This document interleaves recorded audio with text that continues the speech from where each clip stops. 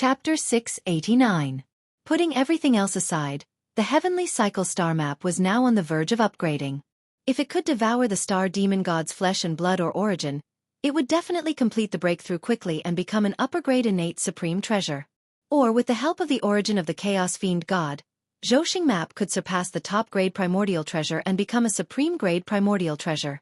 In addition to Zhouxing map, Hongmeng Daozhong's promotion could not be separated from the chaos fiend god.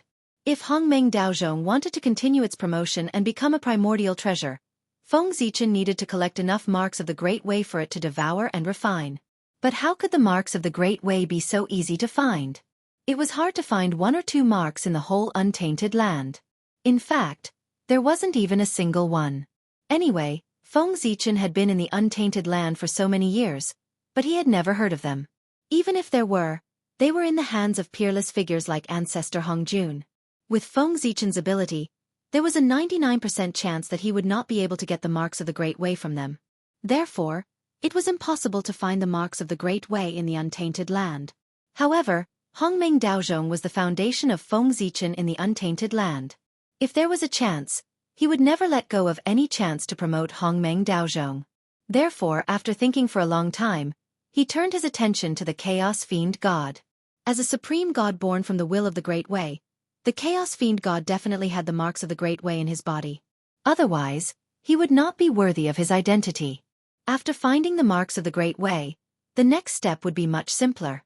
He could directly kill the Chaos Fiend God. Originally, Feng Zichen had a grudge against the Chaos Fiend God. In this way, he would not have any psychological burden when killing the Chaos Fiend God. Moreover, even without the above two benefits, the Chaos Fiend God itself was a rare treasure. The impurities in the Chaos Fiend God were rare treasures in the untainted land, not to mention the Chaos Fiend God itself. Its value was absolutely not inferior to a connate cardinal treasure. If this was not considered a fortuitous encounter, then what else could be considered a fortuitous encounter? That was why Feng Zichen was so excited when he saw the Star Demon God. Kill! Even the Star Demon God could not help but be stunned for a moment when he suddenly saw Feng Zichen. However, he immediately reacted and threw a punch at Feng Zichen. The Star Demon God had a deep impression of Feng Zichen. Ever since he escaped from Mount Buzhou, he had suffered several losses at his hands. 2 of his true spirits had already been destroyed by Feng Zichen. As a result, the Star Demon God's plan in the untainted world ended before it even began. In addition, due to the destruction of his true spirit, the Star Demon God's strength was inevitably affected. He had fallen from the top level of the Chaos Fiend God to the first-class level. How could the Star Demon God not hate Feng Zichen after suffering such a great loss at his hands? If he could not see Feng Zichen, then so be it. But now when he woke up, he suddenly found that the enemy he had been thinking about day and night had appeared in front of him. This feeling was really indescribable. Joy, grief, hatred. Maybe all of them. In short, all kinds of emotions flowed in the Star Demon God's heart and finally turned into the most blazing anger. Through the word, kill, he vented it completely. Come on! Seeing the punch of the Star Demon God, Feng Zichen's eyes lit up. He directly turned into Pangu's Taoist body and raised his fist to meet the punch. Rumble! The 2 fists collided and the winner was decided immediately. The Star Demon God was no match for Feng Zichen and was sent flying out of the world. At the same time, a terrifying power surged out from the place where the 2 of them fought and swept out in all directions with them as the center. In an instant, the void shattered, the mountains collapsed, and the earth was overturned. Earth, fire, water, and wind surged wildly and intertwined with an endless aura of destruction.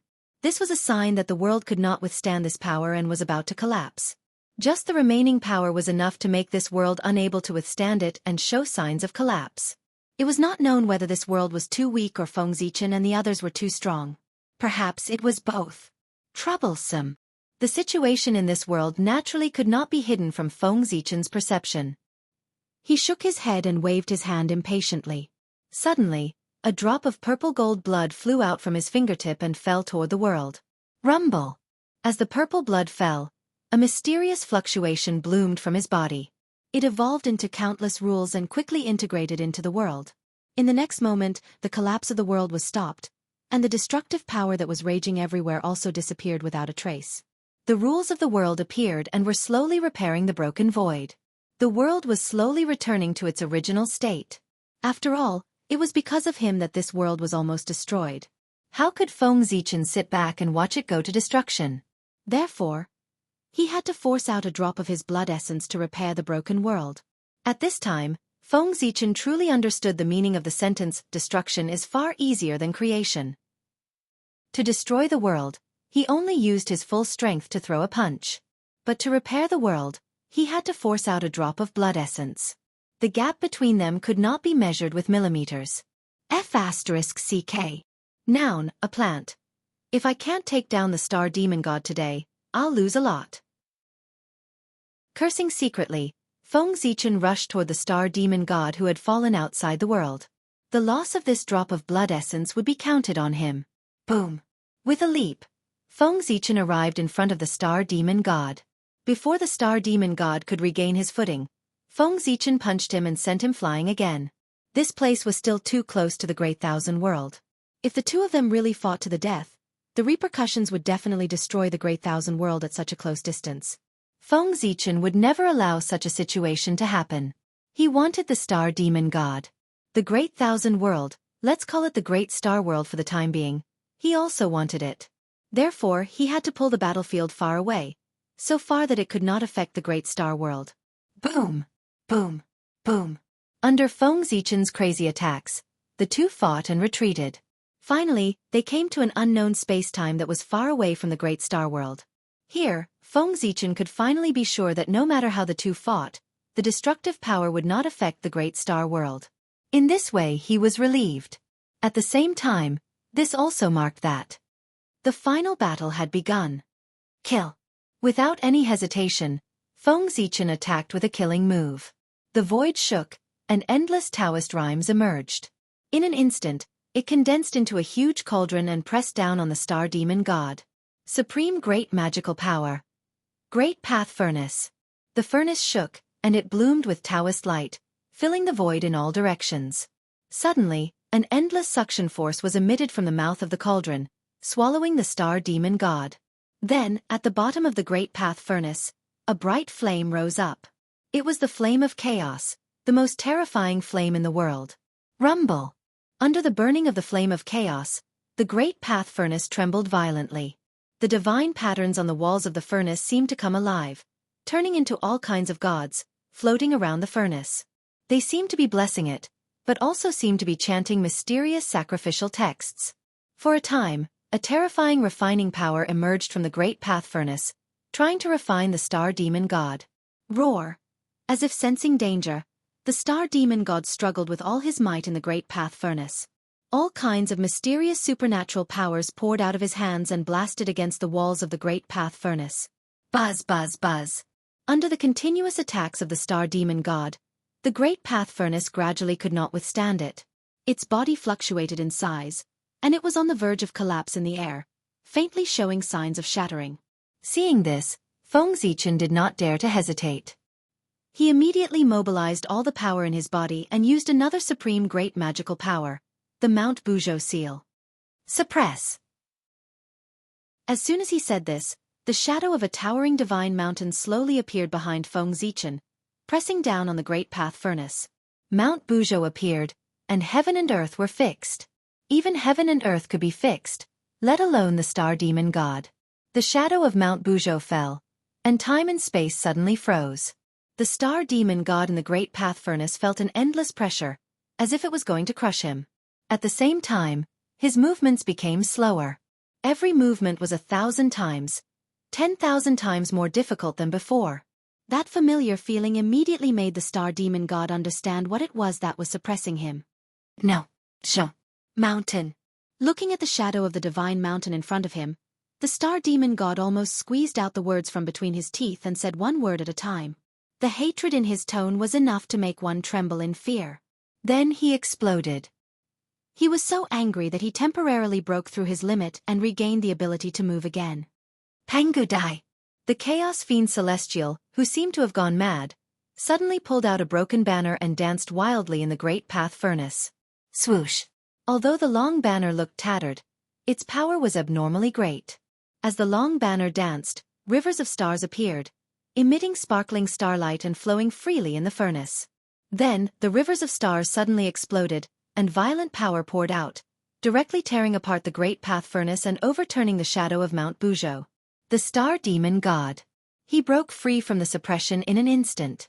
But at this moment, with a clang, the star demon god stumbled and fell to the ground. He didn't get up for a long time. It was Hongmeng Daozhong that flew over and hit the star demon god's head hard. Feng Zichen had expected that the chaos demon god would break free. After all, he was an extremely powerful existence in the past. How could he be suppressed so easily?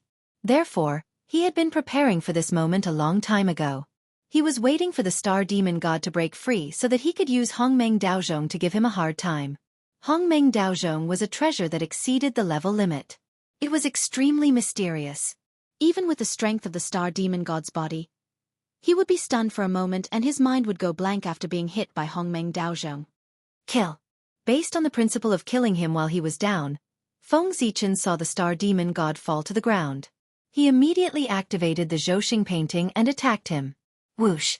One could see that the Zhouxing painting was distorted in Feng Zichen's hand, and finally turned into a divine sword surrounded by starlight. It released a bright sword light and directly cut the star demon god in half. Then, the Zhouxing painting turned into a scroll again and flew out from Feng Zichen's hand. It rolled up the lower half of the star demon god's body and kept it. Suppress! Almost instantly, Feng Zichen cast several supreme magical powers, such as the 5-element seal, the Mount Buzhou Dao seal, the divine steel of martial arts, and other suppressive magical powers, on the Zhouxing painting to prevent the star demon god's body from escaping. Boom! Although Feng Zichen's actions were fast, the star demon god's reaction was faster. That's right. He was cut in half at the waist. No matter how slow his reaction was, it wouldn't make sense. Therefore, before Feng Zichen finished setting up his means, the star demon god had already begun to fight back. Almost at the same time, the two halves of the star demon god's body launched an attack. The upper half of the star demon god's body that was still outside held a tattered long banner and attacked Feng Zichen recklessly, forcing him to fight back with all his strength. On the other side, the lower half of the star demon god's body that was trapped in the Zhouxing painting was also making a ruckus. It crazily attacked the Zhouxing painting, trying to break out of the seal.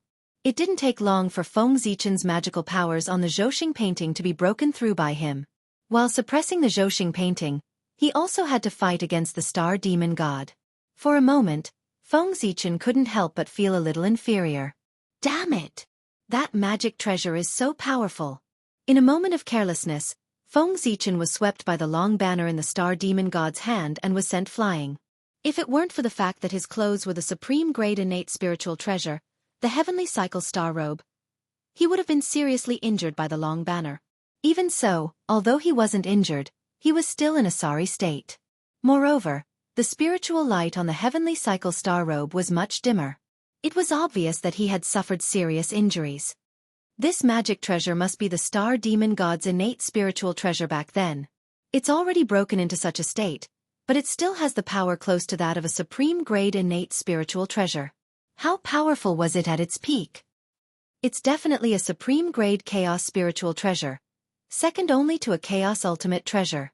Standing up again, Feng Zichen had various guesses in his mind. Finally, these guesses all turned into desire. Desire for the long banner in the star demon god's hand. If the Zhouxing painting could devour such a powerful ultimate treasure, how powerful would it be? It was definitely a supreme grade innate spiritual treasure. Even if it couldn't be compared to the 3 heaven-opening ultimate treasures, its power was close to the cauldron of heaven and earth. What a treasure! It's such a waste to leave it in the hands of the star demon god. P.S. Begging for monthly votes. I have more monthly votes. One more chapter. I'm kowtowing to you. Clap clap clap. Give me some monthly votes. Chapter 690. But it doesn't matter. Soon he will be mine. Staring at the long banner in the star demon god's hand, Feng Zichen said greedily. Then, he suddenly raised Hongmeng Daozhong and smashed it at the chaos demon god. However, how could the star demon god, who had been taken advantage of once, be taken advantage of for the second time? From the beginning, He had diverted part of his attention to guard against Hongmeng Daozhong. Therefore, when he saw Hongmeng Daozhong coming at him, the star demon god used the banner as a stick and smashed it at Hongmeng Daozhong. Dang! A loud bell rang and reverberated in the void. It stirred up a terrifying sound wave and shattered everything around it. Humph! After the attack, the star demon god groaned and flew back at a speed faster than when he came. At the same time, Hongmeng Daozhong was also sent flying by the huge impact and smashed into the depths of an unknown spacetime. Kill! After being sent flying by the attack, the star demon god quickly readjusted his state and continued to wave the banner at Feng Zichen. However, as he retreated and advanced, Feng Zichen gained enough time. He took advantage of the time when the star demon god was sent flying by Hongmeng Daozhong to draw with his hands. In the blink of an eye, he engraved countless mysterious runes on Zhou Tu to help him completely suppress the lower half of the star demon god's body. Even so, Feng Zichen was still worried. After doing all this, he threw Zhou Tu to the bottom of the Tree of World. With the combined power of the two, he suppressed the star demon god's body. Only then was he completely relieved. At this moment, the star demon god appeared in front of Feng Zichen as he waved the banner. Kill! Without the burden of the Zhou diagram, Feng Zichen could completely unleash his full power. With a long roar, he charged towards the star demon god. He didn't use any magic treasures. He fought the star demon god with just his physical body. This was not because Feng Zichen was arrogant, but because he had enough confidence. Even the star demon god was not his match when he was at his peak, let alone when he was in a half-crippled state. Through the fight just now, Feng Zichen could basically confirm that the star devil god was seriously injured before the fight with him. The injuries were so severe that the star demon god had no choice but to enter a deep slumber to heal himself. Affected by this, the star demon god was unable to unleash even 1/100th of his strength. It was precisely because of this that he was so easily cut in half by Feng Zichen. Otherwise, even if Feng Zichen could win against the star demon god at his peak, he would have to pay a high price. In any case, it wouldn't be as simple as it was now. Boom boom boom. In an unknown spacetime, Feng Zichen and the star demon god began to fight in a lively manner. To be precise, it was the star demon god who only had the upper half of his body.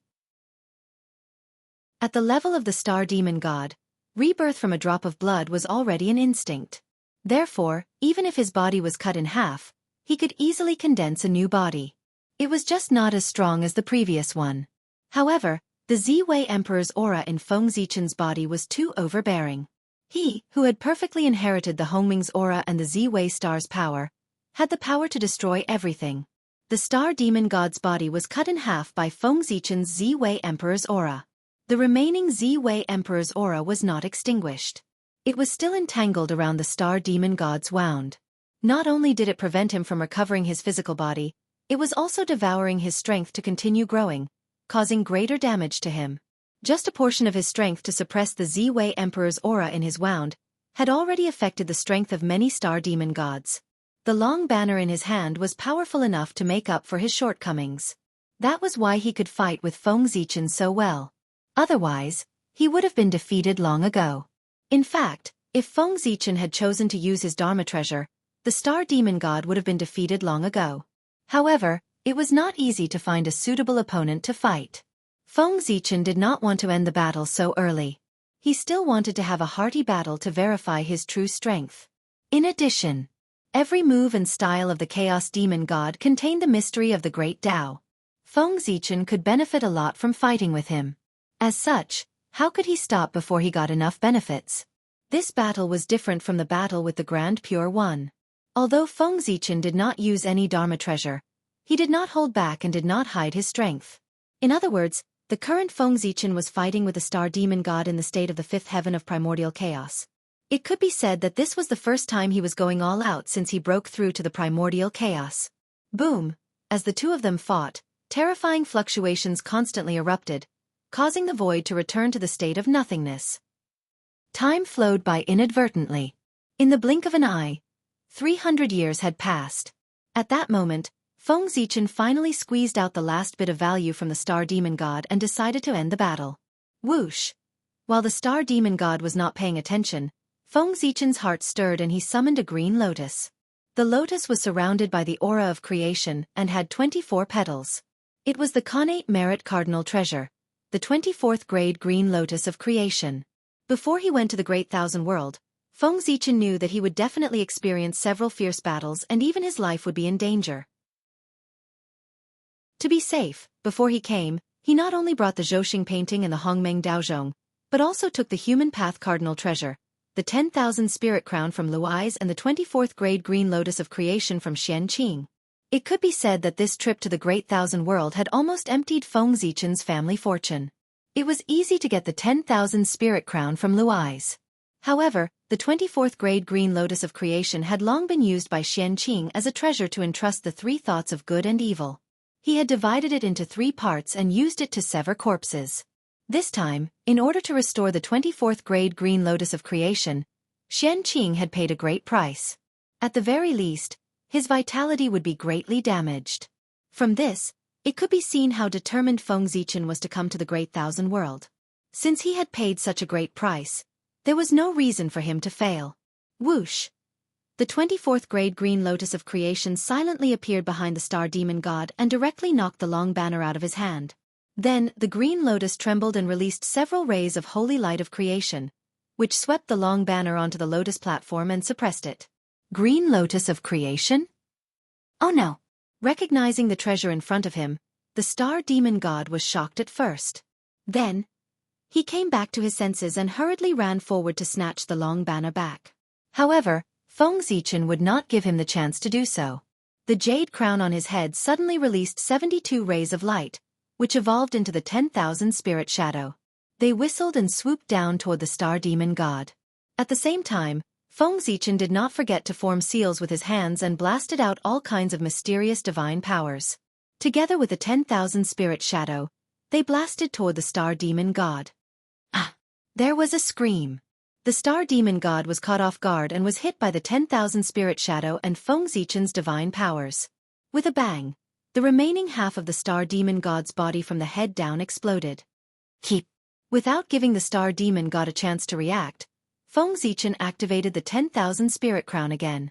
Several rays of light swept away and suppressed the star demon god's body that had exploded. The 10,000 spirit crown had been strengthened by the 3 gods. In addition to the development of the celestial demon Dao and martial arts, it had become a connate ultimate treasure. Under Feng Zichen's activation, it was more than enough to suppress the chaos demon god's broken body. In this way, the star demon god was only left with a head. Victory and defeat were already very clear. Haha! Star demon god, it's time to end this.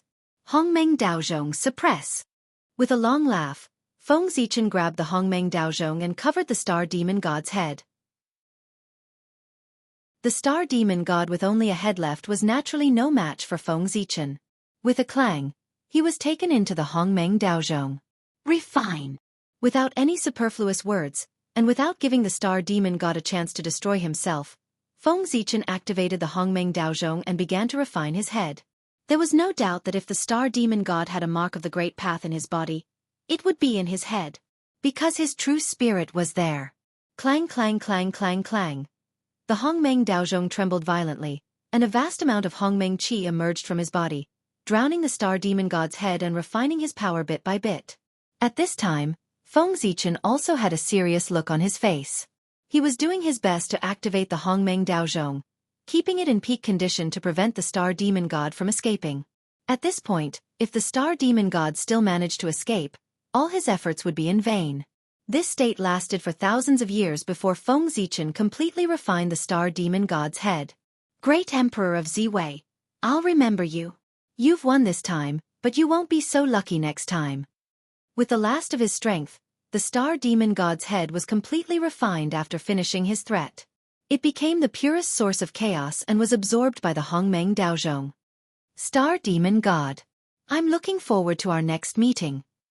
I don't know what kind of surprise you'll bring me then. After listening to the star demon god's last words, Feng Zichen shook his head and replied with a smile, not caring whether he heard it or not. He was not so naive as to think that he could completely kill the star demon god just like that. That was obviously impossible. If the demon god of chaos was so easy to kill, Panga wouldn't have let him live until now. At the very least, he would have completely destroyed a portion of him, and not all of him would have survived. Something that even Pangu couldn't do. Feng Zichen naturally couldn't do it. Therefore, the star demon god must still be alive. He just didn't know where he was hiding. Moreover, the star demon god wasn't so stupid as to let the star macro world be his last trump card. Especially when the star macro world wasn't safe.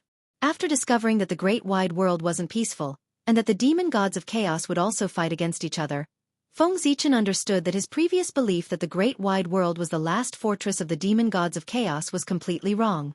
Perhaps the great wide world was the greatest capital for the demon gods of chaos to counterattack the untainted land, but it was definitely not their last trump card. Here, there was a possibility of dying at any time. How could the demon gods of chaos place their last hope here?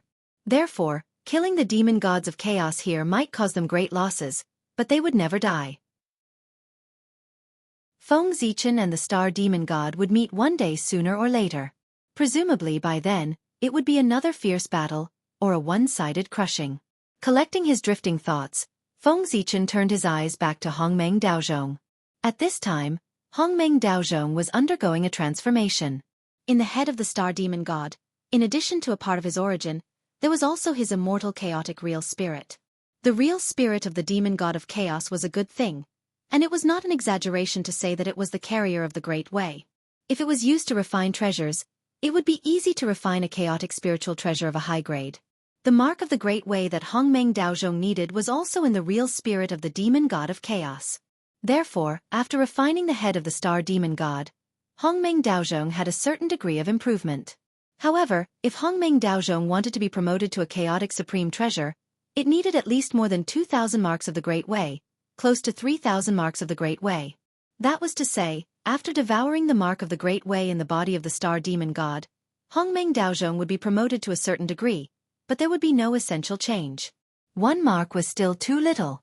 100 marks was more like it. However, it's better than nothing. After putting away Hongmeng Daozhong, Feng Zichen comforted himself. It seemed like the primordial chaos Dao Bel's path of advancement was really far away. If not for the fact that Hongmeng Daozhong was too miraculous, he would have given up. However, this was just a thought. He would not put it into practice. Let's not think about Hongmeng Daozhong anymore. Next, it's time to promote the Zhouxing map. Putting the matter of Hongmeng Daozhong aside, Feng Zichen was just about to retrieve the Zhouxing map from the Tree of World. He saw something fall out from the inside of Hongmeng Daozhong. This is... Feng Zichen went forward to take a look and found that the thing that fell out was the skull of the star demon god, as well as his eyes. That's right. Hongmeng Daozhong wanted the true spirit of the star demon god. Things like skulls and eyes were useless to him, so he kept them. However, although these things were useless to Hongmeng Daozhong, they were useful to Feng Zichen. These were the main materials for refining innate cardinal treasures. The hardness of the skull of the star demon god could be imagined. It was not weaker than an innate cardinal treasure. If he could find a suitable heavenly material and earthly treasure and refine it carefully, he might be able to refine an innate cardinal treasure. No. He could definitely refine it. The moment he saw the skull of the star demon god, Feng Zichen suddenly remembered something. It was this that made him confirm the use of this item. When he was free, he had used the power of Pangu's god to sneak into the river of time and space to peek into the future of the primordial world. P.S. Looking for next month's votes, brothers, there's still half an hour left. Now it's the double monthly votes period. I'm still 160 monthly votes away from 2,000 monthly votes, which is 80 chapters. If I can reach 2,000 monthly votes in the next half an hour, then tomorrow or the day after tomorrow, I'll definitely be able to reach 10,000 monthly votes a day. If I can't do it, I'll live stream in female clothes. So, please give me some monthly votes. Chapter 691. Therefore, Feng Zichen saw many scenes of the future. Among them, there were many about the boundless starry sky. He saw that among the countless futures, there was a possibility that the boundless starry sky would give birth to a primordial treasure called the Universal Temple. However, this kind of future was very rare among the countless futures of the boundless starry sky. There was only one in tens of millions of futures. This meant that this kind of future was only a possibility among the countless futures, and it was very difficult to realize it. Among these countless futures, Feng Zichen saw more of a supreme-grade primordial spirit treasure called the Universal Temple being born in the boundless starry sky. Using the future to predict the present, Feng Zichen came to a conclusion that the boundless starry sky would definitely give birth to a Dharma treasure called the Universal Temple in the future. And this Dharma treasure would at least be a supreme-grade primordial spirit treasure, and there was even a slight possibility of it becoming a primordial treasure. Although this possibility was very slim. However, that was in the past. Now it was different. The slim chance would become a reality in Feng Zichen's hands. And all of this originated from the skull of the stellar demon god in his hands.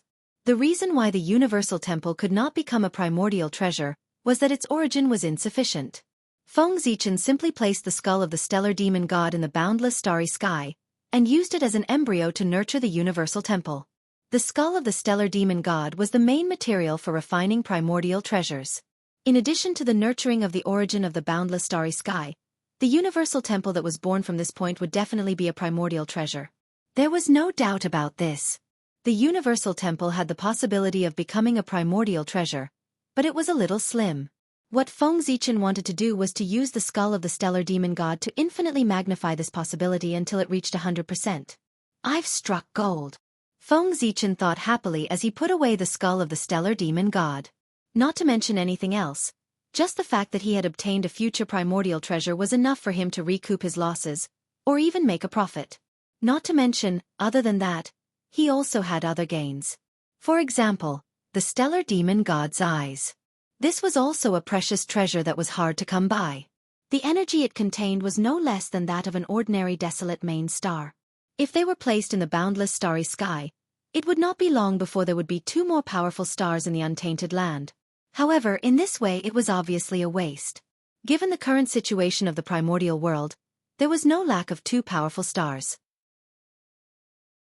Therefore, such a treasure should have been refined into a connate supreme treasure. No, that might not be the case. The star Fian Celestial's eyes had many uses.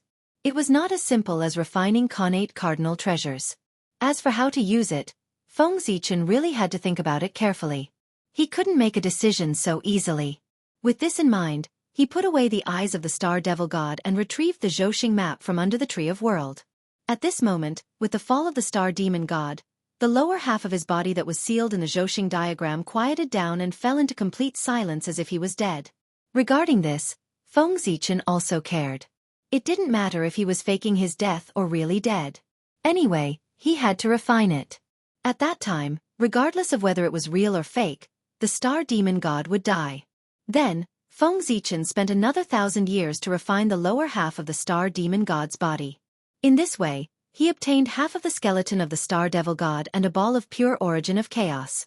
He put away the skeleton of the star demon god for future use. Feng Zichen let the Zhouxing map devour the remaining chaos origin. Then, he did not have time to rest. He took out the 10,000 spirit crown and refined the broken upper half of the star demon god's body that was sealed inside. After that, he spent another 1,000 years to obtain the other half of the skeleton of the star demon god and a ball of pure chaos origin. As usual, he put away the skeleton of the star demon god for future use. The ball of chaos origin was still devoured by Feng Zichen map for the Zhouxing map. There was no other way.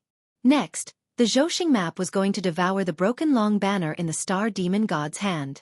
But the gap between the two was too big. If he did not add something to the Zhouxing map, even if the star banner was placed in front of him, he probably would not be able to refine it. Therefore, Feng Zichen had to give the chaos origin to the Zhouxing map to devour to help him improve his grade so that he could prepare to devour the star banner next. If the gap between them was too big, it was not certain who would devour who. When everything was ready, Feng Zichen combined the power of the three congenital treasures, the Zhouxing map, the 24th grade green lotus of creation, and the 10,000 spirit crown, and blasted them at the star banner. Boom! Boom! Terrifying power surged in the depths of time and space. Without the control of the star demon god, how could the star banner, which was in a severely damaged state, be a match for the three congenital treasures? Not long after, with a bang, the star banner shattered under the attack of the three congenital treasures, turning into countless pieces of various sizes. Keep! At this moment, Feng Zichen suddenly activated the Zhouxing map, rolled up all the pieces of the star banner, and put them in. After that, it would be a long refining process. It could be 10,000 years or 100,000 years. In short, it would take a very long time. And when the Zhouxing map finished refining, it would transform to an extremely terrifying level, and become the top congenital treasure in one fell swoop. After all, he had refined more than half of the star demon god's origin, and a chaos spiritual treasure, the star banner, which was comparable to a supreme-grade congenital treasure. No matter what kind of amazing transformation happened, it was not surprising. However, Feng Zichen did not have the time to wait for the Zhouxing map to transform. He had other things to do. Therefore, after putting away the Zhouxing map, he continued to rush to the Great Thousand World.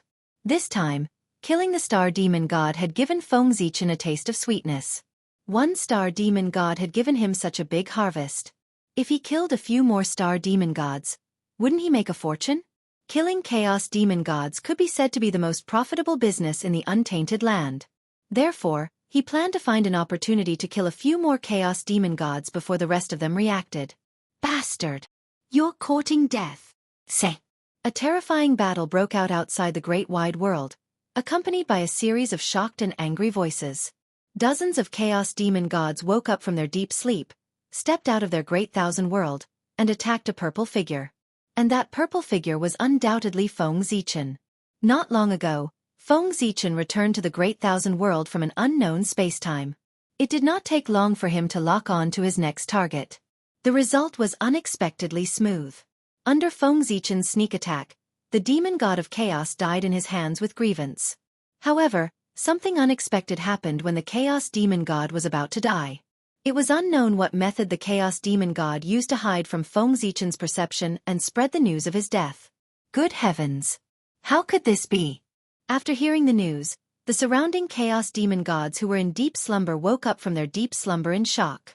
Then they learned about the death of the star demon god and the chaos demon god from the aura left in the void. All of a sudden, those chaos demon gods who woke up were dumbfounded. Good heavens!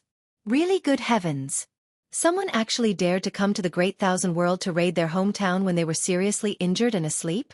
This person's arrogance was really rare in the world. Moreover, when did the chaos demon gods fall to the point of becoming someone else's prey? This was truly preposterous. After the shock, an uncontrollable anger surged in the chaos demon god's heart. Then they attacked angrily. With a shocking murderous aura, they left their world and attacked Feng Zichen. At this time, Feng Zichen was packing up his spoils of war and preparing to head to the next target. However, just as he stepped out of this world, he bumped into a chaos demon god. At that time, he did not realize that the situation was wrong. Instead, he felt that he was really lucky. He was just thinking about the chaos demon god when one came to him. Without any hesitation, Feng Zichen and the chaos fiend celestial, who had appeared out of nowhere, engaged in a fierce battle. However, what happened after that was somewhat out of his control. As the two of them fought, more and more chaos demon gods rushed over and joined forces with the previous chaos demon god to attack Feng Zichen. Feng Zichen was not afraid of 5, 6, 7, or 8 chaos demon gods. Even if he couldn't win, it wouldn't be difficult for him to get away. However, in just a short while, the number of chaos demon gods that appeared in front of him had exceeded the single digits and reached as many as 13. In fact, Feng Zichen could see from the corner of his eye that more chaotic demon celestials had awakened in succession in the distance, and were rushing over rapidly. At this time, if Feng Zichen still did not realize that there was a problem, he would have lived in vain. Therefore, he made a decision at the first moment. Leave. He absolutely could not continue to stay here. Otherwise, once more chaos demon gods rushed over and surrounded him, he would not be able to leave. Given the hatred between him and the chaos demon gods, once he fell into the hands of the chaos demon gods, he would definitely end up in an unimaginably miserable state. If that really happened, perhaps death would be an extravagant hope for Feng Zichen. Therefore, he had to leave and not fall into the hands of the chaos demon gods. Let's go! After making a decision, Feng Zichen did not continue to be entangled with the chaos demon gods and directly used the Hongmeng Daozhong with all his might. Dong, the Dao bell soared across the sky and hung down wisps of Hongmeng Qi, forcing the chaos demon gods who were entangled with Feng Zichen to retreat and opening up an escape route. Swoosh! After putting away the Hongmeng Daozhong, Feng Zichen turned into a purple light, quickly passed through the passage, and fled into the distance. However, How could the chaos demon gods who were burning with anger allow him to escape so easily? Chase him! We must not let him leave this place alive. Seeing that Feng Zichen was about to escape, the group of chaos demon gods who were besieging him chased after him without hesitation. If they really let Feng Zichen escape, they would be utterly disgraced as chaos demon gods. Just like that, a huge chase began. Rumble! In the process of the chase, great battles broke out from time to time. The terrifying fluctuations spread out. It was unknown how many living beings living in the great wide world and countless small and medium worlds were alarmed. From time to time, there would be world-ending fluctuations above their heads. Mortals were still fine as they could not feel it clearly. However, it was different for cultivators. The more powerful they were, the more they could understand how terrifying the power above their heads was. This was simply making it hard for him to eat and sleep. Once that power fell, not to mention living beings, even the world would be destroyed. As time passed, the number of chaos demon gods chasing after Feng Zichen increased. In just 100 years, the number of chaos demon gods chasing after him increased from 13 to hundreds. In the beginning, Feng Zichen still had the intention to turn back and fight with them. However, when the number of chaos demon gods broke through to 30, he completely extinguished the thought of resisting and focused on escaping into the distance. When the number of chaos demon gods broke through to 100, Feng Zichen really regretted it. At this time, not to mention resisting, he did not even dare to turn back. He just braced himself and ran for his life. The chase continued for about 1,000 years. Feng Zichen finally found an opportunity to escape back to the untainted land with the help of the power of the Tree of World. In this way, he finally got rid of the pursuit of the chaos demon gods. Phew! How exciting! Under the Tree of World, Feng Zichen let out a long breath. His experience not long ago was really thrilling. It was like dancing on a steel wire. If he was not careful, he would have been at risk of death. It was really exciting. However, the gains were often proportional to the risks. Although his experience was thrilling, his gains were also extremely gratifying. On the trip to the Outer Realm, Feng Zichen killed 2 chaos demon gods, which directly more than doubled his value. In particular, he had gained something from another chaos demon god that was not inferior to what he had gained from the star demon god. After the star demon god, the chaos demon god who was attacked and killed by Feng Zichen was called the dark yellow demon god. After killing him, Feng Zichen obtained a complete set of the dark yellow demon god's bones, a complete set of the origin of chaos, and a broken chaos spirit treasure, the dark yellow bell. This time, it directly made Feng Zichen rich. Oh right, in addition, Feng Zichen also obtained 2 complete worlds. That's right, they were the worlds owned by the dark yellow demon god and the star demon god. Since the things were already in his hands, how could Feng Zichen hand them over? Therefore, before leaving the battle, he used the power of the Tree of World to move the 2 complete worlds to the depths of time and space and hide them. This point was not difficult for the Tree of World. Since it was named after the world, the power of the Tree of World could be imagined. It was just moving the worlds. It could not be any simpler. If the appearance of the Chaos Demon God had not ruined Feng Zichen's plan. When the 3,000 worlds were completed, he could use the power of the Tree of World to drag the 3,000 worlds away one by one.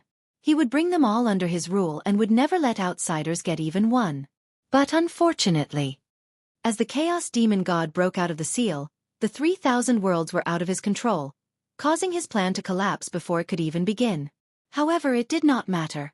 While everyone's attention was still on the primordial world and not paying attention to the 3,000 worlds, he could plan in advance and try his best to bring more worlds under his control. As for the Way of the Heavens? F***ck the Way of the Heavens. In the past, it was because Feng Zichen was too timid that he missed too many opportunities. Now, Feng Zichen finally understood. The Way of the Heavens was nothing. As long as you did not take it seriously, it was nothing. Since you did not take the Way of the Heavens seriously, why should you worry about its restrictions? Don't let it touch the great wide world? Feng Zichen chuckled. The Way of the Heavens was about to be unable to protect itself. How could it have the mood to care about anything else? The great wide world was there. If Feng Zichen did not move or was too late, when Dao ancestor Hongjun and the others reacted and swarmed to the great wide world, Feng Zichen would not even be able to eat leftovers. The Way of the Heavens had been tainted by Dao ancestor Hongjun. If he continued to look at the way of the heavens with his old eyes, wouldn't he be cheated to death? After all, the way of the heavens was different. It was time for Feng Zichen to change his mind. Otherwise, he would not even be able to eat the hot leftovers. In short, the way of the heavens was about to become someone else's. If he continued to maintain his reverence for it, he would be irresponsible for his own safety. The unfair way of the heavens. He would not admit it. Therefore, he was determined to take the 3,000 worlds. Even Dao ancestor Hong Jun could not stop him. However, now was not the time. Now, the demon god of chaos was sharpening his knife against Feng Zichen. As long as he dared to continue to appear, what awaited him would definitely be endless pursuit. For the sake of his own life, Feng Zichen decided to wait for a while before going to the 3,000 worlds. It was not a long time, only a few thousand years. After all, the demon gods of chaos were seriously injured and could not exist in the outside world for a long time. If they stayed for a long time, they would not be able to hold on and would continue to fall into a deep sleep. And this was where Feng Zichen's confidence to return to the great wide world lay. In fact, it did not take thousands of years at all. It only took a few hundred years. If the demon gods of chaos could not find the whereabouts of Feng Zichen, they would naturally give up looking for him. It was not that they were impatient, but that their state did not allow them to do so. Moreover, although the demon gods of chaos were in the great wide world, it did not mean that they were completely isolated from the untainted land. Don't forget that there were still some clones of the demon gods of chaos hidden in the untainted land. Through these clones, the demon gods of chaos could keep track of the untainted land. Therefore, as long as Feng Zichen showed up in the untainted land, the demon gods of chaos in the great wide world would get the news immediately. P.S. Yesterday, I offered a reward for monthly votes. In fact, the condition was not met. I got 40 votes out of 80. However, I still decided to do it today. This is to repay the readers for their support. The next chapter should be very late. Chapter 692. In this way, the demon gods of chaos who received the news about Feng Zichen could not go to the untainted land to fight him, even if they were unwilling. Since they could not do anything to Feng Zichen for the time being, the demon gods of chaos had no choice but to continue sleeping. After all, sleeping would reduce their consumption and heal their injuries. Maintaining a sober state would continue to aggravate their injuries. For this reason, the demon gods of chaos were unwilling to wake up if it was not necessary. It's been thousands of years since I left the untainted land. It's time to show up and show my existence and comfort the demon gods of chaos. After a short rest under the Tree of World, Feng Zichen returned to the boundless starry sky. However, he was not in a hurry to show up. Instead, he went to the core of the boundless starry sky, where its source was. Since he was back, the first thing he did was to place the skull of the star demon god in preparation for the birth of the universal temple, which was a primordial treasure. This matter was related to the birth of the primordial treasure, so it could not be delayed. The source of the boundless starry sky was not far from the Z-Way star. No, to be precise, the source of the boundless starry sky was in the same place as the Z-Way star. It was just that they were in different spaces. The void where the Z-Way star was located was actually divided into two layers. The outer layer was the void where the Z-Way star was located, and the inner layer was the source of the boundless starry sky. After crossing the void boundary, Feng Zichen disappeared from the Z-Way star and came to a mysterious space. This place was full of rich primordial star essence, and the source of the stars appeared and floated in the air. As he continued to walk in, he found that there were bright stars hanging above the space, corresponding to the Zhousing. This place was like a boundless starry sky that had been shrunk countless times. This was the core of the boundless starry sky, where its source was. The primordial Zhousing map was born here. In the future, the universal temple, which would be born in the boundless starry sky, would also be born here. It could be said that this was the most important place in the boundless starry sky. It was not inferior to the three supreme stars, Taiyin, Taiyang, and Z-Way. It's here. According to his memories of the future, Feng Zichen found the place where the domain god palace was born. A large cluster of star sources was gathered there. Clearly it was nurturing something. If there were no mishaps, the star sources should be nurturing the cyclic sacred palace. However, it was still too early for Feng Zichen to arrive. The origin of stars had just begun to gather, and was far from being able to form a natural embryo of Tao. Thus, not to mention taking shape, the cycle's sacred palace was nowhere to be seen. However, this was exactly what Feng Zichen wanted to see. If the heavenly cycle temple had already taken shape, it would be difficult for him to control it. Refining the skull of the star demon god into the domain palace was no easy task. On the contrary, the current situation was just right and could save him a lot of trouble. Phew! After carefully placing the skull of the star demon god in the center of the cluster of star sources, Feng Zichen finally relaxed. Then, he made a series of hand seals with both hands and guided the star shadows to set up a simple galaxy cosmic light formation that enveloped the skull of the star demon god. Rumble! The moment the formation was formed, the entire core area suddenly shook. Then, the star sources floating there seemed to be attracted by an unknown force and gathered toward the skull of the star demon god. In the blink of an eye, it was drowned. The birth of the boundless starry sky had originally merged with part of the star demon god's origin. Therefore, in a sense, the skull of the star demon god and the boundless starry sky were of the same origin. Therefore, when the skull of the star demon god came into contact with the origin of the boundless starry sky, it immediately resonated.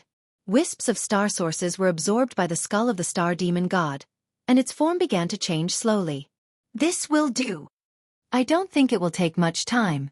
Perhaps in the next cultivation tribulation or the cultivation tribulation after that, the universal temple will be born. Feng Zichen stood aside with his hands clasped behind his back, quietly watching the changes here, and muttered to himself. The birth of a primordial treasure was never a simple matter.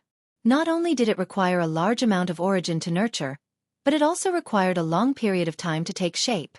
Therefore, it was considered very fast for a primordial treasure to be born in just 1 or 2 eras. After confirming that there were no problems, Feng Zichen turned around and left the place, returning to the Emperor Star. Next, I should go to the heavenly court to take a look. It's been thousands of years since I left the untainted land. The heavenly lord of the origin and the others should have rebuilt the heavenly court. After returning to the Emperor Star, Feng Zichen suddenly thought of the heavenly court and wanted to go there to take a look. After all, he was one of the 4 deities. Now that the heavenly court had been rebuilt, it would be unreasonable if he did not go there to show his face. However, just as he walked out of the Emperor Star, he seemed to suddenly think of something and slowly stopped. Then, Feng Zichen took out the skeleton of the star demon god. At this time, after some assembly, the skeleton of the star demon god, except for the position of the head, was complete. It could be said that this was a headless body. Break! After thinking for a moment, Feng Zichen suddenly waved his sleeve and threw a punch at the skeleton of the star demon god. Bang! Under Feng Zichen's punch, the skeleton of the star demon god directly exploded into 365 pieces and fell into the 365 zhoshing. In the future that Feng Zichen saw, in addition to the boundless starry sky, the 365 zhoshing also gave birth to their own universal palace. It was just that their level was far lower than that of the boundless starry sky. Except for the 3 supreme stars that gave birth to the upper-grade primordial spirit treasure, the rest gave birth to the middle and lower-grade primordial spirit treasure. Originally, Feng Zichen did not care about these things. After all, his attention was all on the primordial spirit treasure. But now, as the matter of the primordial spirit treasure came to an end, the matter of these primordial spirit treasures came to his mind. The middle and lower grade primordial spirit treasure was a little low.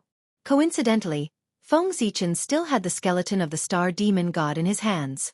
He thought that since he had no use for this thing now, he might as well integrate it into the zhoshing to help it give birth to a stronger primordial spirit treasure.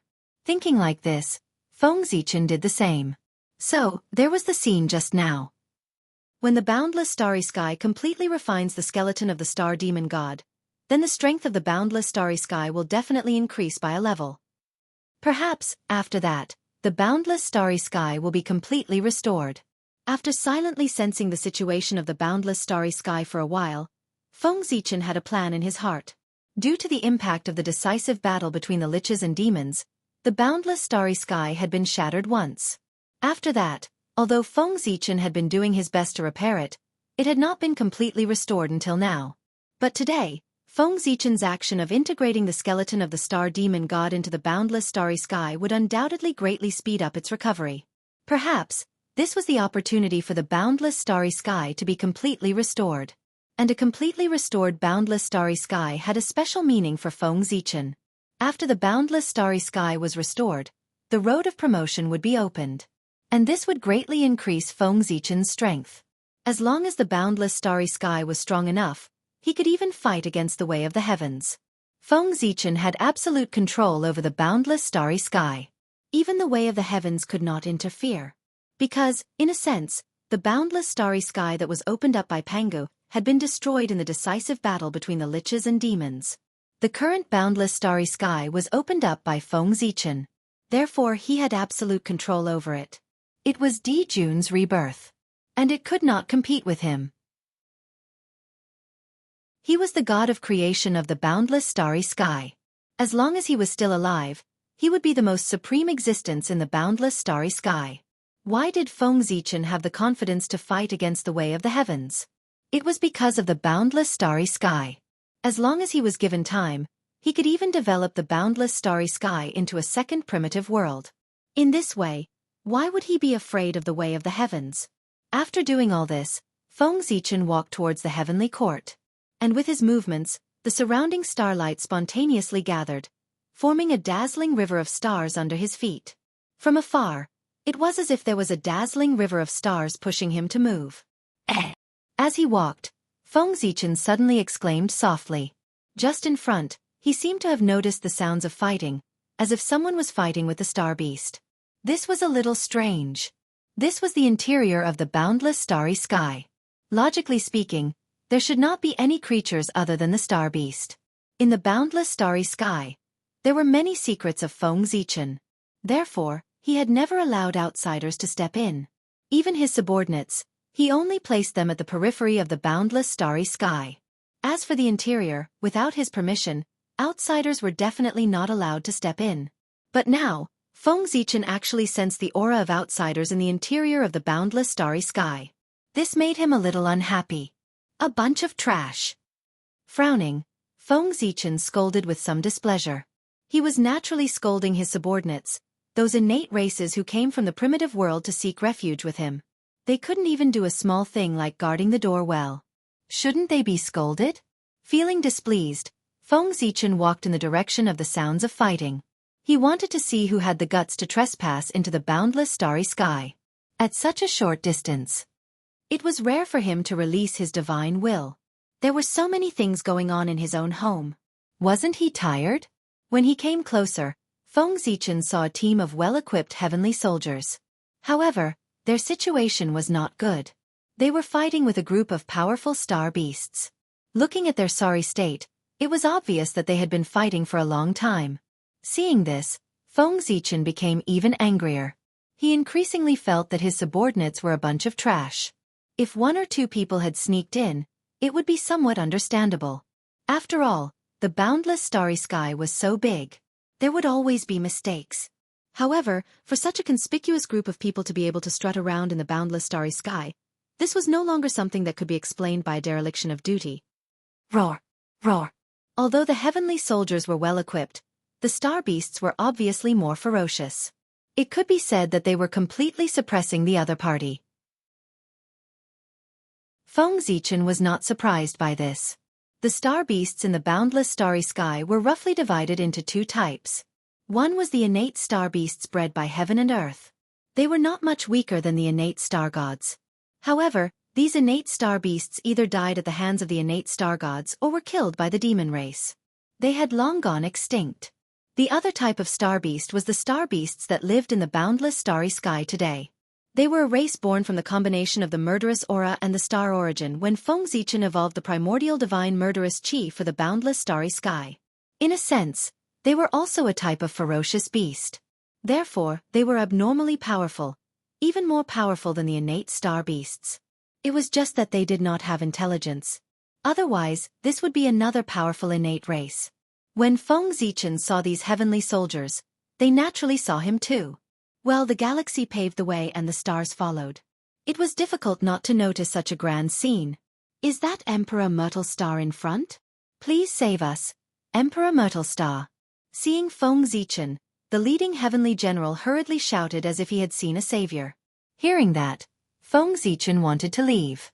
Trespassing into the boundless starry sky was a capital offense. It was ridiculous to expect him to save them. However, he saw a familiar face from the corner of his eye, which made him change his mind. It was a young woman. If Feng Zichen remembered correctly, that woman should be one of Hao Tian's daughters.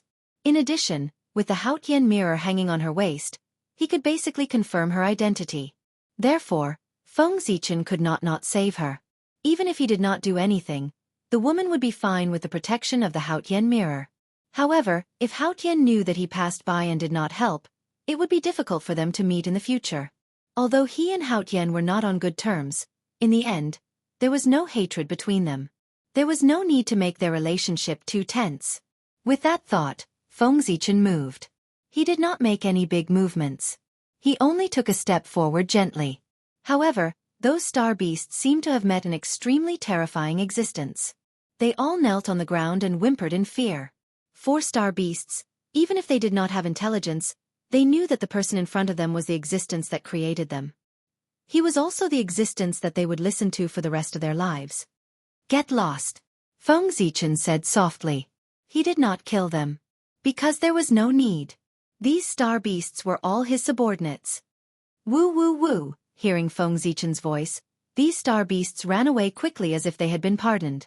At the side, the heavenly general who saw this scene could not help but say, Emperor Myrtle Star, why did you let them go? They are. However, before he could finish, he would never have the chance to speak again. Feng Zichen looked at him unhappily. Then, the heavenly general suddenly turned into a wisp of smoke and disappeared in front of everyone.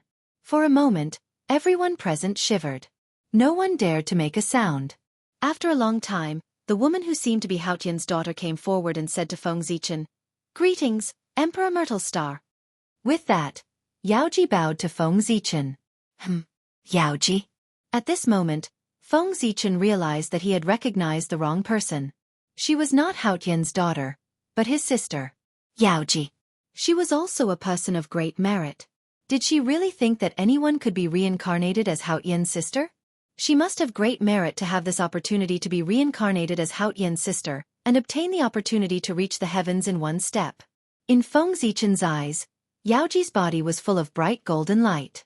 It was so dazzling that he could not open his eyes. That was all merit.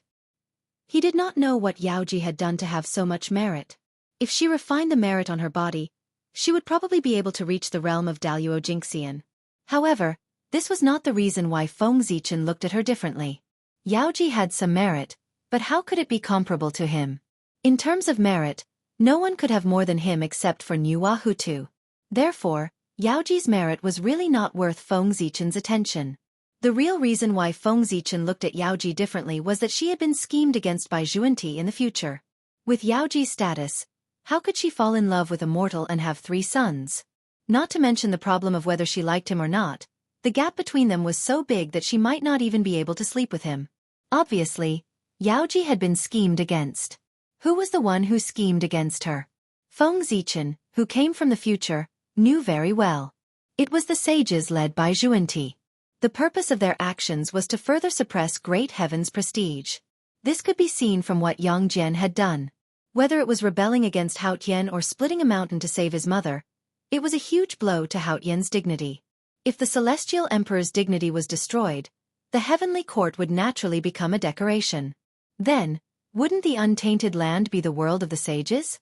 Feng Zichen, who understood the sages' plan, naturally looked at Yaoji differently. She was a key person.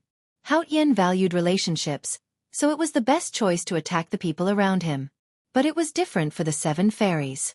Behind the 7 fairies was the Jade Pool. If he hurt his daughter, the Jade Pool might go crazy and directly complain to the Purple Cloud Palace. In that case, everyone would be punished. Therefore, Yaoji became the best choice. Their relationship was not far or close. The Jade Pool might take care of her, but would never put all her eggs in one basket for her. It made sense. With Hao Tian's strength, Yang Jian was his nephew. Otherwise, why not try it on someone else? He could slap him to death with a backhand. Now, Hao Tian was not the puppet celestial emperor who had lost all his spirit after being apotheosized by the sages. He still had some courage. If he was really angered, Even the sages would dare to attack him, let alone the disciples of the sages. Knowing that Zhuanti schemed against Yaoji, Feng Zichen naturally had to pay attention to her. He planned to plot against Zhuanti when he made his move. It was exciting to think about plotting against Zhuanti. P.S. 10,000 words achieved. You didn't break your promise this time. Chapter 693. The Princess Royal of the Celestial Court? Why have you come to the boundless starry sky? Feng Zichen murmured to himself. He put away the chaotic thoughts in his heart, nodded, and asked Yaoji in a calm tone. Looking at his majestic appearance, he didn't seem to have any intention of scheming against her. Reporting to the Emperor. Yaoji is here to invite the Emperor to attend the Feast of Peaches under the orders of the Queen Mother. Yaoji bowed and replied respectfully. She had to be respectful. Yaoji only realized how terrifying Feng Zichen was when she stood in front of him. The vast and boundless aura from him made her feel as if she was facing the Great Path. It was as if the person in front of her was the Great Path. Strong, unbelievably strong. If he wanted to kill her, it would be easier than crushing an ant. Yaoji even had a feeling that her brother, the Celestial Emperor Haotian, was far less powerful than the Great of Ziwei in front of her. Even her biggest backer was no match for him. As such, Yaoji was naturally very respectful in front of Feng Zichen. Queen Mother? Feng Zichen didn't pay attention to the Feast of Peaches. Instead, he focused on the two words, Queen Mother. Is this Queen Mother Yaoqi? Feng Zichen asked after pondering for a while. Yes, it's my sister-in-law. Yaoji didn't know the purpose of his question, but she still answered. What about Haotian? How should I address him? After getting an affirmative answer, Feng Zichen continued to ask. Haotian's Golden Palace Supreme Natural Mystic True Jade Emperor. Yaoji replied. TSK. Hearing this, Feng Zichen couldn't help but show a disdainful expression. Haotian Golden Palace's Supreme Master Nature Miraculous Mi Luo True Jade Emperor. This honorific title sounded quite long, and it was quite honorable. But how could it be comparable to the Celestial Emperor? Haotian's choice of such an honorific title was clearly lowering his status. Perhaps he succumbed to the pressure of the sages, or perhaps he was afraid that he could not suppress the position of the Celestial Emperor. Haotian had to reduce his position in order to protect himself. However, how could Feng Zichen be impressed by such behavior? It was inevitable that they would look down on him. Feng Zichen didn't hide his disdain for Haotian, which naturally fell into Yaoji's eyes. A strong sense of dissatisfaction rose in her heart, but she did not dare to show it. Monarch, are you going to attend the Immortality Peach Banquet? Yaoji forcibly suppressed the dissatisfaction in her heart and squeezed out a smile, asking. Go. Why not? Feng Zichen nodded and said with a smile. She naturally felt the dissatisfaction in Yaoji's heart, but she didn't care. After all, Yaoji was only a celestial immortal. If she wasn't Haotian's sister, she wouldn't even be qualified to talk to Feng Zichen. The gap between them was so big that even if Yaoji wanted to harm Feng Zichen, she couldn't do it. Let's go. With a chuckle, Feng Zichen didn't care about the crowd's reaction. He directly carried everyone and rushed toward the heavenly court. With just one step, he was out of the boundless starry sky. Rumble! Out of the boundless starry sky, the stars that followed Feng Zichen slowly faded away. However, in heaven and earth, tens of thousands of rules appeared, replacing the position of the stars and continuing to follow Feng Zichen. The galaxy paved the way, and tens of thousands of rules followed. All kinds of amazing phenomena of heaven and earth appeared one after another around Feng Zichen, all of them showing his nobility. As the most noble existence in the untainted world, Great Emperor Ziwei was second to none in terms of playing cards. Even the sages were inferior to him. The heavenly way had almost blessed its younger brother, Great Emperor Ziwei, with all its halos. Beside Feng Zichen, Yaoji and the heavenly soldiers all opened their mouths wide and looked around in shock. They were weak, so they had never seen such a scene. Tens of thousands of rules appeared one after another, which simply broke their understanding. It was no exaggeration to say that just standing beside Feng Zichen for a short while was equivalent to thousands of years of cultivation. Especially Yaoji, under the shroud of the tens of thousands of rules, even showed signs of a breakthrough. However, unlike the shock of the crowd, Feng Zichen's expression was not very good.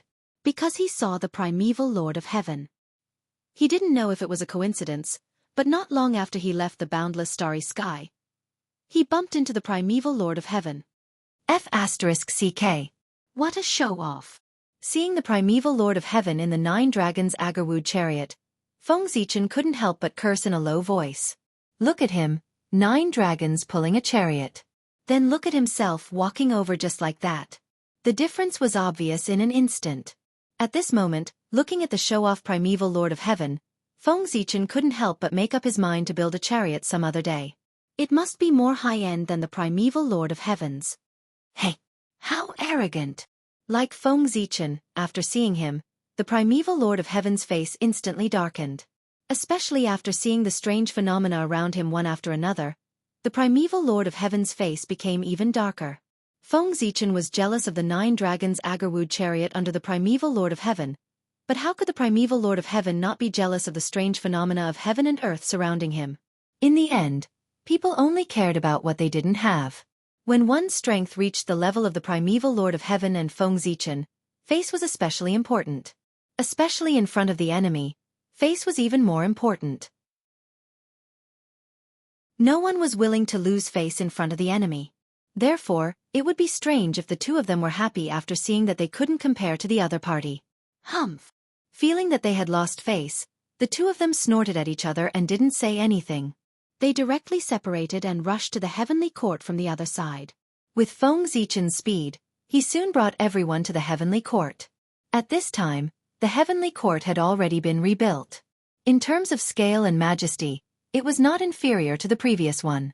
Under the illumination of the stars in the sky, the entire heavenly court was blooming with bright divine light. It could be said to be glorious and luxurious to the extreme. It was surrounded by a holy aura and an auspicious aura.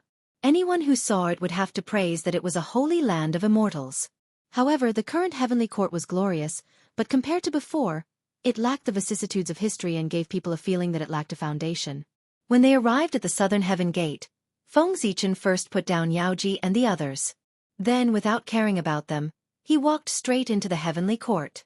At this moment, Hao Yan, who sensed Feng Zichen's arrival, quickly put down what he was doing and quickly rushed to the southern heaven gate to personally welcome him. Fellow Taoist Ziwei is here. Before Feng Zichen stepped into the southern heaven gate, he heard Hao Yan's voice from afar. Then, he saw a middle-aged man in a royal robe rushing over and greeting him with a smile on his face. Seeing Hao Yan's appearance, Feng Zichen couldn't help but sigh. The last time he saw Hao Yan, he still looked like a young man. But now, in just a few thousand years, he seemed to have aged dozens of years and turned into a middle-aged man. In Feng Zichen's opinion, this was extremely incredible. At their level of strength, time could no longer leave a trace on their bodies. No matter how the long river of time flowed, they stood still. This was their true portrayal. In Feng Zichen's opinion, Hao Yan's situation was a sign of the decline of his heart. Although his body was not old, his heart could be old. This was the common saying that the heart was scattered. When the heart was scattered, one would naturally age very quickly. He didn't know what kind of blow Hao Yan had experienced that caused his Taoist heart to decline. When it was reflected on his body, his appearance began to age. Seeing Hao Yan's current situation, Feng Zichen prepared in advance to ridicule him, but he couldn't say a word. Hey! Fellow Taoist Hao Yan, long time no see. In the end, thousands of words turned into a long sigh and a greeting. Fellow Taoist, please. As if he didn't notice Feng Zichen's abnormality, Hao Yan smiled and welcomed him in.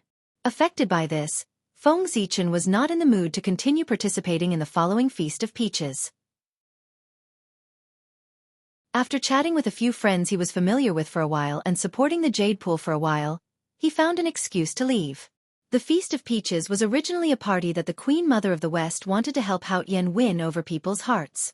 It didn't matter whether he participated or not.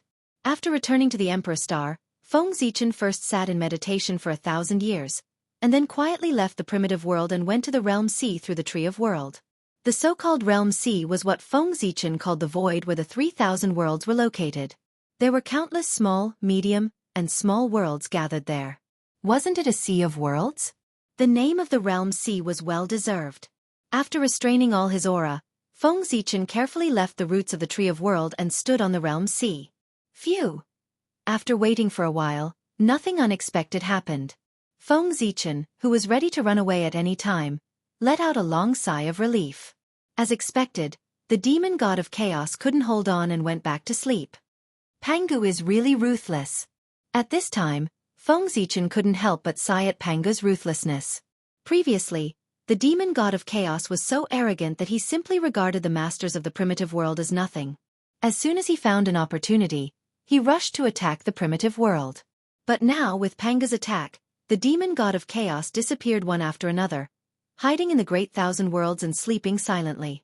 They had to rely on sleeping to recover from their injuries, and they couldn't even appear for a long time. One could imagine how serious their injuries were. Even if they were not at their last breath, they were not far from it. Otherwise, hundreds of demon gods of chaos wouldn't have joined forces to let him escape, and they wouldn't have been able to hurt him. It was all because he was seriously injured and couldn't fully exert his strength. If the demon god of chaos was in his peak state, there would be no need for hundreds of demon gods of chaos to attack him. Only 10 of them would be able to beat Feng Zichen to a pulp.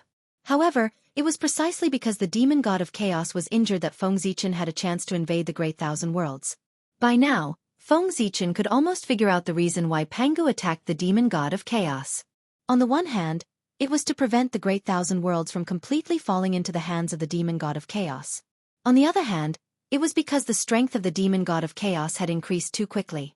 In just tens of thousands of years, the great masters of the primitive world were no match for the demon god of chaos. In that case, wouldn't the primitive world be conquered by them after a while? Therefore, the strength of the demon god of chaos had to be suppressed to give the great masters of the primitive world a chance to catch up with him. Pangu was also well versed in the way of balance. During the years when the demon god of chaos was asleep, his strength definitely wouldn't improve, and might even regress. However, after receiving the gift from the demon god of chaos, the great masters of the primitive world would definitely become stronger day by day. If you retreated, I would advance. Wouldn't the gap be obvious? Walking towards a great thousand worlds, Feng Zichen stepped forward to observe carefully. Tisk, tisk. However, after thousands of years, these demon gods of chaos have become much shrewder. Compared to last time, the mysterious runes on the boundary wall were undoubtedly more mysterious. Obviously, after suffering a loss last time, the demon god of chaos had learned his lesson and improved these mysterious runes, so that their power had been strengthened. In the past, Feng Zichen might have been able to hide from these runes and enter the Great Thousand Worlds by paying a price. But now, as soon as he got close to these mysterious runes, the corresponding demon god of chaos would probably wake up from his deep sleep. In this situation, unless Feng Zichen could kill the demon god of chaos in seconds, the awakening of one demon god of chaos was equivalent to the awakening of all the demon gods of chaos. Then, the scene of thousands of years would reappear. Feng Zichen was crazily chased by hundreds of demon gods of chaos. However, he really didn't want to experience that kind of experience a second time. Because even he wasn't sure that he could escape from the pursuit of the demon gods of chaos every time. Last time, Feng Zichen was lucky enough to escape from the pursuit of hundreds of demon gods of chaos with the help of the power of the Tree of World. But this time, the demon gods of chaos were on guard, so it would be difficult for him to escape. Moreover, there was a great chance that he would die in the hands of the demon gods of chaos. After all, they were the demon gods of chaos, the most powerful beings in the world. Who knew what unimaginable means they had in their hands? What if they retained the means from the Chaos era? Then, wouldn't Feng Zichen be in trouble? Therefore, when fighting with the demon gods of chaos, one couldn't be too careful. Just as Feng Zichen was thinking about how to enter the great wide world without alerting the demon gods of chaos, danger was approaching quietly. Silently, a large black shadow suddenly appeared behind him, covering the surrounding void and blocking his way of retreat. Oh no, danger! Inexplicably, Feng Zichen suddenly felt his heart skip a beat. Then, without thinking, he rushed forward. However, when he realized the danger, it was already too late. Whoosh! Under the shadow, Feng Zichen, who had just run half the distance, was completely swallowed. Then, the void distorted, revealing hundreds of terrifying figures. They were the demon gods of chaos. Hundreds of demon gods of chaos. They didn't continue to sleep at all. Instead, they hid at the side and ambushed, waiting for Feng Zichen to appear so that they could give him a surprise. He had underestimated the demon gods of chaos too much. His plan, which he thought was perfect, had been seen through by the demon gods of chaos early on. Therefore, the demon gods of chaos beat him at his own game and carefully set up a sure-kill situation for him. Feng Zichen was in danger. Kill! As soon as the demon gods of chaos appeared, they didn't hesitate at all. They directly raised the chaos spiritual treasures in their hands and attacked Feng Zichen, who was swallowed by the shadow. Rumble! Hundreds of terrifying forces erupted at the same time, and the resulting power directly tore the shadow that swallowed Feng Zichen and completely shattered the void. Even the void precepts were not spared. First they were turned into dust, and then they vanished into thin air. After the first wave of attack, the demon gods of chaos launched the second wave of attack almost without any interval. Then, the third, the fourth. After countless attacks, the demon gods of chaos finally exhausted their strength and stopped attacking. At this time, the void where Feng Zichen was originally had completely disappeared under the attack of the demon gods of chaos. It had completely returned to the state of nothingness. Has he died just like that? He's really lucky. These demon gods of chaos went forward to check carefully. After confirming that Feng Zichen's aura had completely disappeared, they laughed with relief. Among them, a few demon gods of chaos complained unhappily, as if killing Feng Zichen was really too lucky for him. Woo woo woo. Suddenly, the wail of the great Tao of stars came from the void, and endless blood rain fell. This scene, all of them signified the fall of Feng Zichen. The death of the Taoist master. The great Tao wailed, and blood rain fell from the sky. However, this strange phenomenon only appeared here and did not appear in the untainted land. The demon gods of chaos were not surprised by this. Ever since they invaded the great wide world, the control of the great wide world by the way of heaven could be said to have dropped to the freezing point. This meant that the way of heaven was completely unaware of everything that happened in the great wide world. This place was already half out of the control of the way of heaven. After all, the demon gods of chaos did not want the way of heaven above them to be constantly monitoring their movements. For this reason, the demon gods of chaos had used some unknown means to make the way of heaven unable to observe the great wide world. Since the way of heaven did not exist here, the news of Feng Zichen's death naturally could not spread to the untainted land. In this way, the news of Feng Zichen's death could not be obtained, and the corresponding phenomenon would not be born in the world. Perhaps, when Feng Zichen was reborn from the Ziwei star, the world would know that he had died once. It seems that he has really died. It was not until this moment that the demon gods of chaos were sure that Feng Zichen had really died. Although the demon gods of chaos had been planning for this moment for a long time, they still felt that it was unreal when they saw Feng Zichen die so easily in their hands. After all, that was a man who had once caused them a lot of trouble. He should not have died so easily.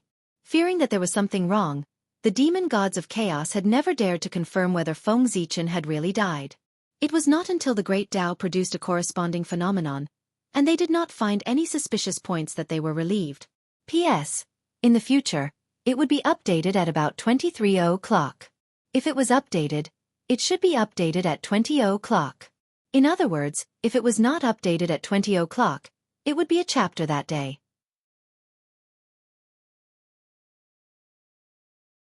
Chapter 694. Unfortunately, these chaos demon gods didn't know. When it came to faking death, Feng Zichen was a professional. It was just a fake vision of heaven and earth. So many powerful people had died in the primitive world. He could just copy one and modify it a little. Wouldn't it become his? Faking it. Feng Zichen had already reached the acme of perfection. These chaos demon gods were still too inexperienced in front of him. After confirming Feng Zichen's death, these chaos demon gods heaved a sigh of relief, as if a burden had been lifted off their minds. Then, they left and returned to the great wide world under their control to sleep. Time passed quickly. Soon, 1,000 years had passed. It seems that he has really died. Suddenly, the figure of a chaos demon god quietly appeared at the place where Feng Zichen had died. After carefully investigating for a moment, he said, it turned out that a few of the chaos demon gods who had left didn't leave at all. Instead, they found a place to hide. Until now, they still suspected that Feng Zichen hadn't died. Therefore they were squatting here. If Feng Zichen didn't appear, it would be fine. But if he reappeared in the world, the chaos demon gods who were waiting here wouldn't mind sending him on his last journey. After saying that, the chaos demon god who was waiting here turned around and left. But this matter wasn't over yet. In the blink of an eye, another 1,000 years had passed. In the same place, different figures were doing the same thing. Did I guess wrongly? This was another chaos demon god who was waiting here. However, he was more patient than the previous one. He waited for 2,000 years before showing up. But the result was the same as the previous chaos demon god. He didn't find anything wrong. It seems that he has really died. Damn it. I wasted 2,000 years of my time for nothing. The chaos fiend god shook his head and cursed as he left. In this way, another 1,000 years had passed. In the same place, the third chaos demon god appeared. But he still didn't gain anything. Then he also left. As for whether there was a third chaos demon god after that, Feng Zichen didn't know and didn't care. Because he was not there at all. He wasn't even in the realm sea, so what did the chaos fiend god's ambush have to do with him? Feng Zichen was a shrewd person. How could he put himself in danger if he didn't understand the situation? Therefore, he didn't go to realm sea at all. The Feng Zichen that was killed by the chaos fiend god was only a temporary clone that he created through the blood altar. This temporary incarnation had inherited most of Feng Zichen's abilities and possessed 1/10 of his power. Other than not being able to exist for a long time, everything else could be said to be perfect. Feng Zichen attached great importance to the chaos demon god. Therefore, he didn't think that his trip to the realm sea would be as smooth as he imagined. It was precisely because of this concern that he deliberately created a temporary incarnation for himself, so that he could take the risk for himself. After creating the incarnation, Feng Zichen sent him out while he sat on the Z-Way star and watched the development of things quietly. As expected, his incarnation was killed by the chaos fiend gods not long after it arrived at the realm sea. To be honest, the scene of the chaos fiend god attacking really scared Feng Zichen. Hundreds of chaos fiend gods holding chaos spiritual treasures attacking one person with all their strength. Just thinking about this kind of scene was terrifying. Not to mention that it happened to one person. To put it bluntly, if Feng Zichen had been in the position of his incarnation, he would have been blasted into smithereens under the joint attack of hundreds of chaos demon gods, even though he was protected by several primordial cardinal treasures. There was no way he could survive. Even if Dao ancestor Hongjun was there, he might not be able to withstand the joint attack of hundreds of chaos fiend gods. That level of attack was really too terrifying. Therefore, Feng Zichen's incarnation completely disappeared under the attack of the chaos fiend gods before he could even scream. That was to say, the chaos fiend gods were ruthless enough to destroy everything, and the void returned to the state of nothingness. Otherwise, as long as there was a little bit of Feng Zichen's incarnation left behind, the chaos fiend gods would be able to determine Feng Zichen's situation through this trace. They wouldn't have to go through so much trouble. Unfortunately, in order to completely eliminate Feng Zichen's vitality, the Chaos Fiend Celestial was merciless. It was estimated that the Chaos Fiend Celestial was at the same level when he fought Pangu. Therefore, everything was destroyed by their own hands, including the evidence. This could be considered as helping Feng Zichen imperceptibly. Damn it! How can these Chaos Fiend gods be so insidious? Just as the Chaos Fiend gods were squatting on the Emperor Star, Feng Zichen was cursing at them. Fortunately, it was his incarnation that went. If it was his original body, he would probably have died. This time, Feng Zichen was really frightened. If it weren't for his vigilance, he would have been defeated this time. Now that he thought about it, Feng Zichen also understood how the Chaos Fiend god schemed against him. It was a very simple exchange of blows. His initial train of thought was correct. The Chaos Fiend gods indeed couldn't stay in the outside world for too long. However, there were enough Chaos Fiend gods. Therefore they adopted a system of rotation. A group of people ambushed, and a group of people slept. When the group of people ambushed couldn't hold on any longer, they would be replaced. This happened again and again. Finally, Feng Zichen came. It was also the reason why Feng Zichen underestimated the Chaos Fiend god's desire to kill. Otherwise, he wouldn't have made such a low-level mistake. Tisk.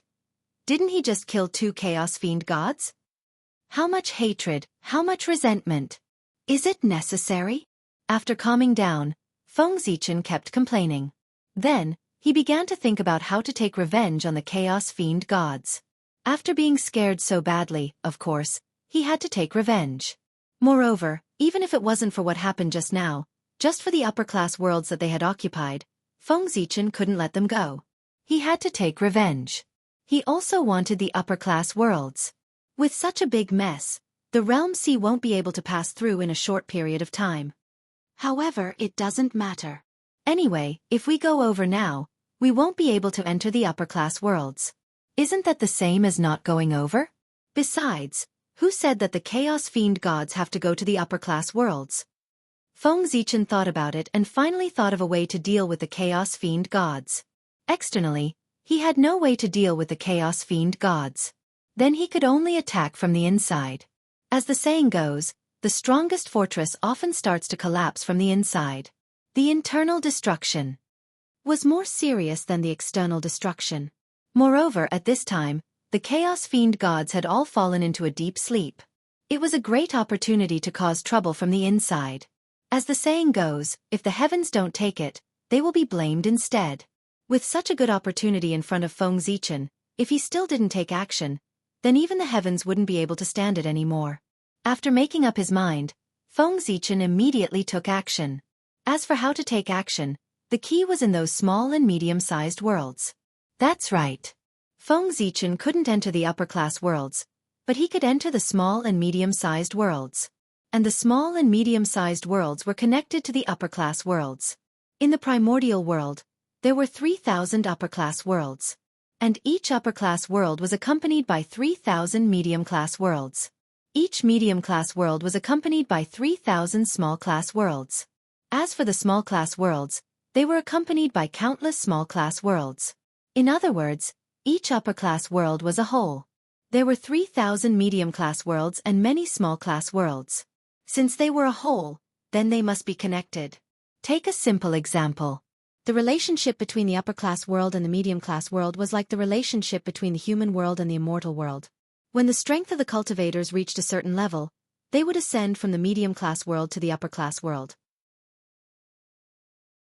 Feng Zichen's plan was to cultivate a large number of cultivators from the medium-class world, and then let them ascend to the upper-class world, establish forces crazily there, and start the mode of world hegemony. In the end, when these cultivators grew to a certain level and could control the will of the world, Feng Zichen could quietly sneak into the upper-class world through the connection between them and kill the Chaos Fiend god who was sleeping there. They didn't necessarily need to grow to the point of controlling the will of the world. As long as they had a certain influence in the upper-class world, Feng Zichen would have a way to bypass the means of the Chaos Fiend god and enter the upper-class world. As for why those cultivators would listen to him? Friends, have you heard of the Lord God? Have you heard of the Samsara Traveler? Or the trading city of 10,000 worlds? How could Feng Zichen be sure that those cultivators would listen to him? It was nothing more than the benefits he could bring to those cultivators. As long as there were enough benefits, no one would not be tempted. These days, only benefits could make people trust him the most. This thing was more useful than a great Tao oath. According to Feng Zichen's plan, he was prepared to combine the Lord God, the reincarnation pagoda, the trading city of 10,000 worlds, and other similar things in the future to build a huge base. Then, he would use this as a platform to issue missions to the cultivators he had chosen. At the same time, he would also make this place a place for everyone to trade. And those upper-class worlds would be the targets of these cultivators' invasion. Completing the characters issued by Feng Zichen would give rewards and points. As one of the richest existences in the primordial world, Feng Zichen had too many treasures in his hands. In particular, he also had the boundless starry sky as a treasure land.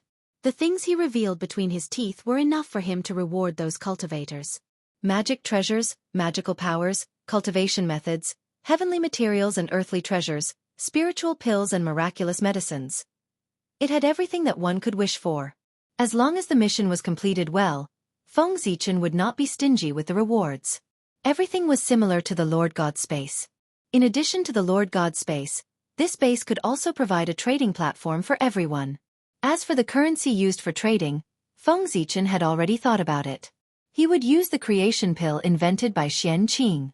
As a divine item refined from innate essence, the creation pill was a hard currency.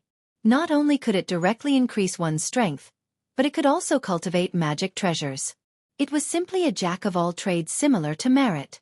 A low-level creation pill might not be as good as merit, but the chaos creation pill was definitely more precious than merit. Using the creation pill as a reward was the most appropriate. Moreover, when everyone was trading, Feng Zichen could also take a commission. If the city of 10,000 worlds could develop and grow stronger one day, then just these commissions would make Feng Zichen crazy. However, that was all in the future. For now, it was better to quickly build the city of 10,000 worlds. The trading city of 10,000 worlds. That was the name that Feng Zichen had given to the base. Forgive him. Who asked him to be a bad name? However, it did not matter. The name was just a code name, as long as it could reflect the function. At worst, when he met a suitable one in the future, he could change it. In an unknown spacetime, two vast worlds were floating there quietly. They were the Great Star World and the Black-Yellow Great World, which were also Feng Zichen's spoils of war. The city of 10,000 worlds was a fortress that Feng Zichen used to occupy the Great Thousand Worlds. Since he wanted to build it, the materials used must not be poor. Therefore, Feng Zichen thought about it and felt that these two Great Thousand Worlds were idle. It was better to combine them into one and use them as the foundation of the city of 10,000 worlds. He had already thought about it. He would build the city of 10,000 worlds on the world after the two Great Thousand Worlds merged. Then, every time he conquered a new Great Thousand World, he would move it over and integrate it into this world. In the end, when he completely conquered the 3,000 Great Thousand Worlds, he would get a brand new world that merged the 3,000 Great Thousand Worlds. This world might not be comparable to the Untainted World, but it was definitely the strongest world under the Untainted World. Even the Heaven Realm could not be compared to it. With such a world in the boundless starry sky, Feng Zichen really had the capital to compete with Tao ancestor Hong Jun.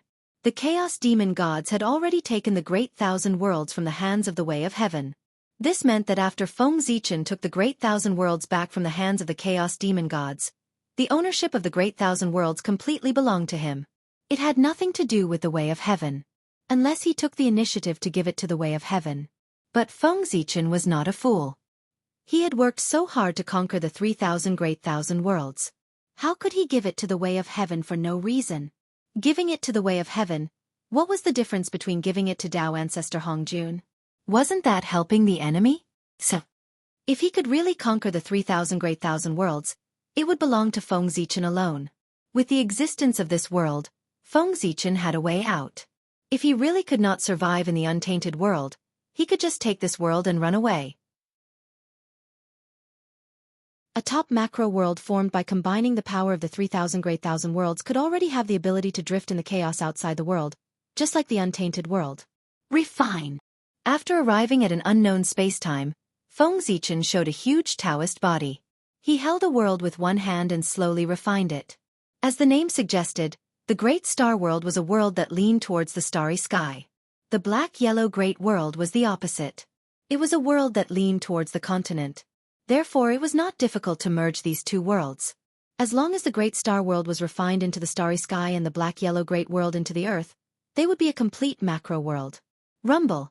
In Feng Zichen's hands, the Great Star World slowly turned into the starry sky and the Black-Yellow Great World into the earth. Then, with Feng Zichen's supreme divine sense, the two worlds slowly merged and gradually formed a vaster new world. It was worth mentioning that under the protection of Feng Zichen, even if heaven and earth changed, these creatures who originally lived in the Great Star World and the Black-Yellow Great World were not harmed. On the contrary, they gained a lot of benefits. The origin of the newly formed world was undoubtedly much stronger than that of the Great Star World and the Black-Yellow Great World. The void was more stable and the innate spiritual chi was richer than before. This was undoubtedly a good thing for the creatures inside. As the first creatures born in the new world, they would get a lot of blessings and their future achievements would be greater. Perhaps they would have the possibility of proving their Tao.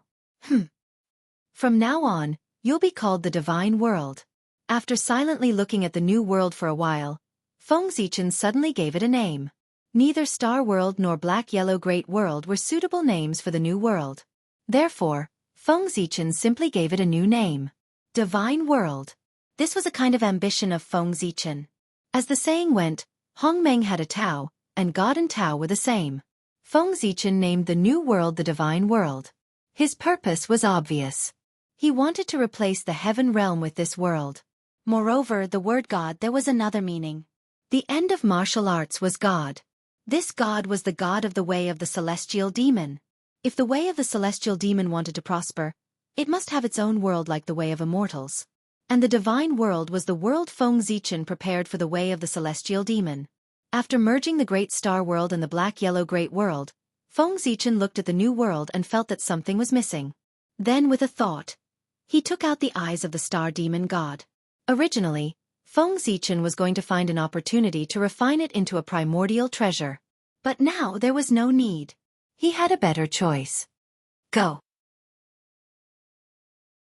With a wave of his sleeve, Feng Zichen threw the eyes of the star demon god into the divine world. Then one could see that after the eyes of the star demon god entered the divine world, they flew in two directions. Those two places were where the sun star and the moon star of the divine world were located. Rumble. The eyes of the star demon god crashed into the sun star and the moon star of the divine world at an extremely fast speed. Then, the light of the sun star and the moon star became even brighter. The rich power of the sun star and the moon star hung down from these two stars and scattered throughout the entire world. It gave all living beings in the divine world a great baptism. This was. The moon star and the sun star had advanced. The eyes of the star demon god directly merged with these two stars, causing their origin to increase exponentially. Now, the combined power of these two stars was no less than a primordial treasure. For a moment, the void of the divine world became more stable. Between heaven and earth, there was an endless stream of primordial yin and yang qi being born. Go. After the eyes of the star demon god, Feng Zichen took out the origin of the demon god of black-yellow and threw it into the earth. In an instant, the earth of the divine world seemed to have become heavier and heavier. P.S. Begging for monthly votes, begging for subscriptions. As long as the average subscriptions can increase, I will release more chapters. If others release more chapters, the average subscriptions will increase, but if I release more chapters, the average subscriptions will decrease. I am so scared that I don't dare to release more chapters.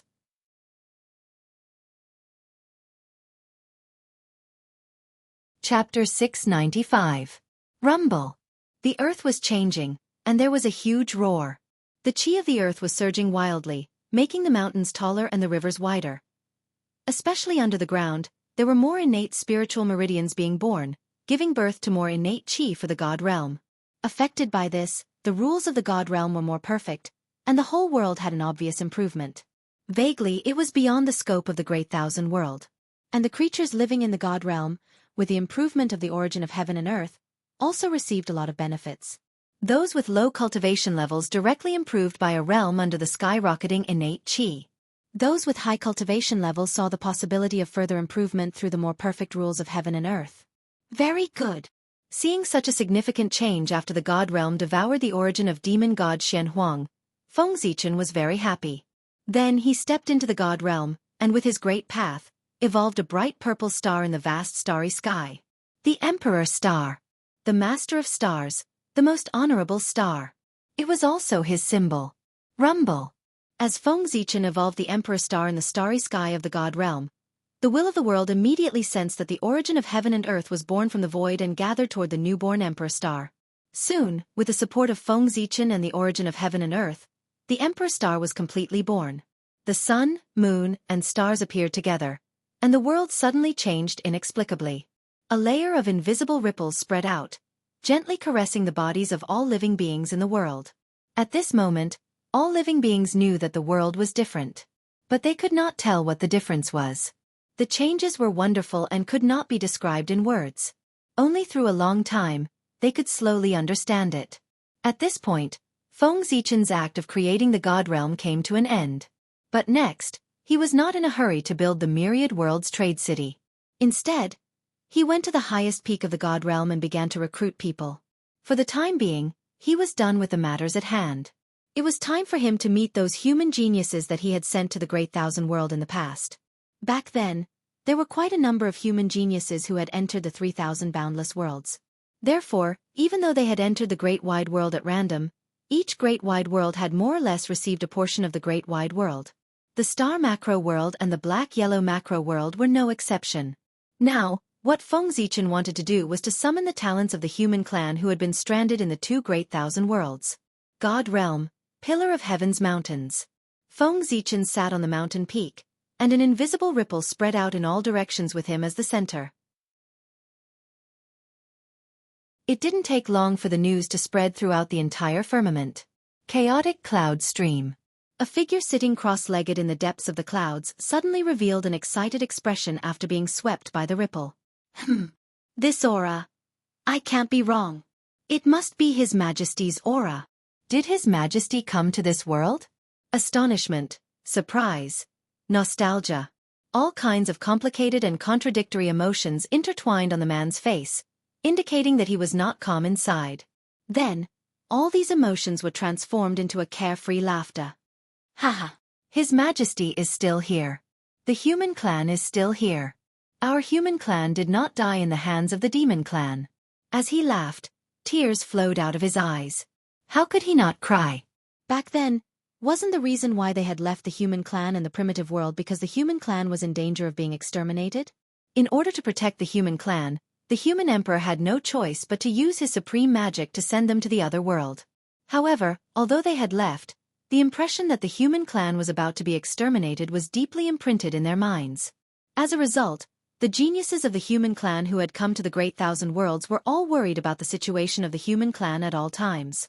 For this reason, they all cultivated desperately and didn't dare to slack off in the slightest. This was because whenever they were free, the scene of the human clan being slaughtered by the demon clan would automatically appear in their minds, causing them to be unable to sleep at night. The hatred for the demon clan and the worry for their compatriots had all turned into motivation for these human geniuses, forcing them to work hard in their cultivation in order to obtain enough strength to take revenge as soon as possible. With hatred in their hearts, their progress was naturally extremely fast. It didn't take many years for these human geniuses to step into the Xianxian realm one after another. However, in the Great Thousand Worlds, there were innate flaws that made their path to the Tao extremely difficult. Almost all of them were stuck in the perfected Xianxian realm. Their cultivation could not break through for a long time, and their revenge was even more distant. Because of this, these human geniuses were almost in despair. However, at this moment, Feng Zichen came. To these human geniuses, this was no different from a bolt out of the blue. Then, a series of ecstasy followed. From the arrival of Feng Zichen, they thought of many things. The human emperor was fine. Didn't that mean that the human clan was fine too? After understanding this, the human race's sky prides were naturally overjoyed. Those who had never experienced the destruction of their country and family would not understand that feeling. The heavens had blessed the human clan. They had not been destroyed by the demon clan. Boom! A powerful wave was emitted from that person's body, dispersing the surrounding clouds and mist. Then, he soared into the sky and flew in the direction of Jianghu mountain. How could he not go when the human emperor had issued an edict? At the same time, in a small city in the eastern border, a middle-aged man who was talking to a friend suddenly paused. Then tears fell from his eyes. "You Ming, what's wrong with you?" His friend, who was beside him, saw this scene and hurriedly asked with concern. This was the border of the former Xuanhuan Great World, and it was also the front line against the innate realm ferocious beasts. That's right, with the arrival of the Chaos Demon God, a disaster of innate realm ferocious beasts also arose in the Great Thousand Worlds. In order to protect their world, those innate god fiends spontaneously gathered together to fight off the innate realm ferocious beasts, and built a line of defense in their birthplace.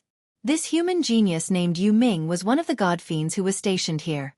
He said that it was to protect this world. Perhaps that was true.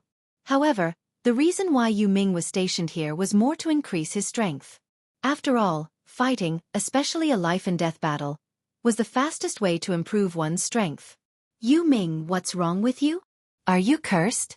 Seeing that Yu Ming did not answer, his friend became even more worried and even had a bad guess. "I'm fine." At this moment, Yu Ming came back to his senses and said to his friends apologetically, "My friends, I have something to do. Yu Ming has to leave for a while. Let's meet again if fate wills it." Without waiting for anyone to reply, Yu Ming's figure disappeared on the spot. As one of the few spiritual lands in the original Star Great World, the Xianling Valley was home to a powerful family called the Feng family. At this moment, Feng Hua, the ancestor of the Feng family, who was rumored to have died long ago, suddenly appeared and looked into the distance with excitement. Such a scene. It happened in many places in the realm of the gods. Jing Tai of the Human Clan. Feng Hua of the Human Clan. Yu Ming of the Human Clan. Greetings, Your Majesty. 13 at the foot of the Pillar of Heaven's mountain. A total of 13 figures rushed over and bowed respectfully to Feng Zichen. Everyone, it's been a long time. Reaching out, Feng Zichen brought them to the top of the mountain. Your Majesty, how is the Human Clan? As soon as they saw Feng Zichen, the 13 human geniuses asked excitedly and anxiously. Although they had already guessed in their hearts, before they received confirmation from Feng Zichen, they could not help but feel a little nervous, afraid that they had guessed wrongly. The Human Clan is fine. I'm sorry for worrying you. Knowing their worries, Feng Zichen projected everything that had happened to the Human Clan after they left into their hearts. For a moment, everyone could not help but sigh. I'm relieved to see that all of you are fine. It's been hard on you all these years. After everyone calmed down, Feng Zichen said. 13 people. This number was still somewhat beyond his expectations. Although he did not know how many geniuses of the Human Clan were stranded in these two worlds back then, he guessed that there would not be more than 20 of them.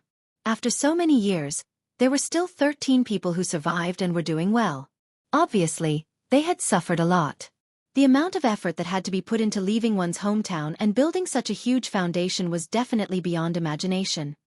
For the Human Clan, we don't suffer. It's a pity for those brothers who have fallen. As they spoke, their tones suddenly became gloomy. They were all out to make a living. How could they not die? 9 people came to the Great Star World and the Black-Yellow Great World, a total of 18 people. Now, only 13 people were here. The 5 people who did not come were naturally dead. Although the dead are gone, the Human Clan will not forget them. Their names will be left in the Imperial Ancestral Temple. After experiencing many life and death experiences, Feng Zichen was a little indifferent to it. Therefore, he did not feel much about it, but he still comforted them. Next, after learning about their recent situation, Feng Zichen began to talk about business. Everyone, I called you here today because I need your help. After pondering for a moment, Feng Zichen said slowly. Your Majesty, what can we do for you? Hearing that Feng Zichen needed their help, everyone hurriedly asked. It was a great honor for them to be able to help the human emperor. You have seen the changes in this world. The Star Demon God and the Black-Yellow Demon God have been killed by me. The integration of the two worlds was also facilitated by me. That is to say, this world belongs to the Human Clan. Therefore, I want you to preach in this world. Teach the Tao of gods and demons and martial arts to the innate gods and demons here, as well as all living beings. At the same time, in the process of preaching, you have to spread your faith for me and help me collect incense and willpower. In addition, I do not want to see any traces of the immortal Tao of the celestial sect in this world. So, you understand what I mean, right? Feng Zichen's majestic voice came from the throne. Yes, Your Majesty. We understand. Yu Ming and the others replied excitedly.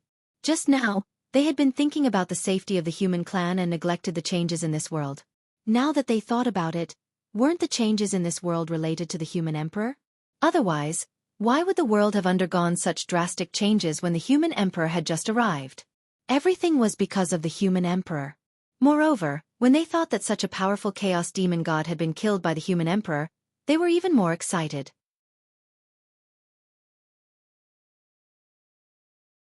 The flame exploded and completely drowned the skeleton of the dark yellow demon, wanting to burn it to ashes. However, it was unknown whether it was because Feng Zichen was too weak that the power of the flame of chaos was not enough, or it was because the skeleton of the dark yellow demon was too hard. In short, the flame of chaos burned for a long time before the skeleton of the dark yellow demon showed signs of melting. But he did not know how long it would take for him to completely refine it. How could Feng Zichen have the patience to wait? At this time, he was extremely regretful that he did not borrow the cauldron of heaven and earth from Nuwa before coming here. If he had the cauldron of heaven and earth at this time, it would not be so difficult to refine the skeleton of the dark yellow demon. However, it was too late to say anything now. He had to think of a way to refine the skeleton of the dark yellow demon first. Otherwise, when the incense and willpower gathered, the core of his Infinite Realms trading city had not been completed. That would be awkward. Go! Gritting his teeth, Feng Zichen forced out a drop of essence blood and merged it with the flame of chaos. Boom! In an instant, the flame of chaos burned even more fiercely. The terrifying heat spread and even the rules of heaven and earth were ignited. Under this power, the skeleton of the dark yellow demon finally moved and melted at a speed visible to the naked eye. When Feng Zichen saw this, he could not care less about his blood essence. He waved his hands continuously, carving countless mysterious runes in the void and branding them on the dark yellow demon deity skeleton that was constantly melting. In this way time passed slowly. Very soon, 1,000 years had passed. Condense. As Feng Zichen's voice fell, a majestic emperor's throne slowly appeared. This emperor's throne was called the Emperor's Throne of the Myriad Realms. As the name suggested, this was the core that Feng Zichen built for the Infinite Realms Trading City. Controlling it was equivalent to controlling the entire Infinite Realms Trading City. As for the level of this treasure, it was hard to say. Because it was only a half-finished product, it would take a long process of evolution to be completed. To be honest, this treasure could only be regarded as the embryo of a connate cardinal treasure. Even with the Infinite Realms Trading City's main body that was about to be built, it was only a half-finished product. Feng Zichen looked up. A lot of incense and willpower had gathered around him. It had been 1,000 years. Yu Ming and the others should have some results. Otherwise, Feng Zichen would really wonder how they had survived until now. Refine. Reaching out, Feng Zichen gathered all the incense and willpower together and slowly refined it. With the Emperor's throne as the center, he built the prototype of a city. The Infinite Realms Trading City did not need to be very majestic. It just needed to look like a city. The plans inside would be freely developed by those who were chosen in the future. After deciding on the appearance of the Infinite Realms Trading City, Feng Zichen then set up a formation to refine the incense and willpower to strengthen the origin of the Infinite Realms Trading City. After doing all this, Feng Zichen plucked a lot of leaves from the World Tree. If the Infinite Realms Trading City was to be truly established, it had to guide the living beings of the Infinite Realms. However, how could crossing realms, especially for cultivators with low cultivation, be a simple matter? At this time, the World Tree was needed. As a chaos spirit root, the World Tree was full of treasures. Its leaves not only contained rich vitality, but also had the ability to cross realms.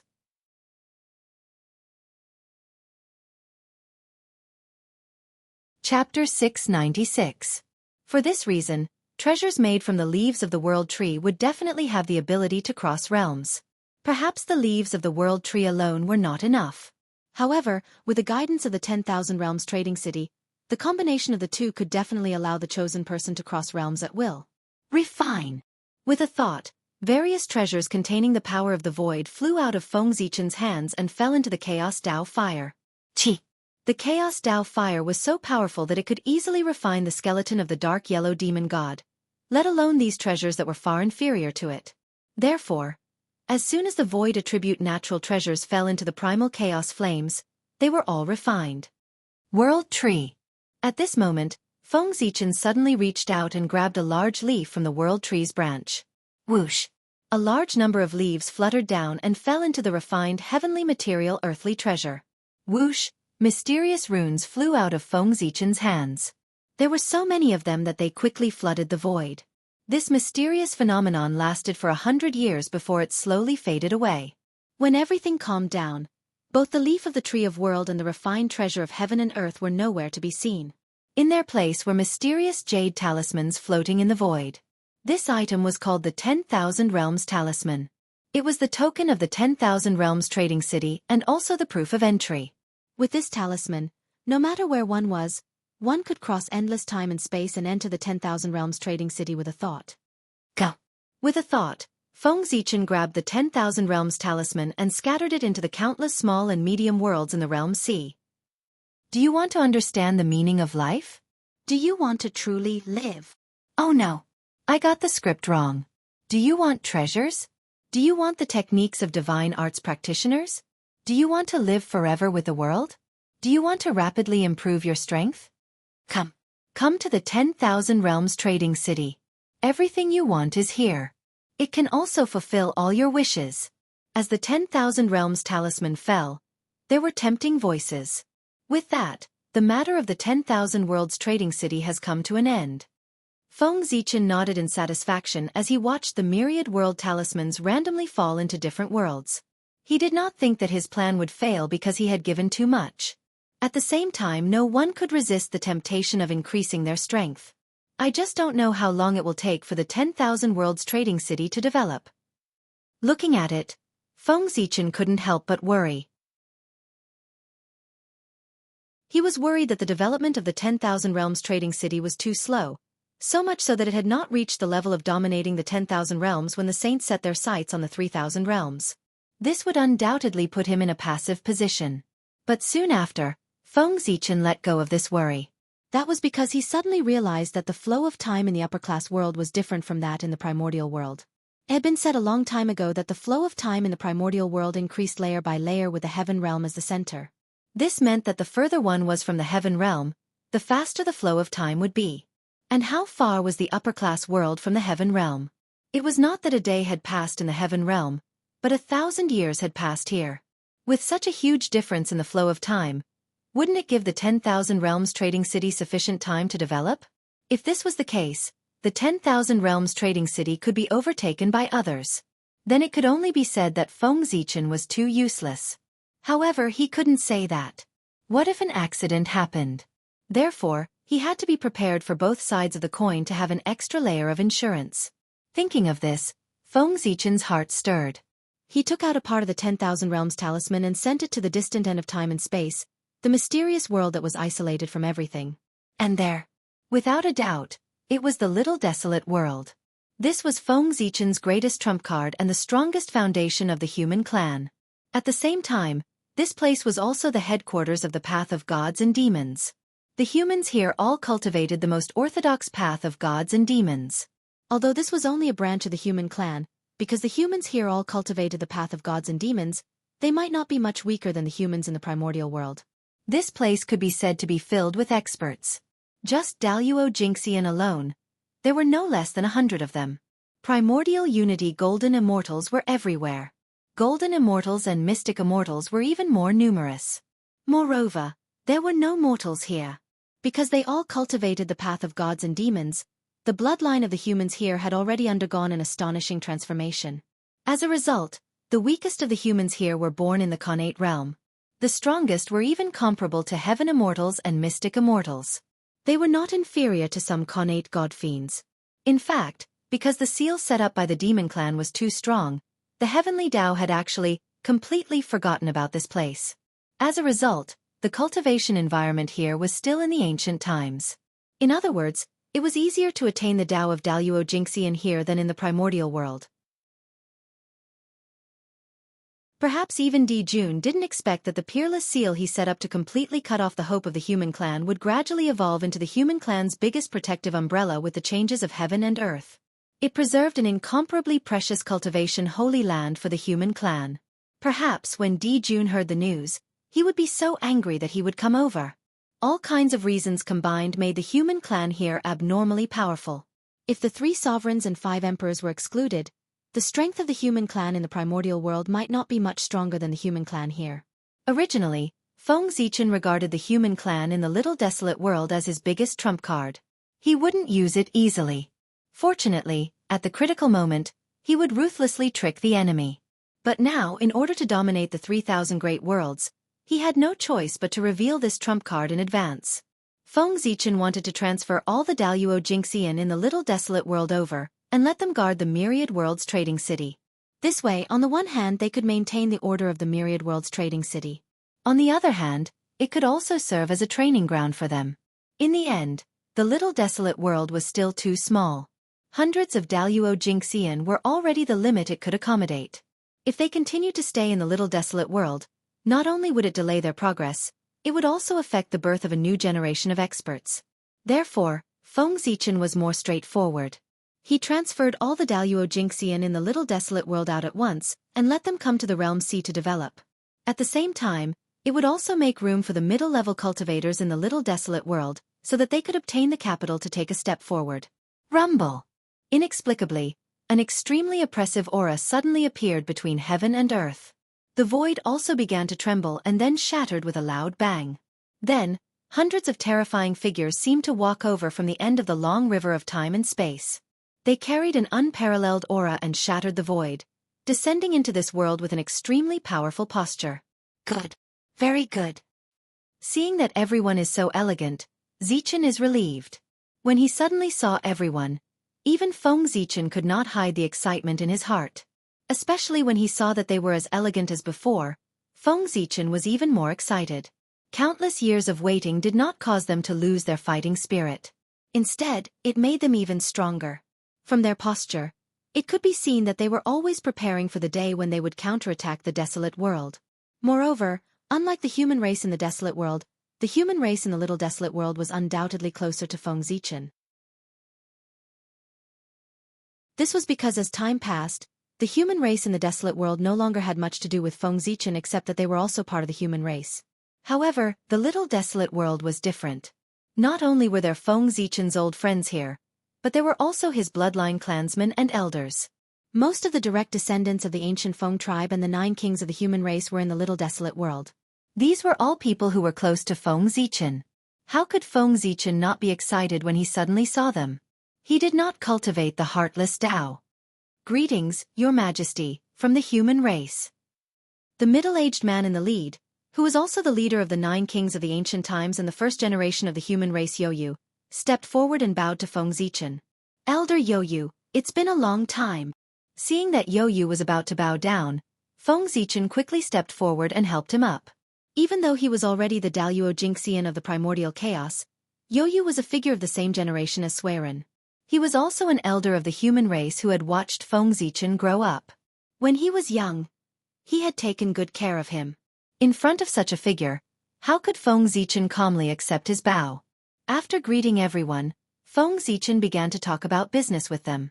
In fact, it was nothing. He just told them how to operate the Myriad World Trading City and how to refine the boundless world. Myriad World Trading City? What an amazing idea! Your Majesty is still as generous as ever. After hearing Feng Zichen's plan, Youyu exclaimed in shock. Beside him, the rest of the human kings also nodded in agreement. After that, they left the time for everyone to discuss. Feng Zichen did not interfere too much. They were all old friends and had already formed a tacit understanding. After understanding Feng Zichen's idea, they naturally knew what to do next. After 10,000 years, when the Myriad World Trading City officially began to operate, Feng Zichen decided to leave. After all, there were still many things waiting for him to deal with in the primordial world. In addition, he had already stayed in the Realm Sea for a long time. If he did not show up in the primordial world for a long time, it was inevitable that there would be some accidents. Therefore, it was time for him to leave. He had no choice but to leave. Staying here had nothing to do with him. If there were any problems, Youyu and the others could solve them by themselves for a while. There was no need to trouble him. If Feng Zichen continued to stay here, he would only act as a mascot. Since that was the case, he might as well leave. The humans of the primordial world were still waiting for him.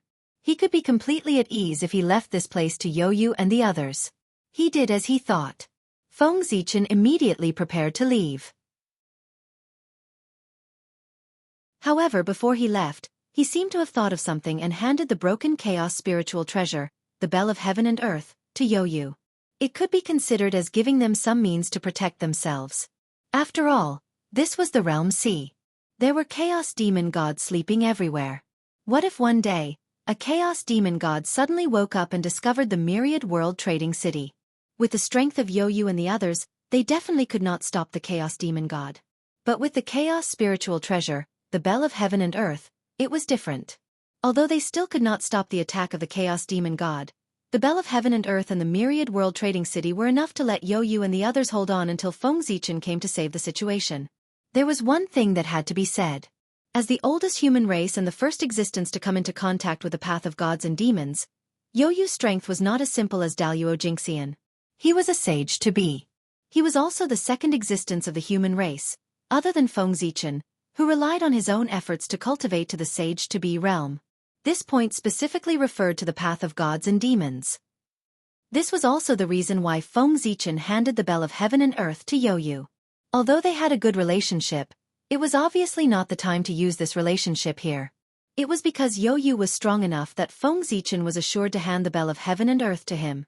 The chaos spiritual treasure naturally had to be handed over to the strongest person. This way it would be able to exert the greatest effect. As for why Feng Zichen did not move the chaos array over, it was not that he was unwilling, but that he could not. Did you think that Feng Zichen did not know that as long as the chaos array was moved over, the 10,000 Realms trading city would be impregnable? Of course he knew. But he could not move the chaos array. Because the chaos array was one of the foundations of the mini-desolate world. Once he moved the chaos array, the mini-desolate world would be half destroyed. Did he really think that the seal set up by the demon race was to protect the human race? They existed for the sake of destroying the human race. If it was not for the innate star tree and the protection of the chaos array, the mini-desolate world would have been destroyed by the demon race's seal because of the depletion of spiritual energy and the decline of the rules. It was because of this that the chaos array could not be moved. Once the chaos array was moved, the power of the innate star tree alone would definitely not be able to withstand the suppression of the demon race's seal. The mini-desolate world would also slowly decline because of this. Such an ending. Naturally, it was not what Feng Zichen wanted to see. If such a good cultivation holy land like the mini-desolate world was destroyed, it would be difficult to find an identical one. Therefore, the chaos array could not be moved. After thinking for a while, Feng Zichen left the Realm Sea and returned to the Chaos World after confirming that he did not miss anything. However, although he had left, the plan of the Myriad Realms trading city to invade the upper-class world had already been launched. Although there were no great results yet, it would not be long before the rest of the small and medium-sized worlds in the Realm Sea, except for the 3,000 upper-class worlds, would be under Feng Zichen's control. Thinking about it this way, this could be considered an alternative strategy of surrounding the city with the countryside. This time, Feng Zichen was full of confidence in his plan to invade the 3,000 upper-class worlds. He felt that it might be unrealistic to take down all the 3,000 upper-class worlds in one go, but it was more than enough to take down half of them. After all, that was 2 innate treasures and hundreds of Daluo Jingxian. This force, not to mention the Realm Sea, even in the Chaos World where there were many powerful figures, it was a powerful force that could not be ignored. What was the situation in the Realm Sea now? Feng Zichen made a rough calculation. Excluding the Chaos Demon God, there were no more than 500 Daluo Jingxian in the entire Realm Sea. 500 Daluo Jingxian seemed to be a lot, but in fact, the 500 Daluo Jingxian were distributed in the 3,000 upper-class worlds. According to this calculation, there was only 1 Daluo Jingxian born in 5 or 6 upper-class worlds. Was this still a lot? The hundreds of Daluo Jingxian of the human clan were gathered together. One was scattered, and the other was gathered. The difference was clear at a glance. Perhaps in the past, the number of Daluo Jingxian in the Realm Sea would definitely exceed 500 or even more. But after the Chaos Demon God came to the Realm Sea, there were only 500 Daluo Jingxian left in the Realm Sea. As for the reason, it was very simple. They were swallowed by the Chaos Demon God. If the Chaos Demon God wanted to recover his strength, how much power would he need? And in their eyes, the Daluo Jingxian happened to be the best tonic. If they were swallowed, who knew how many years of hard work would be saved? In this way, how could the Chaos Demon God not be tempted? Therefore, this caused the Daluo Jingxian in the Realm Sea to be so rare. As for the 500 Daluo Jingxian, how could they survive? As for Feng Zichen, he had no idea. He could only praise them for their means. With the strength of the Daluo Jingxian, they could survive in the hands of the Chaos Demon God. No matter what method they used, it was worthy of admiration. However, although Feng Zichen's plan was perfect, it was not without flaws. If the saint noticed the Realm Sea in advance, then his plan could be said to be half-wasted. Therefore, Feng Zichen hurriedly ran back to the primordial world.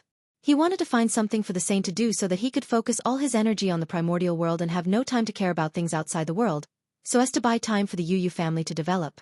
In short, it was just one sentence. The purpose of Feng Zichen's return this time was to specially cause destruction. Whatever the saint agreed with, he would oppose. Whatever the saint wanted to do, he would destroy. He would definitely make the saint so anxious that he would have no extra energy to do other things. The later the saint noticed the 3,000 great worlds, the more benefits Feng Zichen would get. And this, in the future, would be turned into the capital to deal with the heavenly Tao. After passing through the World Tree and the Sea of Laws, Feng Zichen returned to the boundless starry sky. Coincidentally, at this time in the primordial world, there was a major event related to the human race. Xianxia, who was Diyu's son, defeated Bo Yi, the successor that Diyu had arranged in advance, and became the new human emperor of the human race. Long before the 9 provinces barrier was established, Diyu had a premonition that this time, he was in danger. Therefore, on the eve of the 9 cauldrons establishment, Diyu summoned the elders of the human race and the leaders of the major tribes. Under their witness, he made Bo Yi the successor to prevent the human race from falling into a civil war because of the struggle for power after he had an accident. Diyu's arrangement was quite good, but he still underestimated his son's ambition. P.S. It will be published tomorrow. So tomorrow and the day after tomorrow, I plan to release more chapters every day.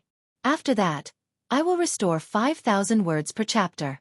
Of course, if I achieve a high-quality achievement during this period, I will continue to release more chapters every day, at least for a week. Brothers, I am now at 2,820 subscriptions. Only 180 subscriptions away from high quality. Actually, it is not much. As for those brothers who read the pirated version, each of them can come and subscribe to more than 10 chapters. So, please I beg you, give the lazy worm some support. I will kowtow to you. Pa, pa, pa.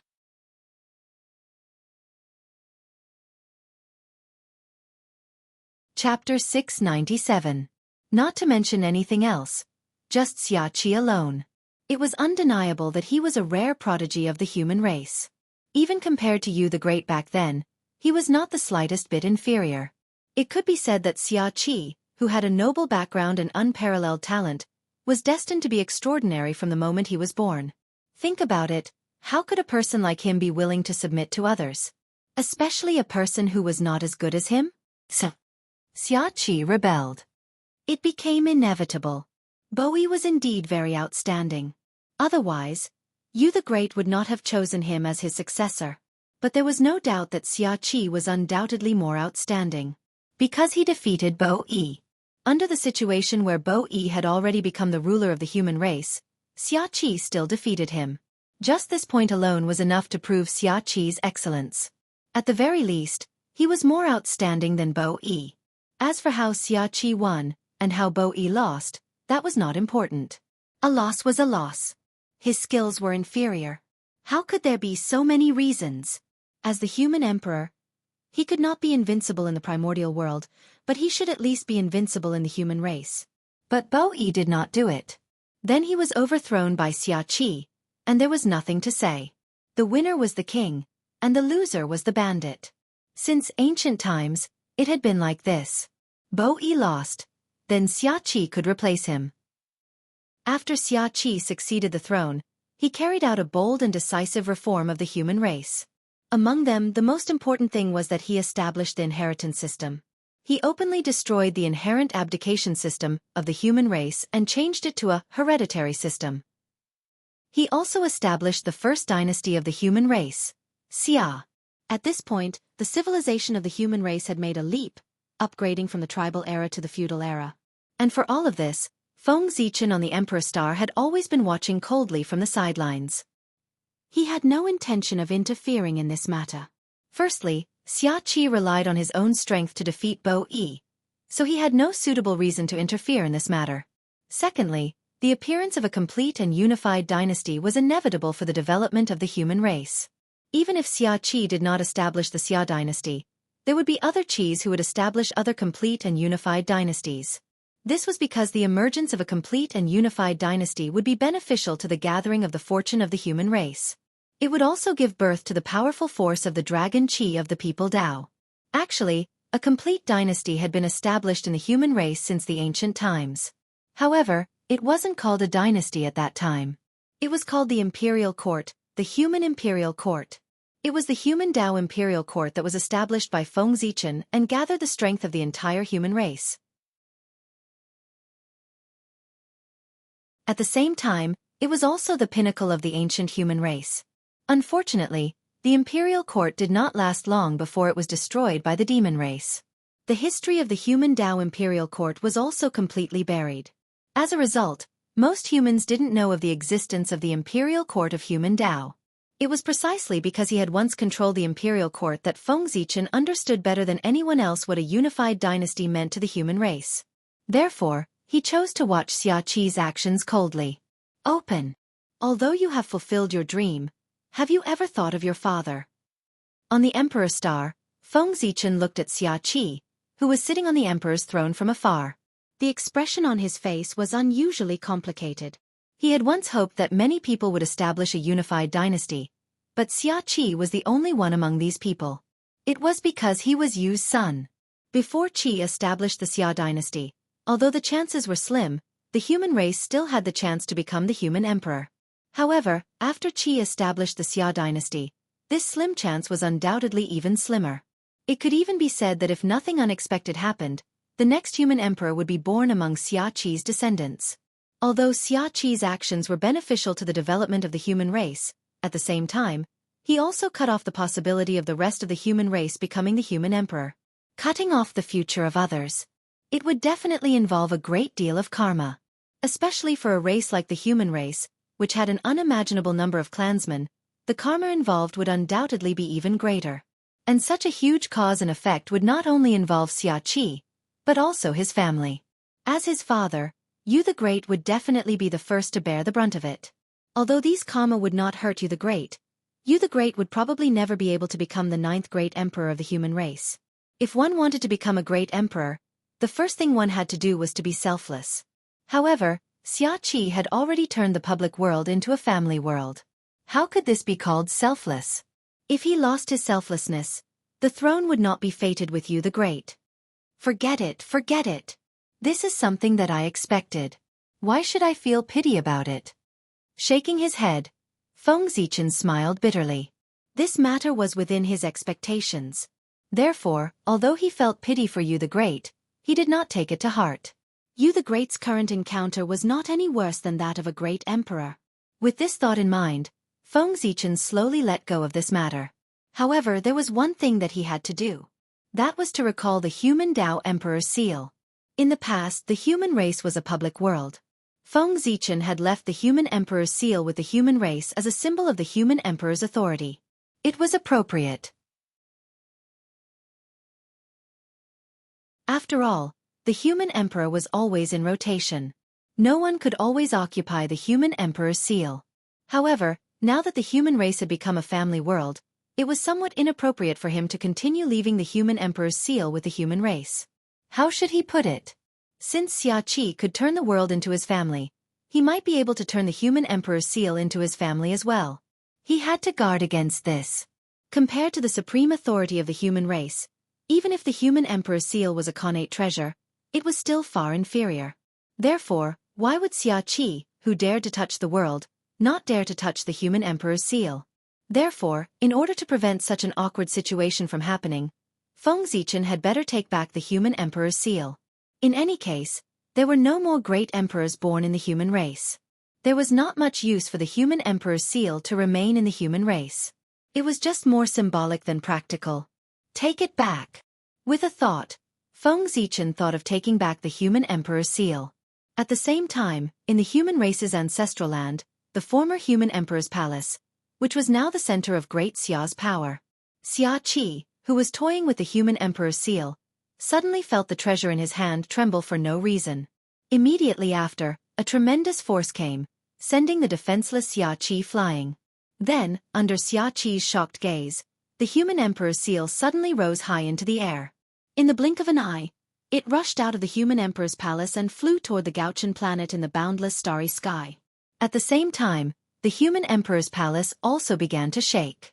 An unparalleled force surged out and sent Xiaqi flying, who had just been sent flying by the human emperor's seal. This sudden scene completely stupefied Xiaqi. What? Xiaqi, who had regained his footing, looked at the human emperor's palace that had just sent him flying with a blank expression. He was very confused. Why had this happened? Wasn't he the human emperor? Why had he been abandoned by the human emperor's seal? And why had he been sent flying by the human emperor's palace? Just as Xiaqi was puzzled, the changes in the human emperor's palace did not end. Rumble! With a loud rumble, the human emperor's palace slowly faded away, vanishing before Xiaqi's eyes. Ah, this! Seeing this, Xianxia was even more shocked. Everything that had happened today was completely out of his control. He did not like this very much. Your Majesty, you should leave the ancestral grounds. The capital of the Great Xia should not be built in the ancestral grounds. At the side of the imperial ancestral temple, the Daluo Jingxian, who was guarding the human emperor's palace, walked out from a corner and spoke to Xianxia. Compared to Xianxia, the Daluo Jingxian knew much more. Naturally, he could tell what had happened from the human emperor's seal and the human emperor's palace. Whether it was the seal of Empress Lu or the human emperor's palace, they were both related to the sage emperor. Now that they had both acted at the same time, it was clear that the sage emperor had made a move to call back the seal of Empress Lu. As for the disappearance of the human emperor's palace, the reason was even simpler. The sage emperor was unhappy with Xianxia and felt that he did not have the right to control the human emperor's palace. Wasn't it normal for the human emperor's palace to disappear because of this? Understanding this, the Daluo Jingxian had clearly guessed Feng Zichen's thoughts. Therefore, he walked out of his seclusion and explained to Xianxia. Although Xianxia's status was precious, he was still young and had not lived by his father's side when he was young. Therefore, he might not know many secrets of the human emperor's palace. At this time, he needed someone to enlighten him. Senior, you mean?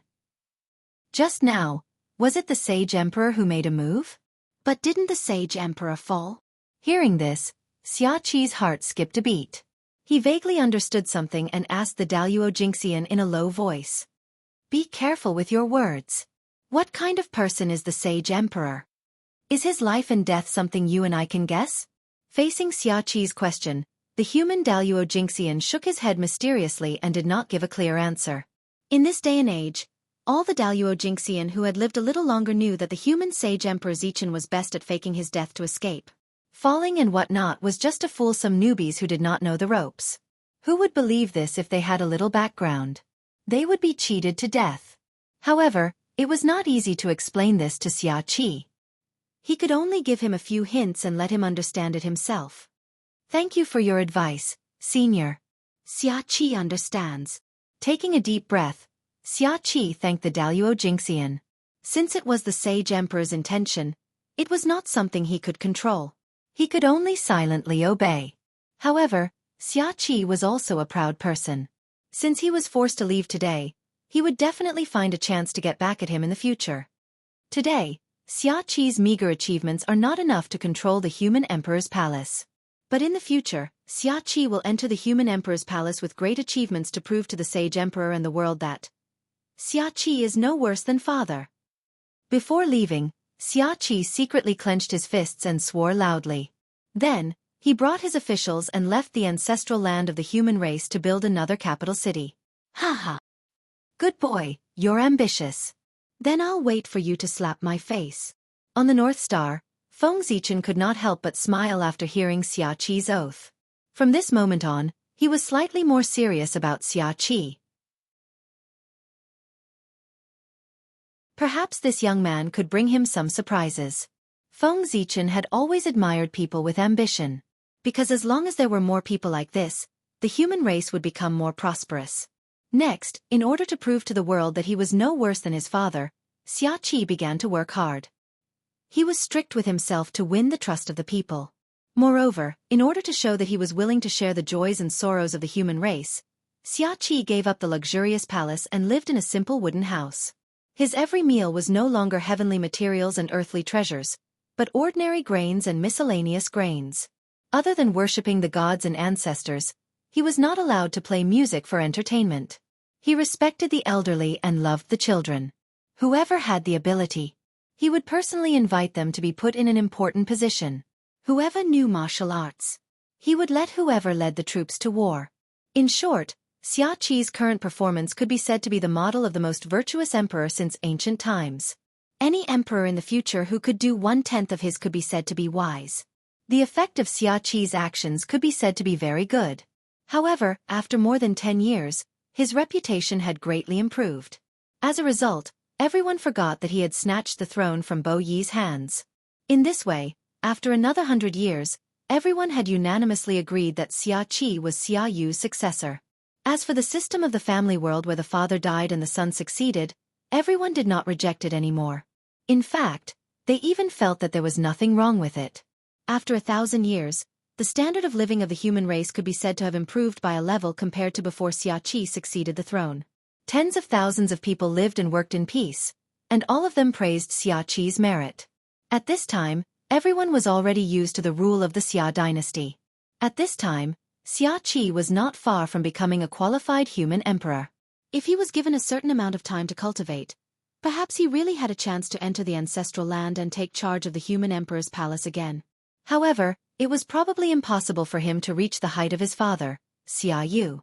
Because, in the current primordial world, there was no calamity waiting for Xianxia to save the world. There were only a few things of great merit, and they had been almost done by the predecessors. There were not many left for the descendants. Therefore, as time passed, merit would become more and more precious. After all, compared to before, the path to obtaining merit was undoubtedly much less. What a good young man! On the Emperor Star, Fengzichen had been silently watching the development of the human race. When he saw Xianxia's outstanding performance, he could not help but praise him. Faintly, he was looking forward to Xianxia's next move. In fact, Fengzichen was already prepared to crown him in the Imperial Ancestral Temple. But unfortunately, he would never be able to wait until that day. Because Xianxia was dead.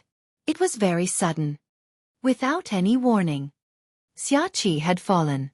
He had fallen on his throne. How could this be?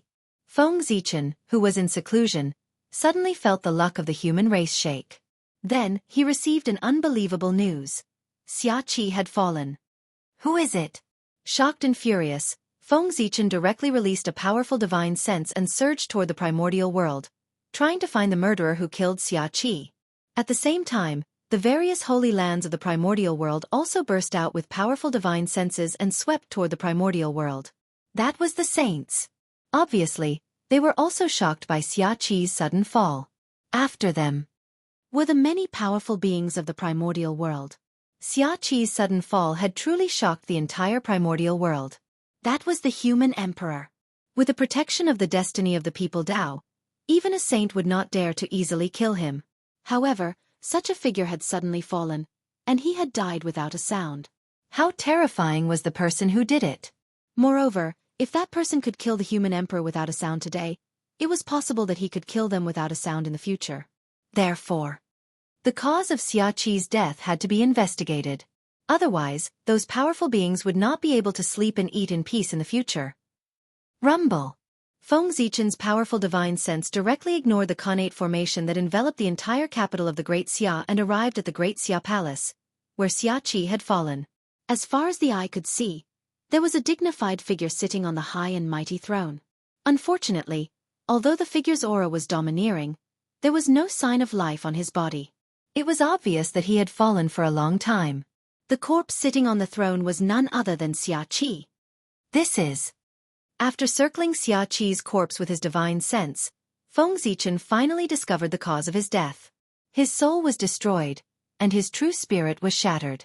In other words, other than a corpse, Xianxia could not leave anything behind. As for who the murderer was, Fengzichen already knew at first glance when he saw Xianxia's corpse. It was the People Dao Dragon Qi. Xianxia had died from the backlash of the People Dao Dragon Qi. Dragon Qi was a power born from the fusion of the Z-Wei star power and the Earth Vein energy.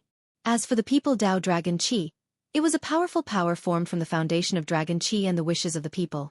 This power had the power to be immune to all magic and destroy all laws. It was the strongest life-saving method that the People Dao gave the human emperor, and it was also his method to control everything. However, because the People Dao Dragon Qi was too strong, this power became a double-edged sword. It could hurt the enemy and also hurt oneself.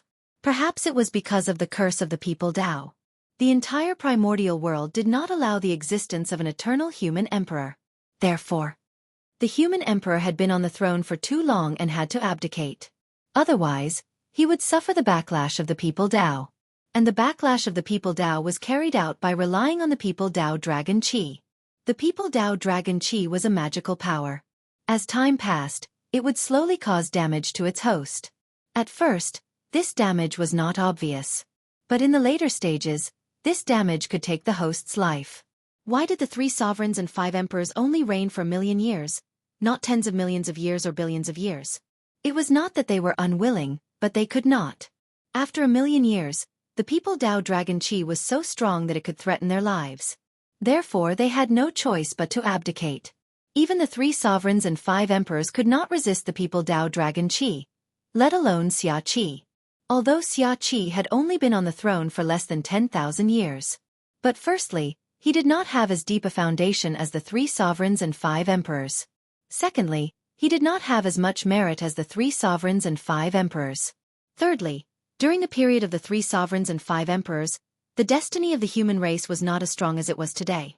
Of course, the most important point was that the 3 sovereigns and 5 emperors were all chosen by the heavens and had the karmic position of heaven and earth. Therefore, they were able to receive the protection of the heavenly path. In this way, they were able to last for a million years under the backlash of the people Dao Dragon Qi. As for the human emperors after them, they did not receive such good treatment. After the 3 sovereigns and 5 emperors, the human race's emperor's fate had ended. The other human emperors only had the blessing of the human race's fate and the protection of the people Dao, but not the blessing of the heavenly path. Since that was the case, how could they be like the 3 sovereigns and 5 emperors, holding on to the position of the human emperor for a million years? Although Xia Qi was not bad, compared to the 3 sovereigns and 5 emperors, he was not just a little bit inferior. To be able to hold on to the position of the human emperor for almost 10,000 years was already not bad. If it were anyone else, they would not even be able to hold on for a few thousand years. Of course, Du was an exception. Because, to a certain extent, his achievements were not much weaker than the 3 sovereigns and 5 emperors. In addition, Du had not been on the throne for a million years. Humph. If you don't have the ability, don't blindly show off like others. This is great, isn't it? Your true spirit was destroyed, your soul dissipated, and you died on your throne. You even let the entire primeval world see you as a joke. After cursing in a low voice, Feng Zichen stepped forward and buried Xia Qi's body. To be honest, after learning the cause of Xia Qi's death, Feng Zichen was more shocked than sad. To be precise, his heart was filled with anger and shock, but not much sadness. This was not because he was too cold, but because in the years after he became the human emperor, Xia Qi had already cultivated to the realm of the Daluo Jingxian. Why did so many people covet the position of the human emperor? Wasn't it because of this? Once he became the human emperor, with the support of the human race's fate, his cultivation could be said to be thousands of miles a day. Cultivating for a year was equivalent to others cultivating for 10,000 years. Look at Xia Qi. Ever since he became the human emperor, in less than 10,000 years, he had advanced from the Tai Jingxian to the realm of the Daluo Jingxian. If this was in the past, how incredible would this be? One had to know that anyone who wanted to cultivate to the realm of the Daluo Jingxian had to go through millions or even tens of millions of years of bitter cultivation. Even someone as strong as Feng Zichen had to painstakingly polish himself for more than 100,000 years in the realm of the Tai Jingxian before he could become the Daluo Jingxian. But now, in less than 10,000 years, Xia Qi had completed the transformation from the Tai Jingxian to the Daluo Jingxian. This could be said to be a myth. From this, it could also be seen that the human race's fate was so strong that they could produce Daluo Jingxian in batches. Of course, Xia Qi's hard work was also part of the reason. If his talent was a little weaker, he would have died from the backlash of the dragon qi of the human path before he could succeed in becoming the Daluo Jingxian. However, the mass production of Daluo Jingxian was just a thought. How could it really become a reality? Did he really think that the loopholes of heaven and earth were so easy to exploit? The backlash of the dragon qi of the human path was to prevent such a situation from happening. According to Feng Zichen's calculations, after Xia Qi, the human path dragon qi would become stronger and stronger. There was probably no magic in the world that could hurt the human emperor. But similarly, as the human path dragon qi became stronger and stronger, the human emperor's time on the throne would become shorter and shorter. If it really evolved to the end, the human emperor would not be able to cultivate to the realm of the Daluo Jingxian. Even cultivation would become a problem. In fact, if the human emperor did not abdicate in time, Xia Qi's fate would be a lesson to him. Since Xiaoqi had become a golden immortal of the great overarching heaven, he was an immortal existence. Therefore, Xiaoqi's fall this time was just a long slumber. Moreover, his physical body was still there and had not suffered any damage. If Feng Zichen used the blood altar, it would not be long before he could gather the true spirit and soul of Xiaoqi and revive him. However, the current Feng Zichen was clearly not in the mood to use the blood altar for Xiaoqi. He was angry in his heart. He was angry that Xiaoqi had overestimated himself. The human path dragon qi was in his body. Therefore, he did not know whether he could withstand the backlash of the human path dragon qi. Since his body could not withstand it, he should have abdicated the position of the human emperor as soon as possible to save his own life. He should not have chosen to grit his teeth and endure it, resulting in his true spirit being destroyed and his soul dispersing under the backlash of the human path dragon qi. It could be said that Xiaoqi's end was completely self-inflicted. The backlash of the human path dragon qi did not suddenly erupt. Instead, it gradually increased. Therefore, Feng Zichen did not believe that Xiaoqi did not notice that something was wrong. But he still died from the backlash of the human path dragon qi.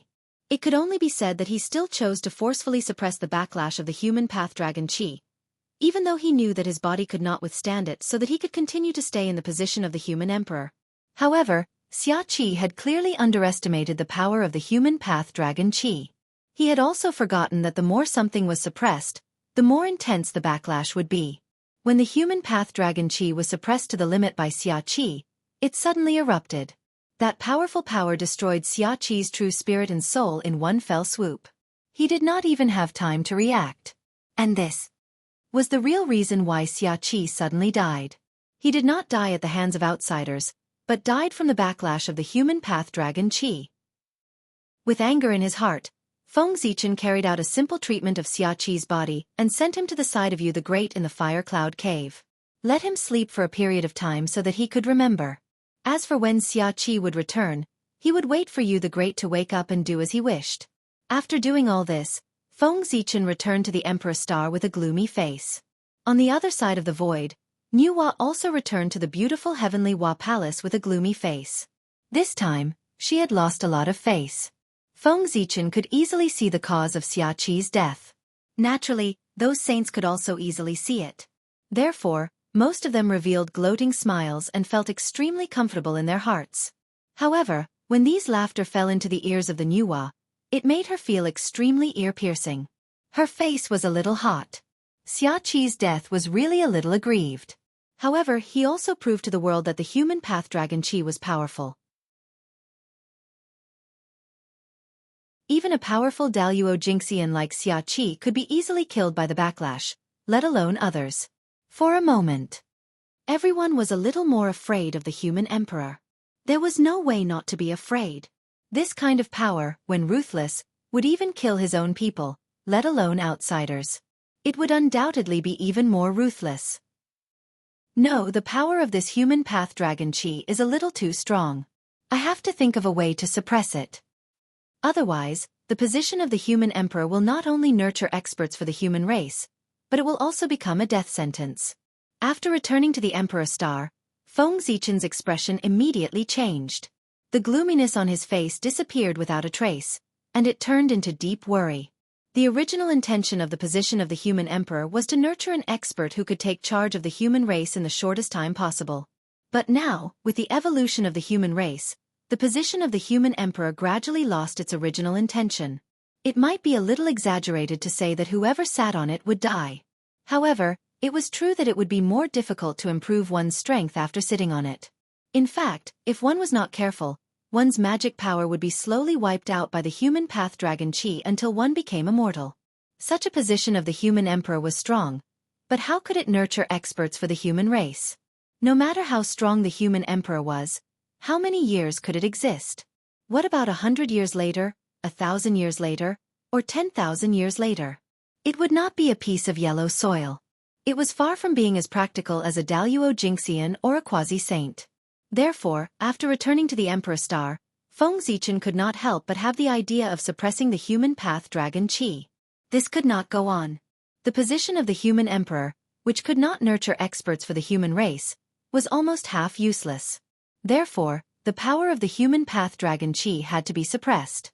And this point, it might be difficult for others. But for Feng Zichen, it was not particularly difficult. Because he was the great of Ziwei, the symbol of all emperors. Many of the characteristics of the human path dragon Qi were evolved from the power of the Emperor Star. Therefore, if Feng Zichen wanted to suppress the human path dragon Qi, it would be easier than others. He only needed to use the origin of the Emperor Star. And if others wanted to weaken the power of the human path dragon Qi, there was only one way. That was to weaken the destiny of the human race. The power of the human path dragon Qi was linked to the destiny of the human race. The stronger the destiny of the human race, the higher the upper limit of the human path dragon Qi. When it was at its strongest, its power was fully unleashed, and even saints had to avoid it. But if the destiny of the human race fell, then not to mention saints, even a powerful person could easily need the human race. Therefore, the best way to weaken the human path dragon Qi was to weaken the destiny of the human race. But how could Feng Zichen allow this to happen? The human race could have such a strong destiny today because countless human ancestors had sacrificed their lives in exchange. It could be said that every trace of the human race's destiny contained the blood and tears of the human race. Under such circumstances, anyone who touched the destiny of the human race would be the mortal enemy of the human race. For this reason, Feng Zichen would rather use the origin of the Emperor Star than weaken the destiny of the human race. Moreover, Feng Zichen's original intention of suppressing the power of the human path dragon Qi was to help the human race better cultivate experts. However, only when one's luck was strong could more experts be born. In this way, wouldn't it be putting the cart before the horse to weaken the destiny of the human race in order to suppress the human path dragon Qi? Suppress! On the Emperor Star, Feng Zichen silently urged the origin of the Emperor Star to suppress the human path dragon Qi, hovering above the imperial capital of the great Xia dynasty. Rumble! Endless Tao light appeared, bursting forth from the collision between the origin of the Emperor Star and the human path dragon Qi. It was incomparably resplendent and spread out in all directions. Soon, it filled the entire wilderness. In an instant, the entire world was no longer visible, filled with endless Tao light, so dazzling that all living beings couldn't open their eyes. This was the radiance of the human path, a power that belonged solely to the human path. At the same time, it was the most important part of the many powers that made up the human path dragon Qi. Just by relying on the dragon aura, it was naturally impossible to suppress the primordial world, let alone make the saints temporarily avoid the sharpness. But with the addition of the radiance of the human path, things were different. This was the power of the human path. Once it erupted, who could contend against it unless the heavenly Tao or Dao Dao personally took action? Not even primordial chaos Daluo Jinxian. This was why the human path dragon Qi was invincible. Damn it! I seem to have underestimated the human path dragon Qi. On the Emperor Star, Feng Zichen's expression was a little ugly. Just as he had said, he had indeed underestimated the power of the human path dragon Qi. He had thought that using the origin of the Emperor Star to suppress the human path dragon Qi was a sure thing, but after this exchange, he realized that it was not the case at all. The power of the human path dragon Qi was not inferior to the origin of the Emperor Star at all. When the two exchanged blows, they were actually evenly matched. The endless human path radiance appeared to counter the suppression of the Emperor Star's origin. In other words, the Emperor Star was the birthplace of the heavenly Tao. Its origin was of the same origin as the heavenly Tao and contained a portion of the origin power of the heavenly Tao. Otherwise, as soon as it came into contact with the human path dragon Qi, it would be scattered by the human path radiance. Seeing that things were not going well, Feng Zichen had no choice but to change his strategy. He gave up suppressing the human path dragon Qi and slowly withdrew the Emperor Star's origin. Only then did the human path radiance that filled the entire wilderness slowly fade away. It seems that I can't suppress the human path dragon Qi without using the Emperor Qi.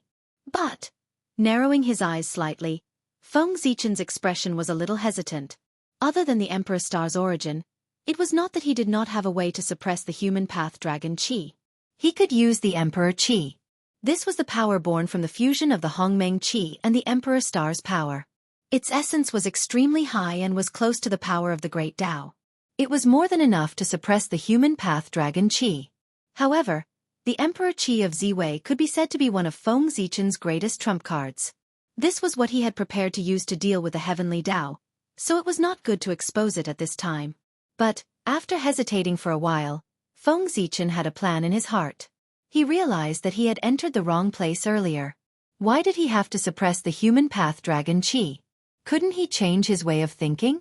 For example, protecting the human emperor. The origin of the Emperor Star might not be able to suppress the human path dragon Qi, but the human path dragon Qi could not do anything to him. Therefore, Feng Zichen decided to change his way of thinking. He did not continue to use the Emperor Star's origin to suppress the human path dragon Qi. Instead, he used the Emperor Star's origin to protect the human emperor from the backlash of the human path dragon Qi. Under the protection of the Emperor Star's origin, the human path dragon Qi would definitely not be able to hurt the human emperor. There was just one thing that needed to be paid special attention to. That was, the human path dragon Qi would become stronger and stronger with the passage of time, but the Emperor Star's origin would not. It would become weaker and weaker with the passage of time. After all, the Emperor Star would not favor a person for no reason, unless that person could do something that was beneficial to the Emperor Star. Only then could they obtain the Emperor Star's favor. To be precise, as the human emperor, the more outstanding his performance, the more the Emperor Star's origin would be obtained. Conversely, it was the same. But no matter what, once the Emperor Star's origin was exhausted, it meant that he should abdicate. Otherwise, the backlash of the human path dragon Qi would cause him to reach the end of his life ahead of time. Go! With a thought, Feng Zichen adjusted the Emperor Star and injected a wisp of the star's origin into the body of Xia Qi's son, the second emperor of the Xia dynasty, Tai Kong. This wisp of Emperor Star's origin could help him resist the backlash of the human path dragon Qi for 100 years. As for what happened after that, it all depended on his own fortune. If the Xia dynasty flourished in his hands, then Tai Kong would definitely receive more support from the Emperor Star's origin and be able to resist the backlash of the human path dragon Qi for a longer time. If the Xia dynasty could not flourish in Tai Kong's hands, or even become weaker, then after 100 years, he would either choose to abdicate or die from the backlash of the human path dragon Qi. Everything depended on Tai Kong's ability. After doing all this, Feng Zichen no longer paid attention to the human race. The development of the human race had long been on the right track, and there was no need for him to worry too much. Now, he had more important things to do. Feng Zichen did not forget his purpose of returning to the primitive world this time. That was to keep causing trouble for the saints.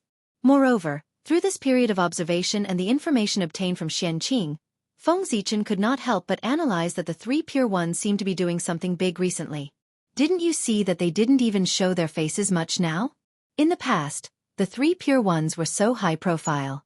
Every tens of thousands of years, they would preach the Tao to show their presence. But now when Xia Qi died, they showed their faces once. The rest of the time, they lived in seclusion, and there was no news at all.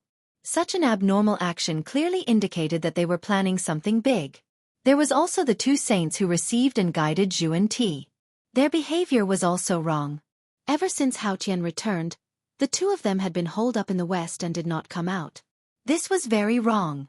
It was hard to say for Saint Zhu and Ti, but in the past, Saint Zhu and Ti wished that he could live in the East so that he could seize all the opportunities to guide away the geniuses of the East and recruit talents for the West.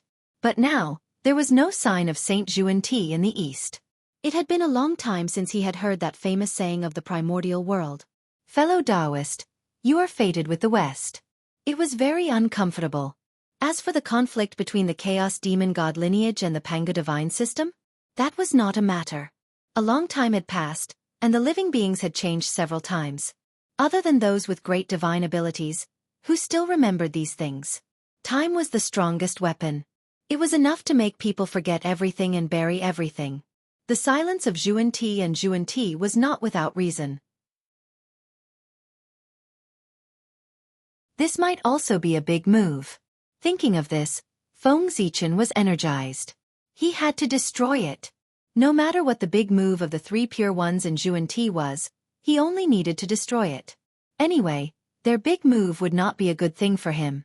Whatever the enemy wanted to do, he would oppose it all. That would be right.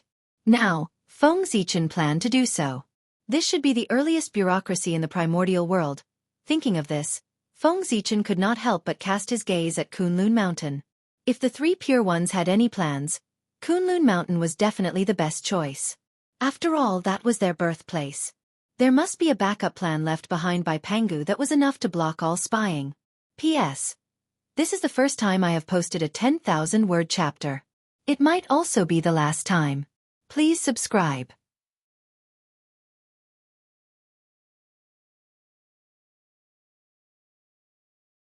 Chapter 698.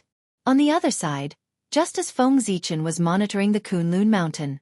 On the South Pole Star, the South Pole Longevity Emperor also opened his eyes and quietly lowered his gaze, looking in the direction of Mount Meru to monitor the movements of Zhuan-Ti and Zhuan-Ti. The two of them each monitored one side, waiting for them to make a big move and destroy it immediately.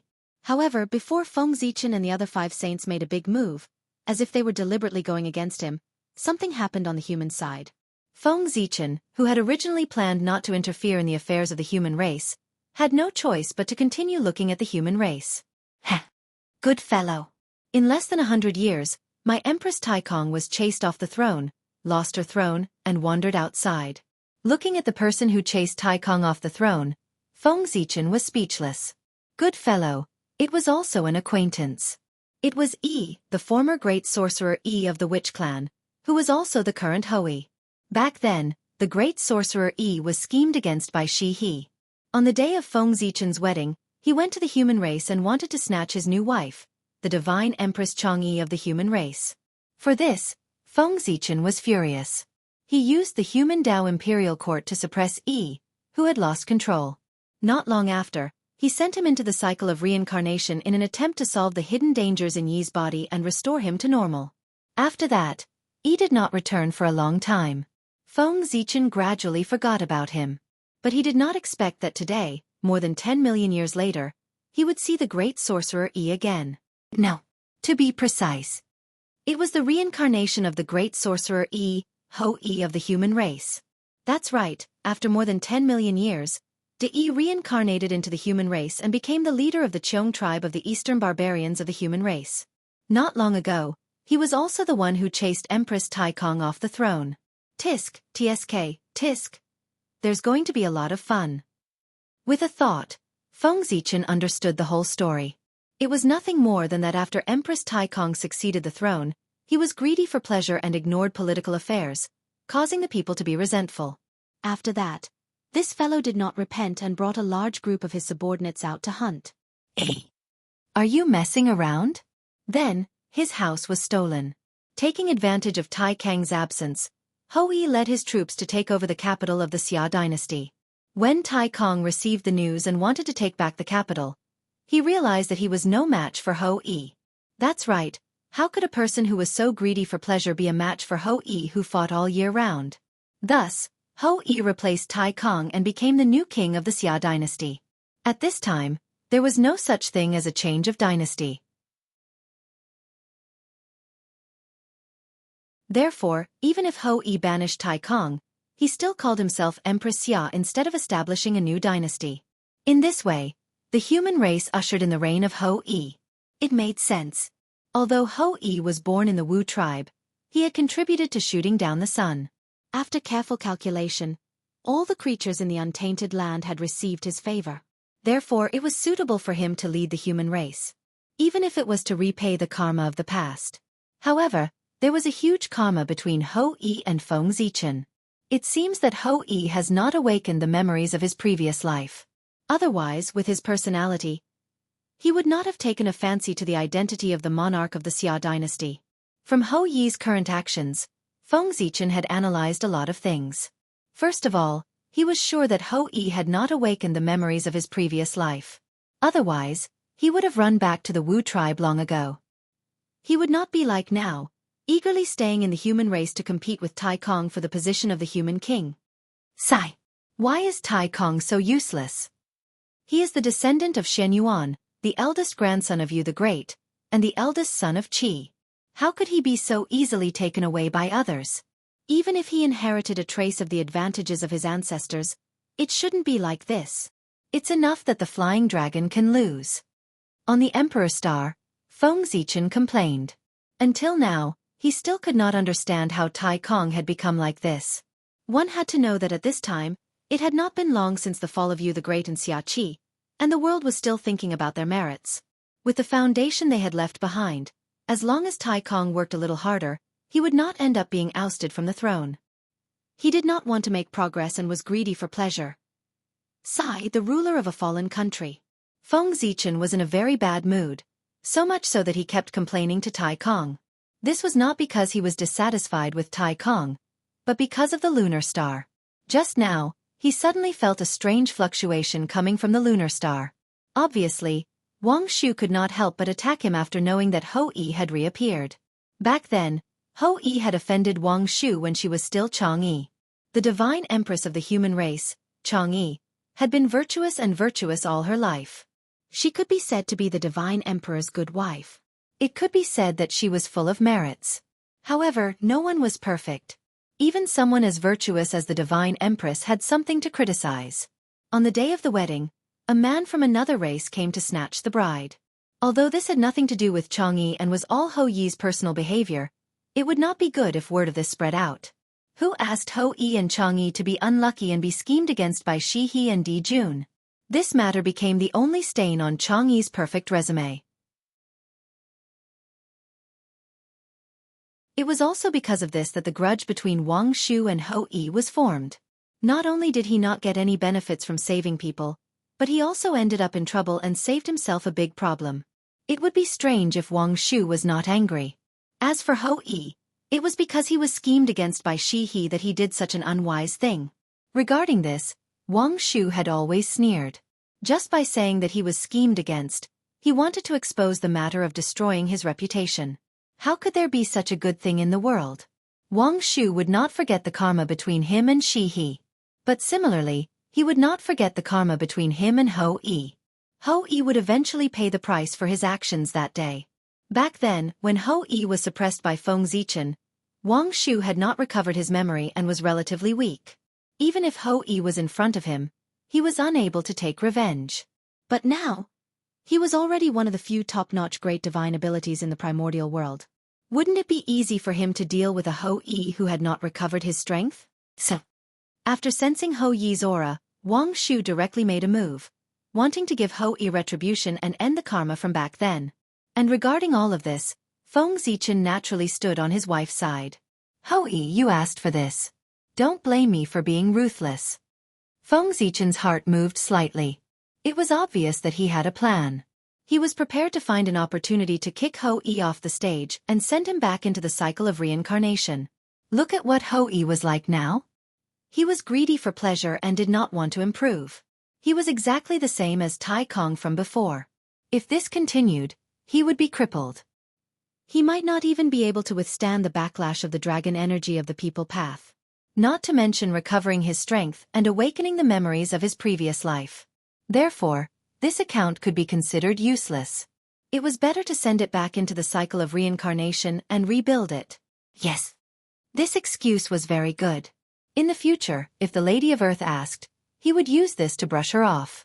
Feng Zichen was doing this for Hou Yi's own good. Being killed by Wang Shu was better than being killed by the backlash of his people path dragon energy. At the very least, if he died to the former, nothing would happen to Hou Yi's true spirit. He still had a chance to be reincarnated. However, if he died to the latter, his true spirit would be destroyed. If Hou Yi wanted to be resurrected, it would really become a troublesome matter. It was also Hou Yi's own failure that gave others a chance to make a move. Otherwise, if he was a wise ruler and made the great Xia dynasty prosper, who would dare to touch him? The human emperor's dignity would not be lost. He was almost invincible in the primordial world.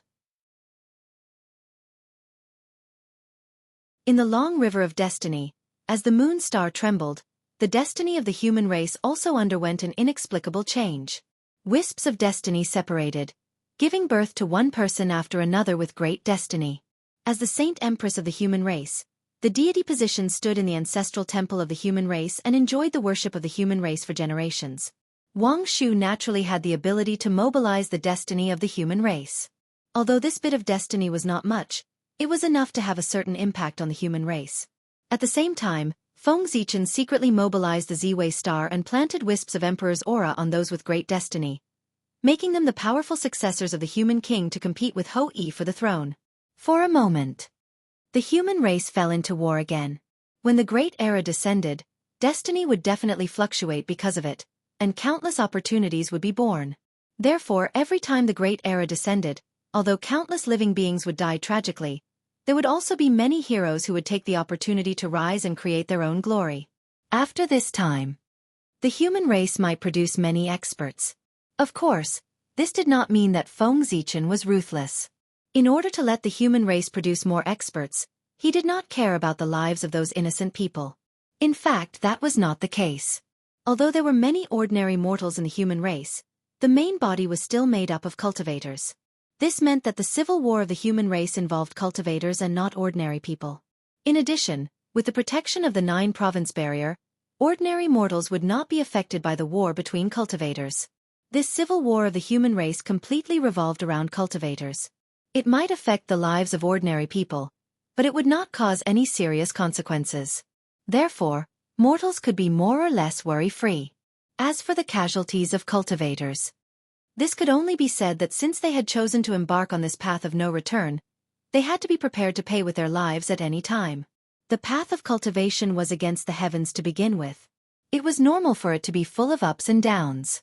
It was impossible to have a smooth journey all the way. Just like writing a novel, it was normal to die halfway.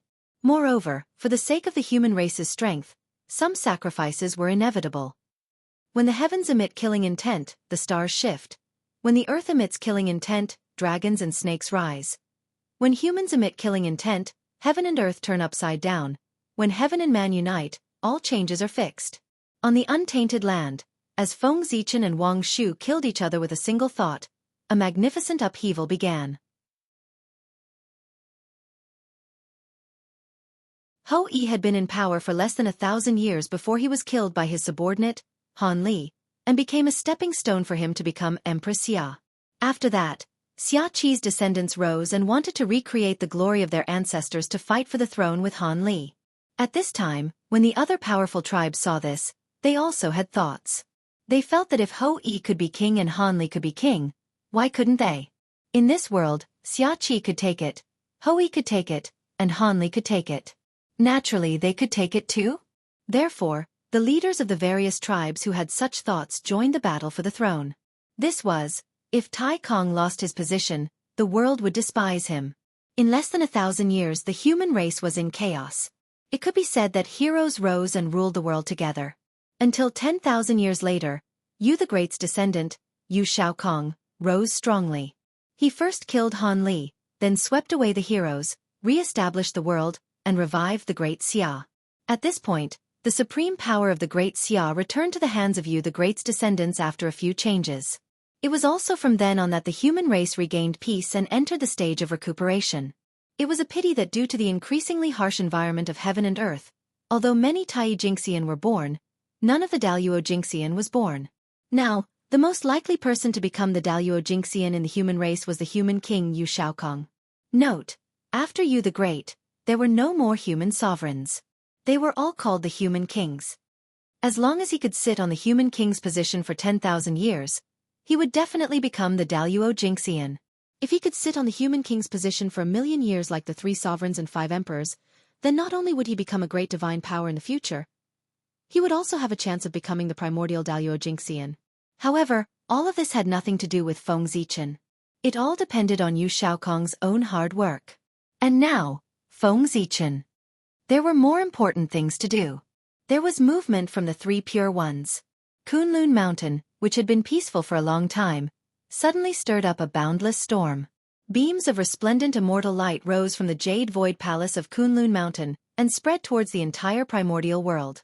The immortal light was unusually clear and pure, as if it contained the principles of heaven and earth. It gently streaked across the world, releasing a speechless mystery. In an instant, the world seemed to be different. It was as if it had been separated by an inexplicable force, creating a barrier. This is...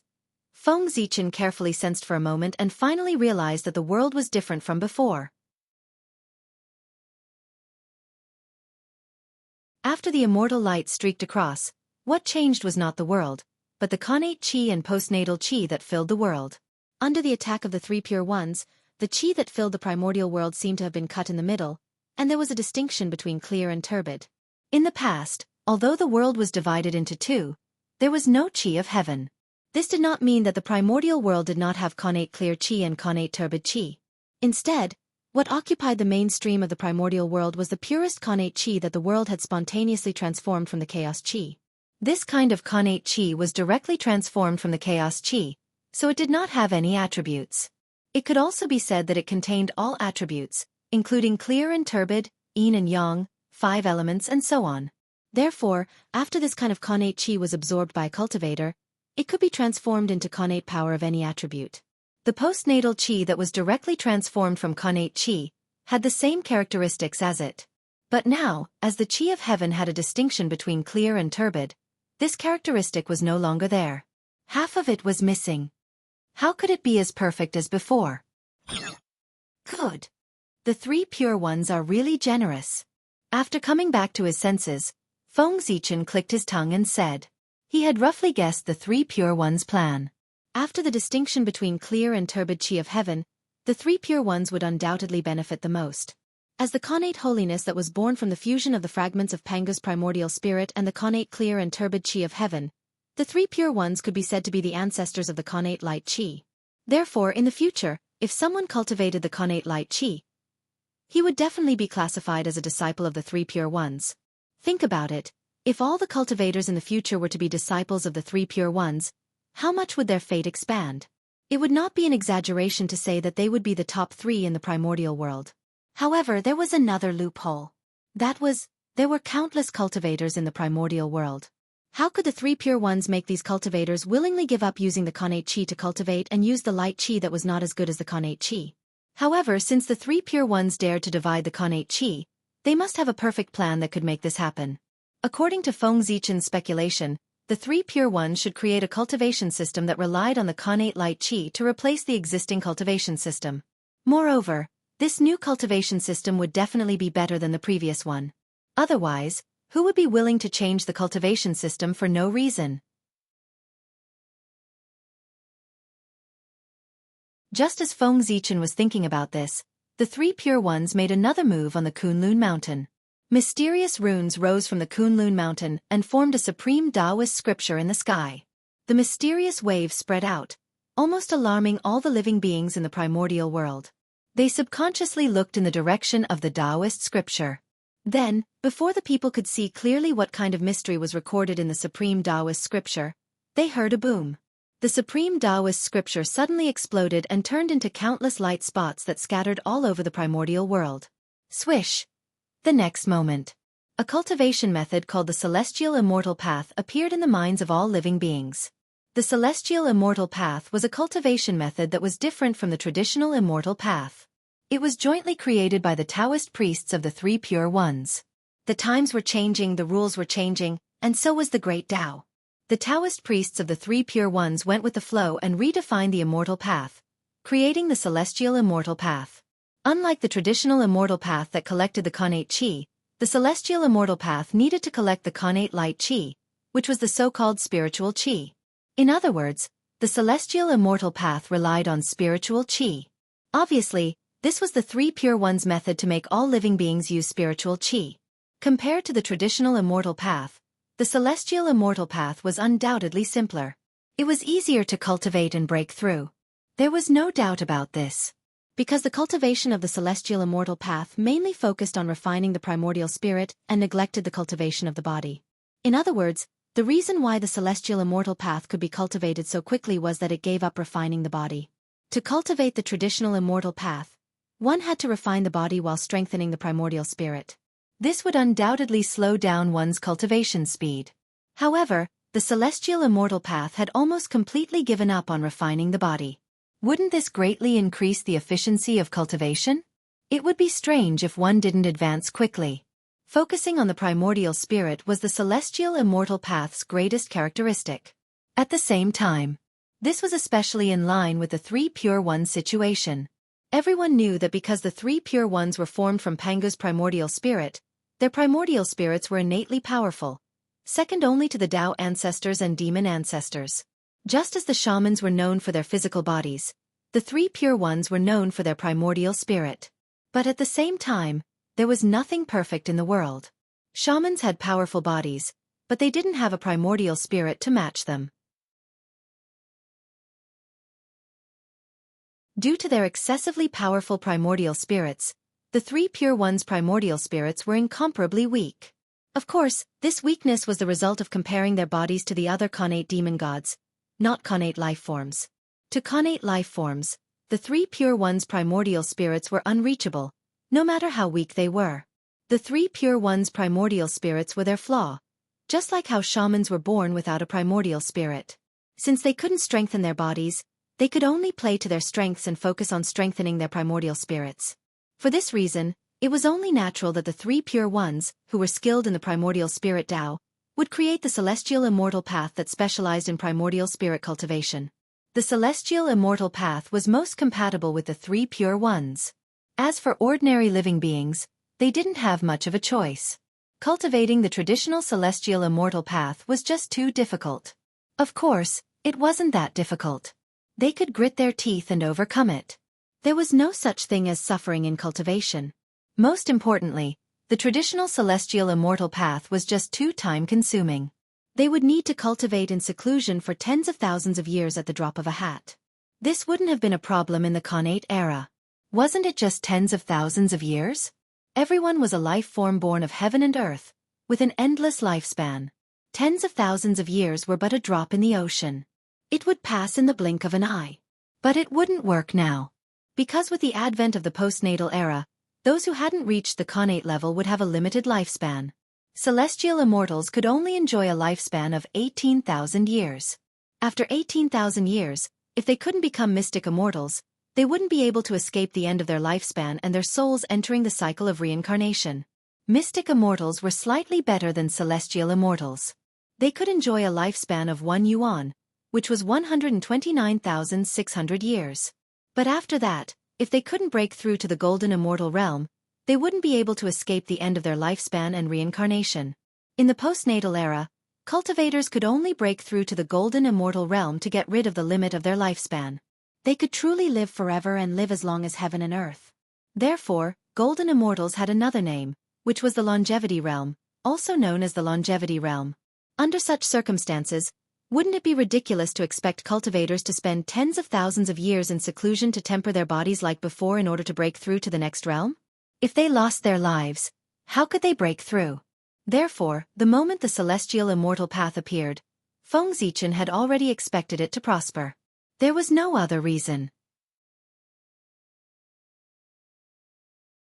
It was because the celestial immortal path could allow people to live longer. In the postnatal era, what cultivators valued the most was strength. However, in the postnatal era, although cultivators also valued strength, they valued lifespan more. If one didn't have enough lifespan, no matter how strong they would only be a grain of sand. In this case, what was the use of having strength? Only by completely breaking free from the limit of one's lifespan and not worrying about it would one have the right to pursue strength. At this moment, the appearance of the celestial immortal path could allow all living beings to break through to the next realm faster and obtain more lifespan. In the face of such a temptation, who could refuse? As for the celestial immortal path not being as strong as the traditional immortal path and being unable to temper the body, these were not problems. When one's lifespan was insufficient, one would naturally focus on increasing one's lifespan. However, after one's lifespan was enough, one should put the pursuit of strength first. What the body was too weak? That didn't matter. Without the limit of one's lifespan, there would naturally be time to temper it. Immortals. What they didn't lack the most was time. The powerful traditional immortal path would eventually be replaced by the more efficient celestial immortal path because it took too much time. Different environments of heaven and earth created different pursuits. This was the general trend and would not be changed by external forces. Lifespan.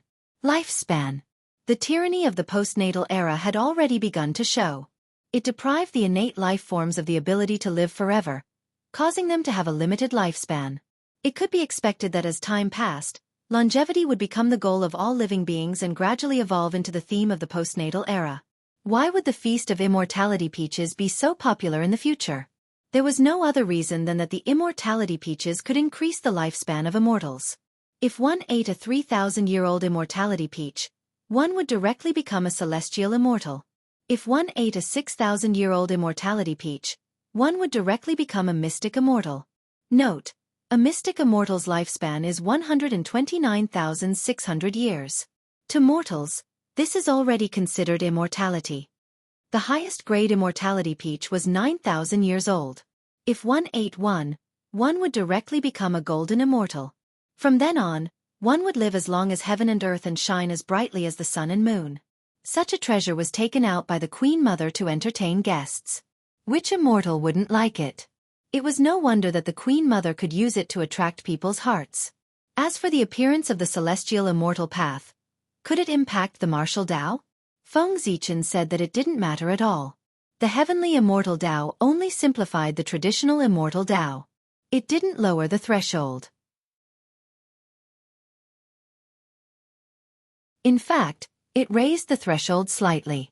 Those who couldn't cultivate the traditional immortal Tao in the past still couldn't cultivate the heavenly immortal Tao. Since that was the case, how could it affect the martial Tao? The martial Tao could be said to be a threshold without any threshold. It was the capital that allowed it to stand tall in the eldritch world. No matter how time passed, no matter how the environment changed, as long as people still pursued strength, the martial Tao would never decline. The essence of the martial Tao was to become stronger. And becoming stronger had long become the instinct of living beings. Since that was the case, how could the martial Tao decline? Even if there were many cultivation systems in the eldritch world, the martial Tao would at most be affected and be in a slump for a period of time. It wouldn't completely decline because of that. Unless every living being in the eldritch world was a genius. That way, there was a possibility that the martial Tao would decline. But was that possible? Everyone was like a dragon? That only existed in dreams. The difference was made by comparison. Therefore, Feng Zichen wasn't worried at all that the appearance of the heavenly immortal Tao would affect the martial Tao. However, the appearance of the heavenly immortal Tao made Feng Zichen see an opportunity to plot against the three pure ones. The clear and turbid qi were interdependent. The connate light qi was absorbed by the heavenly immortal Tao and became a resource for its advancement. But what about the connate turbid qi? Was he going to leave it there and not care? That wouldn't do. One had to know that the impact of the imbalance between clear and turbid was no less than the imbalance between yin and yang. Unfortunately, the three pure ones were born from the connate light qi and were the most noble. Although the connate turbid qi wasn't considered poison to them, it would still make them feel extremely filthy and difficult to approach. In layman's terms, they were born to dislike the connate turbid qi. It was just like how the magi were born to dislike the connate light qi. Therefore, to let the three pure ones absorb the connate turbid qi was even more uncomfortable than killing them.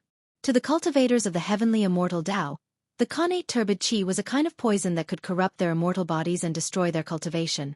As a result, the cultivators of the heavenly immortal Tao naturally hated the connate turbid qi. Not to mention absorbing it, they didn't even want to see it. However, the connate turbid qi was placed there and they could not deal with it. Otherwise, once the imbalance between clear and turbid qi led to a disaster, the karma caused by it would all be blamed on the three pure ones. Therefore, the three pure ones would definitely think of a way to solve the problem of too much connate turbid qi to prevent the imbalance between clear and turbid qi in the primordial world. As for how the three pure ones would solve the problem, Feng Zichen wasn't too sure and couldn't guess. However, no matter what method the three pure ones used, Feng Zichen didn't think that it was better than his method. That's right. Feng Zichen already had a plan in his heart about how to solve the problem of too much connate turbid qi. Moreover, he planned to be a good person this time and help the three pure ones solve the problem for free. Since the three pure ones could use the connate clear qi as the foundation to create a heavenly immortal Tao, Feng Zichen could also use the connate turbid qi as the foundation to create a supreme heavenly demon Tao and compete with the heavenly immortal Tao. The immortal Tao was on the stage. How could the demonic Tao be missing? One immortal and one devil, one clear and one turbid. Only in this way could it be in line with the balance of heaven and earth. The appearance of the heavenly demon Tao could be said to have made up for the flaws of the heavenly immortal Tao. It allowed the connate turbid qi to have a place to go. According to this, Feng Zichen had helped the three pure ones a lot and helped them make up for a fatal flaw.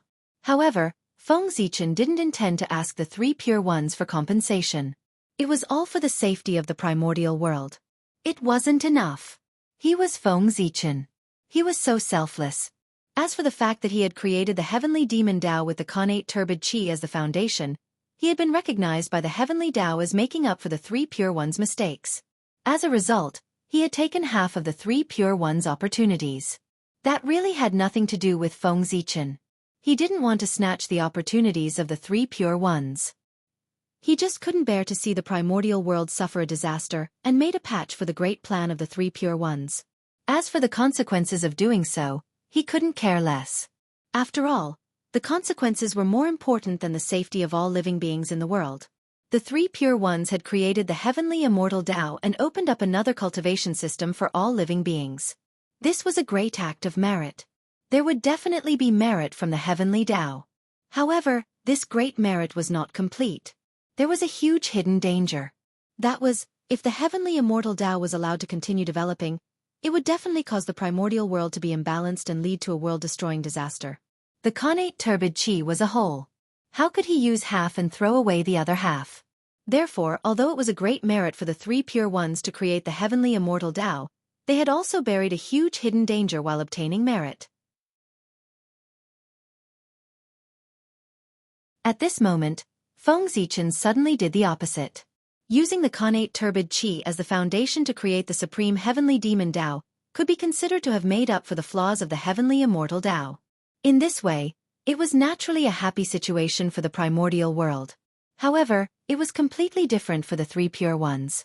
The immortal Tao and the demonic Tao, one pure and one turbid, were opposite but complementary. It could be said that it perfectly complemented the plan of the three pure ones. However, at the same time, it also meant that the demonic Tao would take half of the benefits from the three pure ones. However, this was not what angered the three pure ones the most. With the three pure ones' current status, the benefits brought by the creation of the heavenly immortal Tao were no longer worth their attention. Therefore, what really angered the three pure ones was the influence brought about by the appearance of the heavenly demon Tao. What influence? That was balance. In order to prevent the primordial and turbid from being imbalanced, the heavenly Tao would definitely come out to balance the forces of the immortal Tao and the demonic Tao. In other words, if one side was too strong, the heavenly Tao would suppress the strong side and support the weak side. In such a situation, if it was between two evenly matched forces, it would not be a problem at all. However, it was a big problem for the heavenly immortal Tao and the heavenly demon Tao. The heavenly immortal Tao had the traditional immortal Tao as its foundation. Its forces could definitely expand rapidly in a short time and become a giant in the primordial world. However, the heavenly demon Tao could not. The demonic Tao was almost suppressed to extinction by the Xianmen. It could be said that it did not even have a foundation in the primordial world. The development of the heavenly demon Tao could only rely on itself. It was impossible for it to compete with the heavenly immortal Tao. However, once the heavenly demon Tao and the heavenly immortal Tao formed a symbiotic relationship, the heavenly Tao would definitely support the heavenly demon Tao and suppress the heavenly immortal Tao to achieve a balance between the two. Once this situation was formed, it was equivalent to the three pure ones working hard for half a day to make a wedding dress for someone else. Not only did they not reap much benefits, but they also nurtured an opponent that they could not destroy. In this way, how could the three pure ones not be angry? And this was the big gift that Feng Zichen had prepared for the three pure ones. He believed that once this matter was completed, it would definitely leave an indelible impression on the three pure ones. It would make them feel heartache for the rest of their lives. At the thought of this, Feng Zichen could not help but feel a sense of joy in his heart. He had been suppressed by the three pure ones for a long time.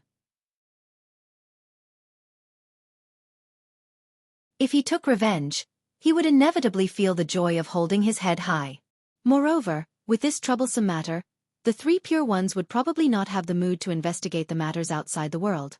With that thought in mind, Feng Zichen silently contacted the ultimate void and the mental demons that were secretly developing in the ultimate void.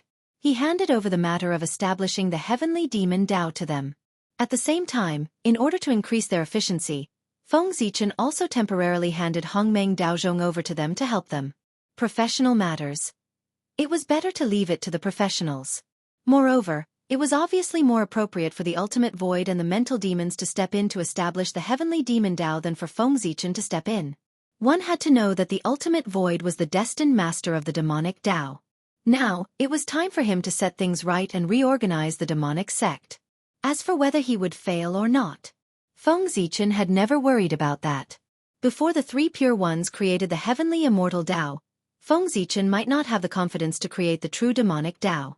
However, after the appearance of the heavenly immortal Dao, he had great confidence.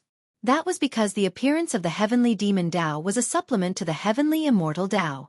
It was beneficial to the primordial world. Therefore, he had the help of the heavens. The most difficult thing had already been done by the three pure ones. Next, the ultimate void and the mental demons only needed to imitate the heavenly immortal Dao step by step, and they would be able to establish the heavenly demon Dao. In addition, with the help of Hongmeng Daozhong, if he could still fail, it could only be said that Fengzichen deserved to be suppressed by the three pure ones for the rest of his life. Just as Fengzichen was thinking about how to plot against the three pure ones, the three pure ones did not choose to stop immediately after establishing the heavenly immortal Dao. Instead, they continued to move. Rumble! Kunlun Mountain suddenly shook violently. Soon after, an immortal light that was even more resplendent than before rose from Kunlun Mountain, illuminating the entire primordial world. The immortal light was so strong that even Fengzichen narrowed his eyes slightly in the boundless starry sky. This is the power of the heavenly Dao. The three pure ones actually used the power of the heavenly Dao. What are they planning to do? Fengzichen could not help but exclaim in shock as he activated the Galaxy Cosmic Light Array to disperse the immortal light. Although the three pure ones were powerful, it was impossible for them to break through the seal of the boundless starry sky and project the immortal light onto Ziwei Star. But now they had done it. It could only be said that they had used the power of the heavenly Dao. Only the power of the heavenly Dao could break through the seal of the boundless starry sky and shine the immortal light in. The reason why the saints were invincible in the primordial world and suppressed the group of primordial chaos Daluo Jingxian was that they could mobilize the power of the heavenly Dao. In the primordial world, who could rival the heavenly Dao? The saints who could mobilize the power of the heavenly Dao were naturally invincible. What are the three pure ones trying to do? They even used the power of the heavenly Dao. At this moment, Fengzichen looked extremely serious. He put all his attention on Mount Kunlun and carefully watched every move of the three pure ones, trying to figure out their intentions. Fengzichen was not the only one who paid attention to it. The other saints and great mediums were the same. When they realized that the three pure ones had used the power of the heavenly Dao, everyone knew that something big was going to happen. There would be an unknown change in the primordial world. Otherwise, why would the three pure ones use the power of the heavenly Dao? One had to know that the three pure ones alone were enough to wipe out the entire primordial world.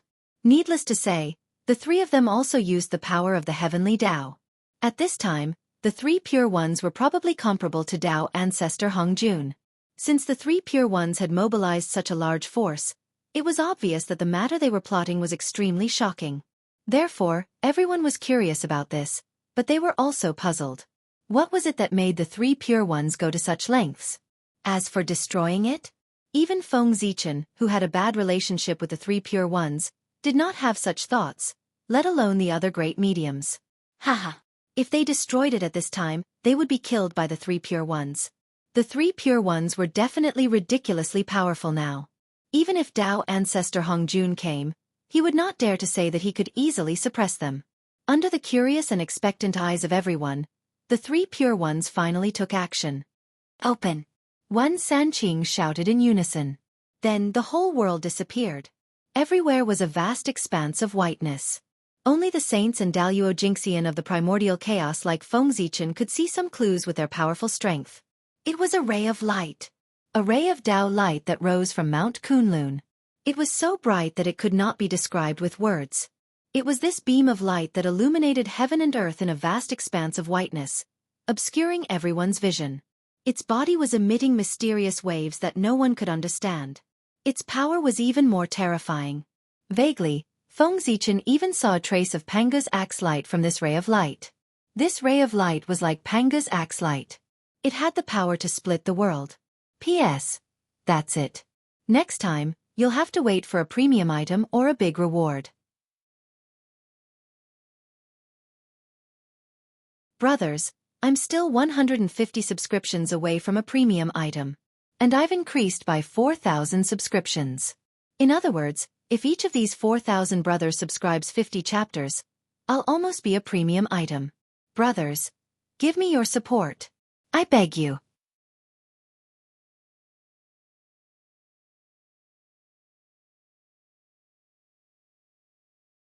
Chapter 699.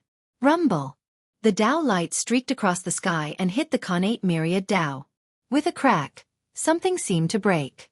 Specks of light scattered from the connate myriad Tao and floated down to the eldritch wilderness. Swish! Another beam of immortal light slashed through the air, repeating the same action as before and slamming into Tao of the connate myriad Tao. Boom! The connate myriad Tao trembled and scattered more specks of light. Swish! Swish! Swish! Swish! One after another, immortal light rose from Mount Kunlun and slashed at the connate myriad Tao. The three pure ones didn't stop until the 36th immortal light hit the connate myriad Tao. Meanwhile, the innate myriad Tao's body was covered in cracks after being attacked by the 36 immortal lights.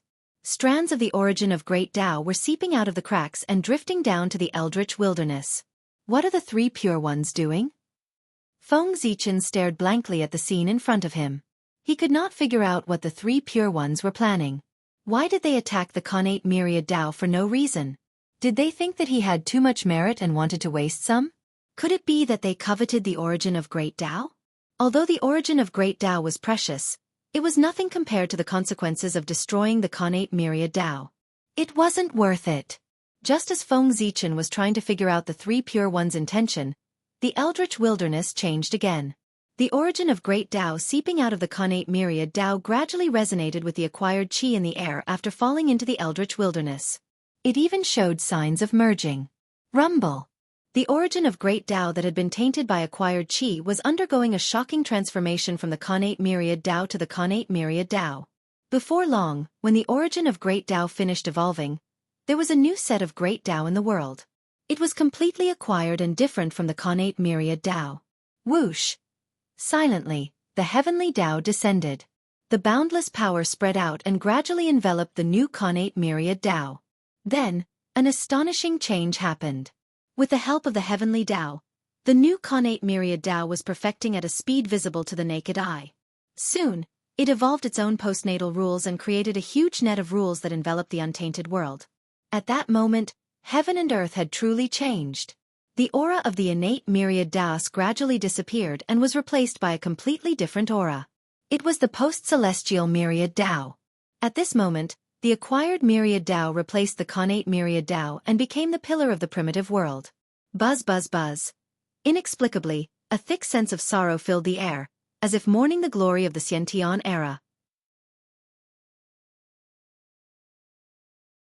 If even the primordial myriad Tao was replaced by the acquired myriad Tao, then the traces of the primordial era in the untainted land would disappear completely. This time, the Xiantian era had truly become a thing of the past, existing only in the memories of all living beings. How generous! At this time, the great masters, including Feng Zichen, finally understood the three purities' goal. This was a complete transformation of heaven and earth. Wasn't changing the rules of the great path of heaven and earth the same as changing the world? All of a sudden, the three purities really became the Tao ancestors of the postnatal era. Their status was close to that of Feng Zichen, the postnatal Tao ancestor. However, the three purities did not do this without paying a price. Not only did they hurt the primordial myriad Tao, but they also took away their status, making them completely history. How could the primordial myriad Tao not hate the three purities? Perhaps the primordial myriad Tao could not do anything to the three purities, but their disciples were unlucky.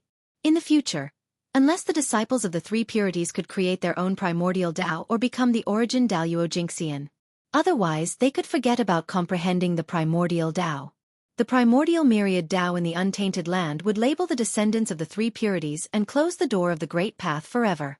Want to use the primordial myriad Tao to attain Tao? Wake up, stop dreaming. The descendants of the three purities had no chance. However, it did not matter. Anyway, the disciples of the three purities had been implicated by their master and could not attain Tao. It did not matter to them whether they cultivated the primordial myriad Tao or not. On the contrary, The postnatal myriad Tao made them see the possibility of taking a step forward. Rumble. The net of rules formed by the postnatal Great Path spread rapidly and soon reached the boundless starry sky, about to cover it. However, how could Feng Zichen allow this to happen? The boundless starry sky was self-contained and would not allow external forces to touch this place. Retreat.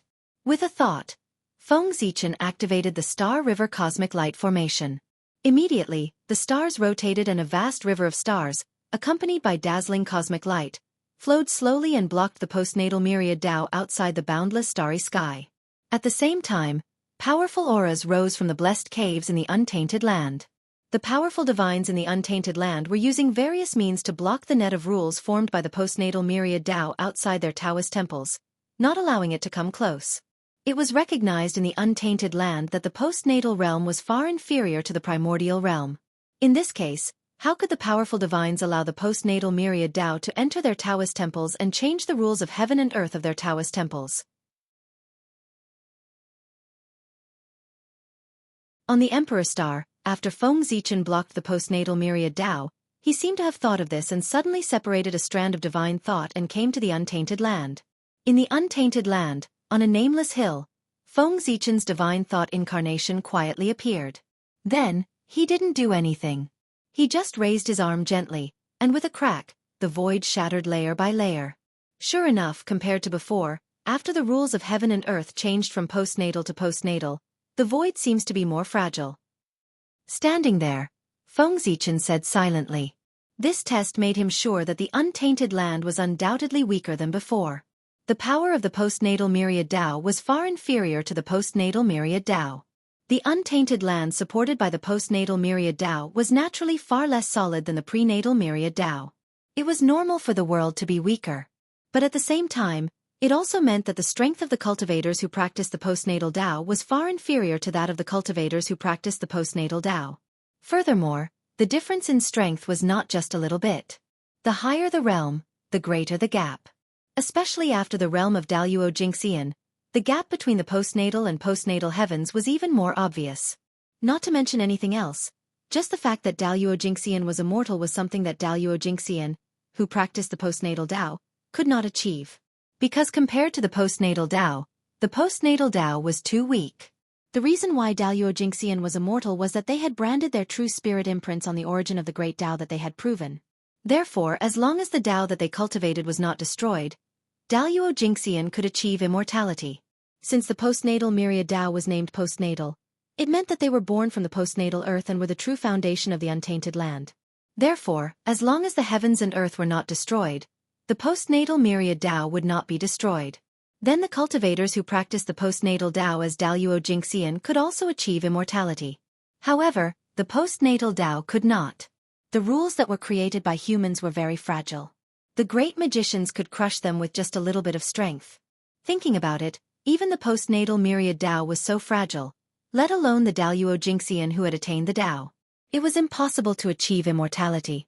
Both sides were not on the same level at all. The Daluo Jingxian who had attained the postnatal Tao was known as the Taoist priests. However, the Daluo Jingxian who had attained the postnatal Tao was only the Daluo Jingxian.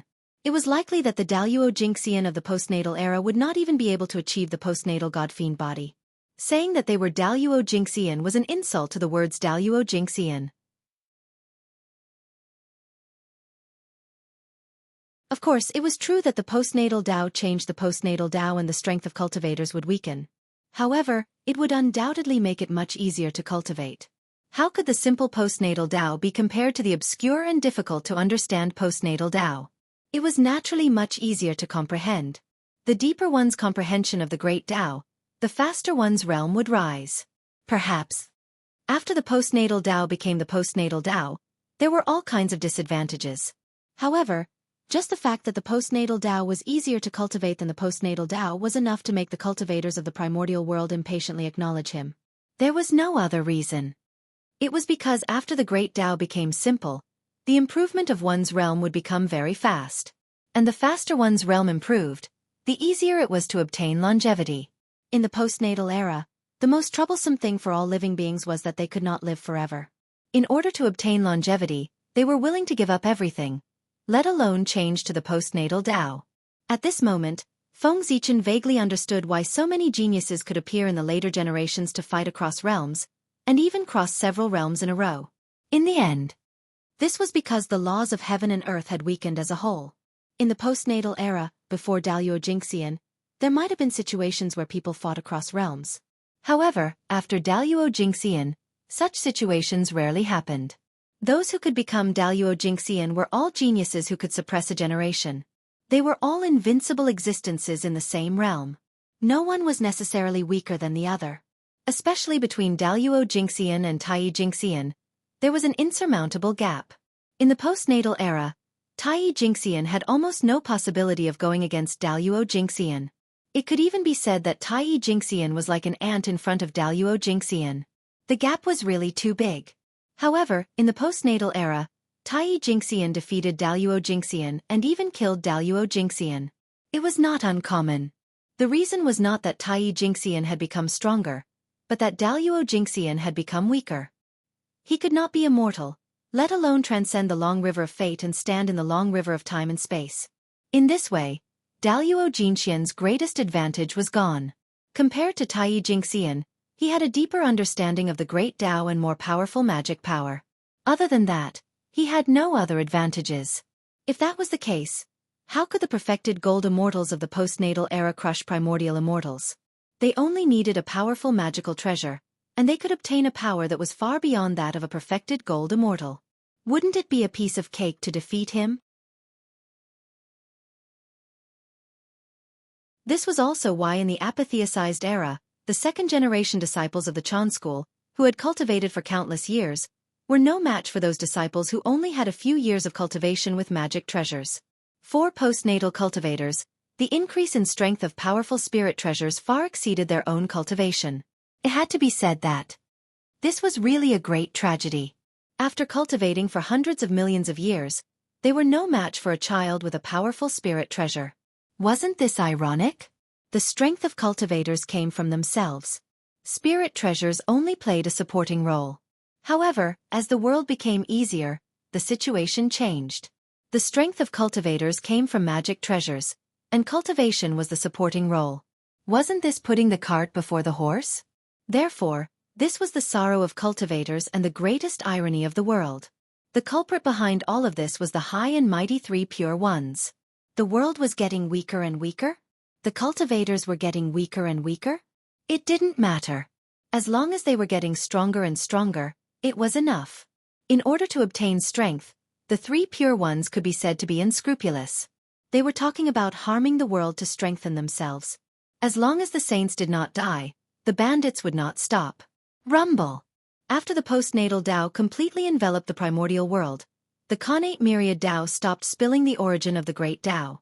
Instead, it slowly recovered with the help of the origin of the heavenly Tao.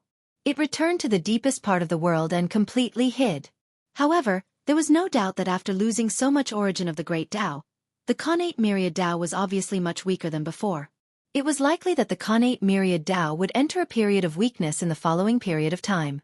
This was obviously not a good thing for cultivators who cultivated the connate Tao. Originally, with the isolation of the postnatal Tao, it was very difficult for cultivators who cultivated the connate Tao to sense the connate Tao. In this way, if the connate Tao entered a period of weakness, it would be even more difficult for these cultivators to comprehend the connate Tao. It was estimated that those cultivators who were originally unwilling to change to the postnatal Tao would have no choice but to change to the postnatal Tao when they could not sense the connate Tao. Although cultivating the postnatal Tao would weaken, at least they could continue to become stronger. However, if they cultivated the connate Tao, their future would be hopeless. Since that was the case, it was obvious how to choose. Sigh. The last chance for the connate Tao to recover was gone just like that. This plan, one step after another, calculated the connate Tao tightly and did not leave any room for it. It had to be said that the three pure ones' methods were perfect. According to this, the rise of the postnatal Tao was inevitable. This was the general trend and could not be resisted. Didn't you see that even the heavenly Tao had come and facilitated all of this? Otherwise, with just the three pure ones' strength, how could they complete all of this in such a short period of time? When everything calmed down and the primordial world returned to peace, The heavenly Tao also began to reward the three pure ones according to their merits. The first thing to be given to them was naturally the merit for establishing the heavenly immortal Tao. Dazzling golden light gathered in the sky and turned into a huge golden cloud that descended towards the three pure ones. That was the Xianhuang merit, the supreme treasure that everyone dreamed of. Looking at the amount of Xianhuang merit, at least 10 real Daluo Jingxian or a quasi-saint could be born. This amount was not small. Even with the three pure ones' wealth, they had to pay attention to it. Therefore, when they saw the merit descending, the three pure ones smiled for the first time in a long time. However, the moment the smile appeared on their faces, it froze on the spot. Then, torrential anger rose in their hearts. The reason was that the ruins of the End and the mental demon had finally made a move. The scene pulled to the previous moment, which was when the Xianhuang merit had just descended. In the northernmost part of the primordial world, the land of the End, where the ruins of the End were located, the peace that had lasted for countless years was broken. Two black-robed figures quietly appeared and stood quietly above the ruins of the End. Then, the two of them set up an altar and placed offerings on it. They swore to the heavens, "Today, the two of us, the ruins of the End, mental demon, have sensed that the world is lacking and the clear and turbid are out of balance. Therefore, we have specially established the supreme heavenly demon Tao to refine our bodies with the connate turbid qi. One immortal and one devil, one clear and one turbid, make up for the lack of heaven and earth and maintain the balance of the clear and turbid. That is the principle of the cycle of heaven and earth. I hope the heavens will bear witness. Heavenly demon Tao, establish." As the voices of the ruins of the End and the mental demon fell, a powerful demonic aura suddenly rose between heaven and earth. It merged with the connate turbid qi and gave birth to a supreme demonic scripture. Boom! The demonic scripture shattered, turning into countless strange runes that scattered into the primordial world. At the same time, in the minds of all living beings in the primordial world, the cultivation method of the heavenly demon Tao naturally appeared. This was a cultivation method that was extremely opposed to the heavenly immortal Tao. The heavenly immortal Tao was the immortal Tao, and the heavenly demon Tao was the demonic Tao. The heavenly immortal Tao collected the connate clear qi to cultivate, and the heavenly demon Tao collected the connate turbid qi to cultivate. The heavenly immortal Tao specialized in cultivating the essence soul, and the heavenly demon Tao specialized in refining the body. In short, the heavenly demon Tao would do whatever it was that was against the heavenly immortal Tao. These two cultivation methods could be said to be two extremes. Of course, although these two cultivation methods were opposing, their origins were still the same. From the same origin, they developed in two opposite directions and reached their respective peaks. In other words, the heavenly immortal Tao and the heavenly demon Tao could be cultivated together. One specialized in refining the body, while the other specialized in cultivating the essence soul. They complemented each other. If they could achieve greater mastery, they could be said to be invincible among the same level. However, this was just talk. How difficult would it be to achieve this? The heavenly immortal Tao was the immortal Tao, and the heavenly demon Tao was the demonic Tao. As the saying went, immortals and demons could not coexist. Just letting the two coexist was enough to stump countless geniuses. Not to mention achieving greater mastery at the same time. It was almost impossible.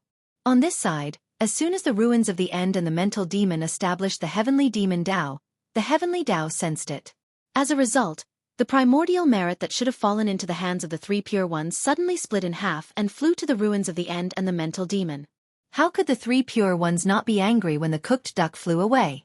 Not to mention, after a short hesitation, the three pure ones figured out the crux of the matter. Undoubtedly, they were even more furious. It had always been the three pure ones who schemed against others. When was it their turn to be schemed against? And they were schemed against so ruthlessly? It could be said that all the efforts they had made previously had been made for others, especially when the person who schemed against them was their mortal enemy, the demonic Tao. P.S. Begging for a subscription. I'm almost dead. Premium products will definitely be explosive. You're tuning in to the Wisdom Diary YouTube channel. Don't forget to subscribe and join us on this journey to catch the most captivating stories.